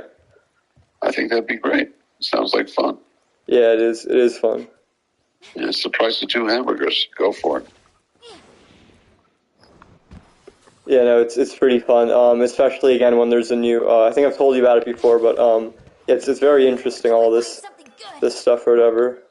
And you meet a lot of characters or whatever. I met definitely some cool people, but it's definitely whatever. There's definitely some interesting characters. Yeah, I'm sure. It sounds like fun. Yeah. I would do it. Yeah, there has been a couple times where I went there and then there wasn't enough people to start it off, but that was in the middle of it's these thing called pre-releases. Basically, when they release the set, that's where I don't think I've ever had an issue with people showing up. But then sometimes they do a thing called F&M, which is Friday Night Magic or whatever, where you do drafts or whatever. It's cheaper. It's like whatever you pay for like a pack or whatever, and then you go through it, you pick one, passes to the next person or whatever, and then that's not when there's like a new set being released, then that's sometimes where I've driven all the way to these places and they're like, sorry, we need like, I don't know, 5 other people to get it fired, to get it started, and then there's not enough people. Right. And then I'm like, I kind of wasted my time, but no, this should be the set release. It was pretty fun. One of the sets was called the Streets of New Capenna. It was kind of this like roaring 1920s thing or whatever. And then I was kind of talking to the owner of the game store or whatever. And I was like, I kind of like this music. It was like, Frank Sinatra-esque or whatever, very kind of like that Art Deco kind of, 1920s, whatever vibe. And he's like, yeah, Wizards, they sent us a playlist to play at the pre-release or whatever to match, the kind of aesthetic of the set. Mine now. Oh, that's cool. Yeah. Yeah. I really want to work for like a place like that. I think it would be so easy, and then obviously I could, you know, do literally the people that work there partake in that, and they probably get, you know, discounts, and I would like it. Yeah. But it seems to be highly competitive because I've gone there. I think I've told you I've applied quite a few times to places like that. But those jobs, they just seem to be highly competitive. Right. You're a lifesaver. I don't know if they give it to like locals or if I just have to display. Like I don't know how to. It almost seems like you need to either be like someone that's there, you know, constantly saying, "Is there any new position? Is there any new position?" Or I don't know. Yeah, I don't either. You gotta ask. Just ask. Yeah. You know, hey, you got anything? Keep me in mind. And you know anybody? I mean, just gotta ask. But I've given these places my number since before even, I would say maybe a little bit less than a year ago or whatever, when I was trying to really get a job or whatever. What's it called before? Remember, I had the fake job thing, and then that girl usurped my spots or whatever. Right. And I gave them my number, and I don't know, maybe I haven't been proactively, you know, obviously I haven't dialed them since then, but I haven't gotten a single text since then saying, you know, I think I gave my number to you gotta be in people's face. Yeah, that's what I was initially saying. I think maybe that's the issue. Yeah, that certainly helps. But it's hard, especially with me, who it's not even in my nature, you know? Some people, it's in their nature to be whatever, and then me, it's kind of finding that boundary between, you know, I don't know, because it's very not in my nature, but I think I either to be successful, or if I, you know, really want this, you know, job that seems pretty desirable. You're better now than you were a year ago. Yeah, already. You're already so much better, Andreas, so... Yeah. That was then. This is now. Don't let all this stuff in the past. Try to move beyond it. I don't want to sound like Pam, but you know what you couldn't do a year ago. Well, yeah, no, and that should prove to me if it's been a year, like no way there hasn't been any type of job movement or whatever. And then if they didn't contact me, the only reason was because I didn't, you know, not bug them enough, but I wasn't on their mind enough to where they were like, right, exactly. And that's how I should look at it instead of, you know. Yeah. Instead of saying, "Oh, it's hopeless," it's hopeless because it's been a year. 10 times. He seems really interested. They're going to give you a shot. If it's like a year ago, I can't believe you never called me. They're going to say, "Who?" Yeah. I mean, you know, this is not their job. Is to keep track of where Andreas is or where Peter Newman is. They don't give a crap. Sweet. You know, they got other stuff to think about. But if you're there a lot, show interest. Every month you say, "Hey, just want to stop by if there's anything." You said, "No." Okay, great. I'll come back next month.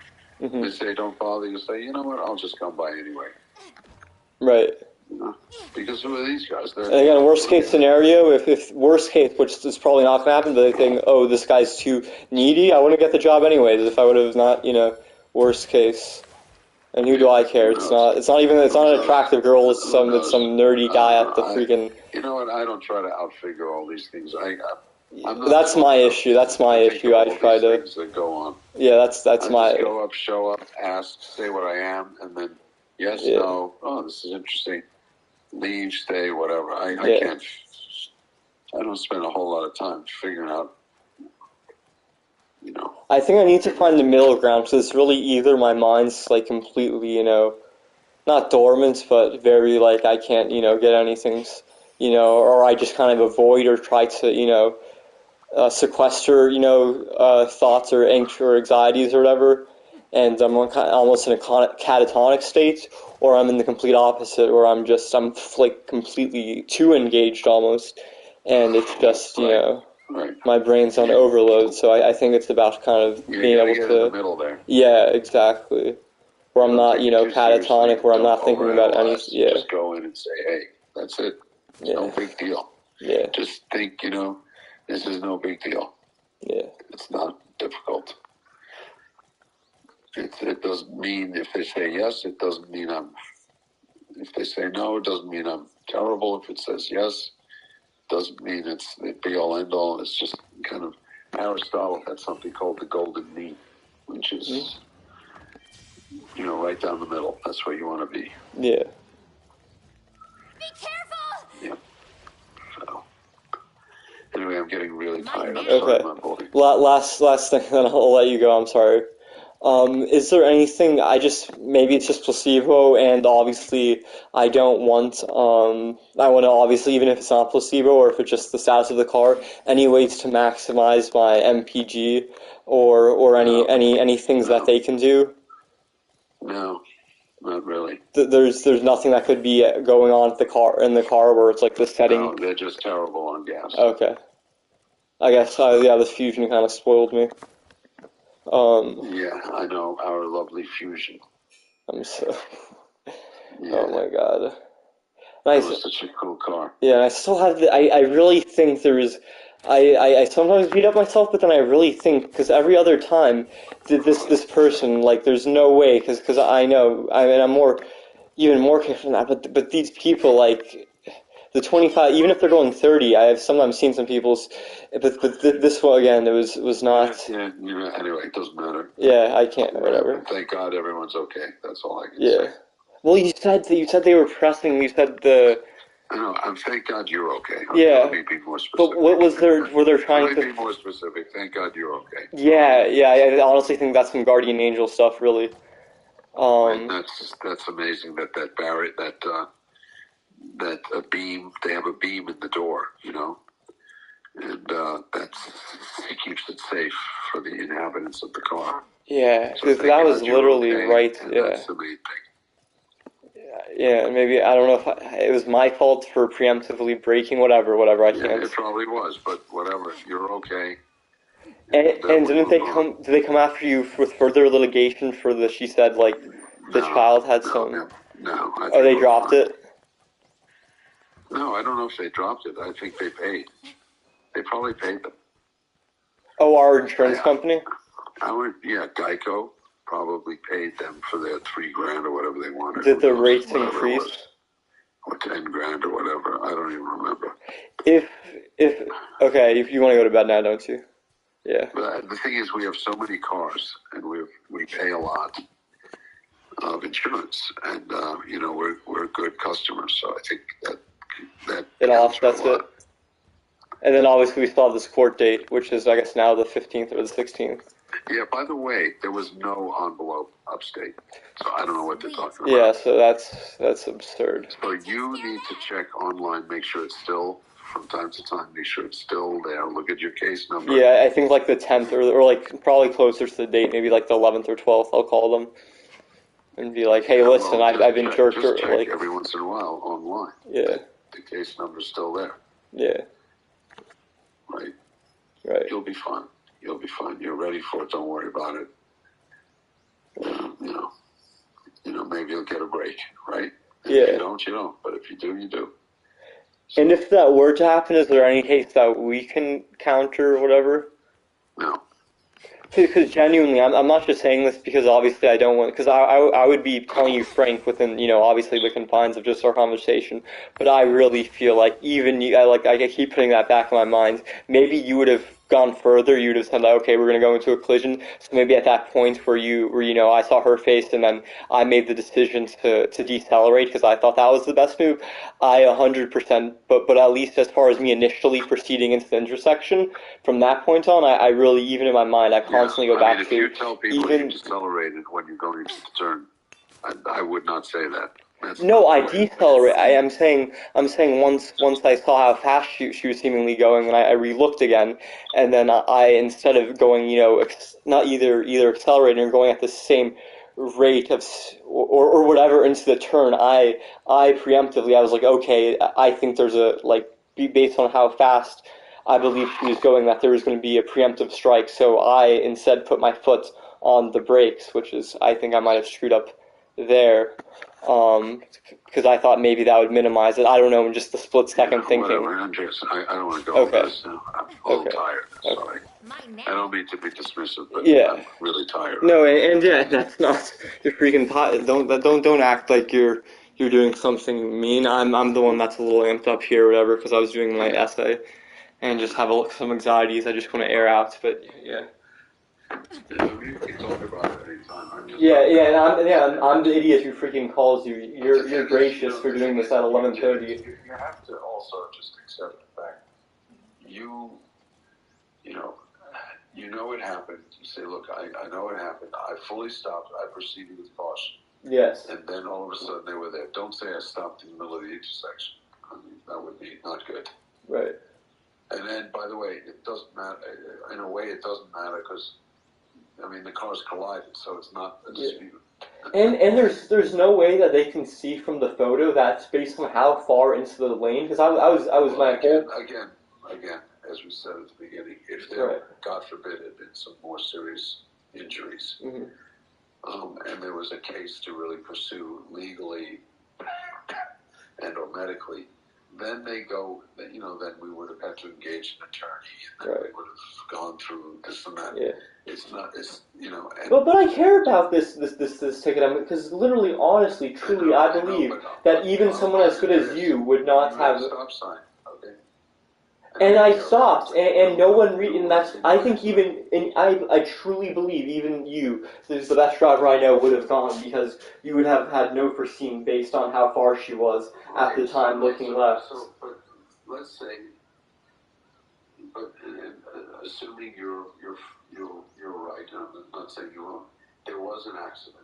Correct. There was a collision. Yeah. It happened. You were ticketed. You did not have the right of way. And that's it. And that's the end of it.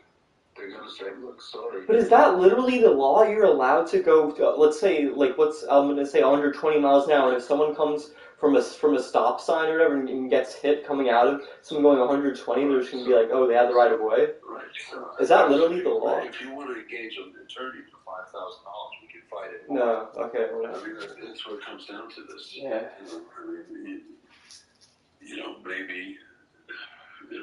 Maybe one should. I don't know. Maybe it's worthwhile, but I don't really know. Right. Okay. All right, I'll let you. Let's just see how this goes. But their decision is kind of final, so. That's what I'm saying. But if it's only $5,000 to. I just can't do this. Okay, wait. Well, let me hear me out. Hear me out. If it only costs $5,000 to an attorney, and if I lose it, possibly my insurance rates go up by X amount, which is probably totaling to more than. Again, I don't know how much, but if it does total to more than $5,000, in a not that long amount of time. It stays on your license for 3 years, and then it disappears. So I can't imagine that it's. Look, I don't know what the numbers are. And I'm gonna be peeved because if I know, Andreas, I don't want to do this. Yeah. I mean, okay. You want to get an attorney? No, and especially if I have the thing, I literally don't have a single ticket, and for the next 5 months after the fact, and then I can say I don't know about the defendant's record or whatever, but for all of October, November, December, January, and half of February. Not a single infraction.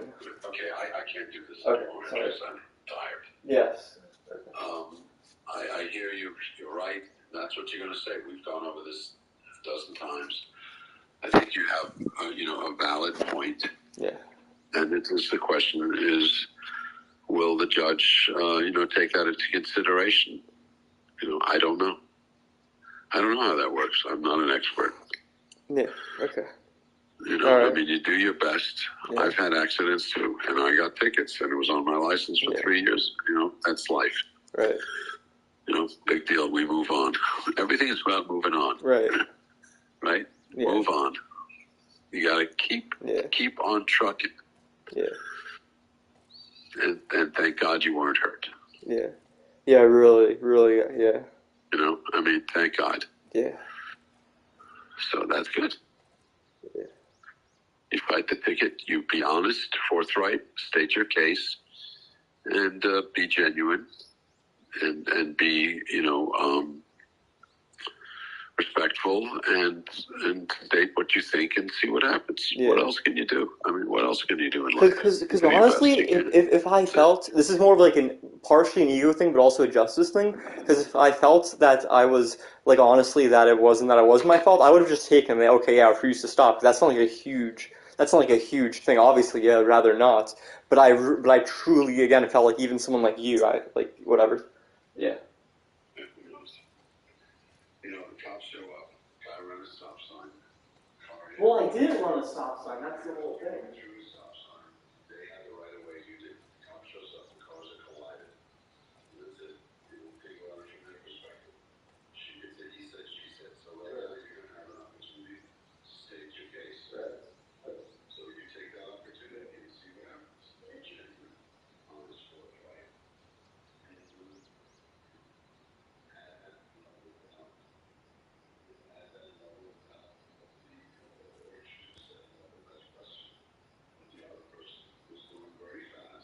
but there's no, yeah.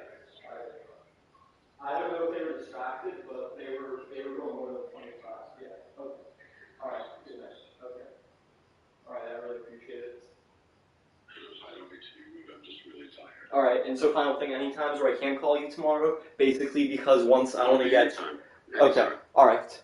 Because I want to obviously confirm with the price of the window stuff and make sure they're not, you know. The thing is, right now you got to get to sleep so you can get up at it before you're 8 o'clock. Oh my God, if I don't go, I need some food. Okay, so calm down, chill out, do a little meditation, no blue screen, no games, put on some meditative music, and try to calm yourself and sleep well. All right. Okay? All right. Don't think about anything. Try to just take it down, relax. You're doing good things. A lot of interesting, fun things ahead. You got the challenges ahead of you. It's all good. And just try to chill out a little. Yeah. Okay? Try to get to sleep before 1 o'clock, the latest. Yeah. All right? Not 3. All right. Okay? Okay. Sleep well, meditate, relax, deep breaths. Think about the mountains, something nice. Okay? All right. And thank you so much for that North Carolina trip. Okay, my boy. That means so much. Okay, I'll talk to you All tomorrow. right. Good night. Love you. Good night. Bye-bye. Okay, bye. Bye.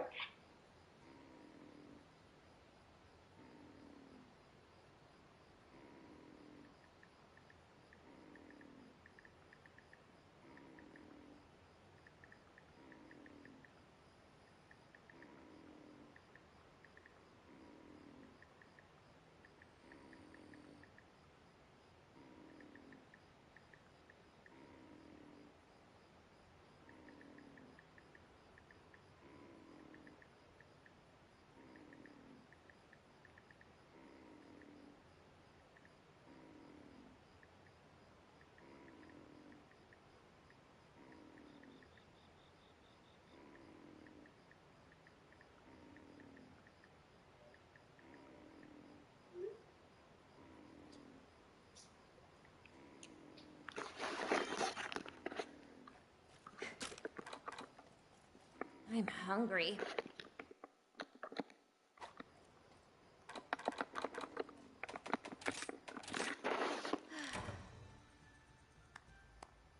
Back to the village.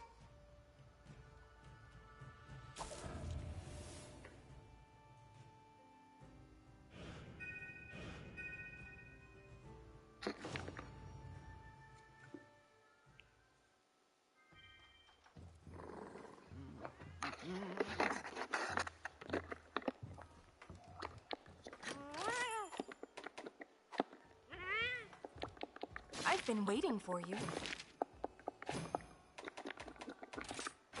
Which quest would you like?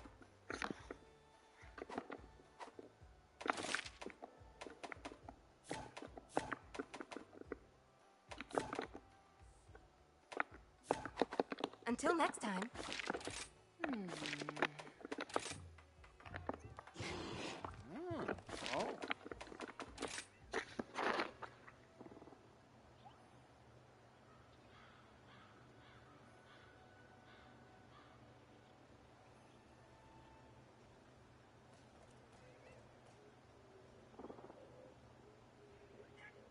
No. Pretty much, if you want to add a session, just add one.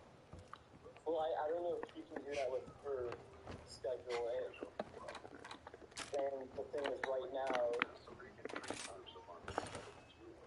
Okay. Maybe I'll see if that's able to do that. Yeah.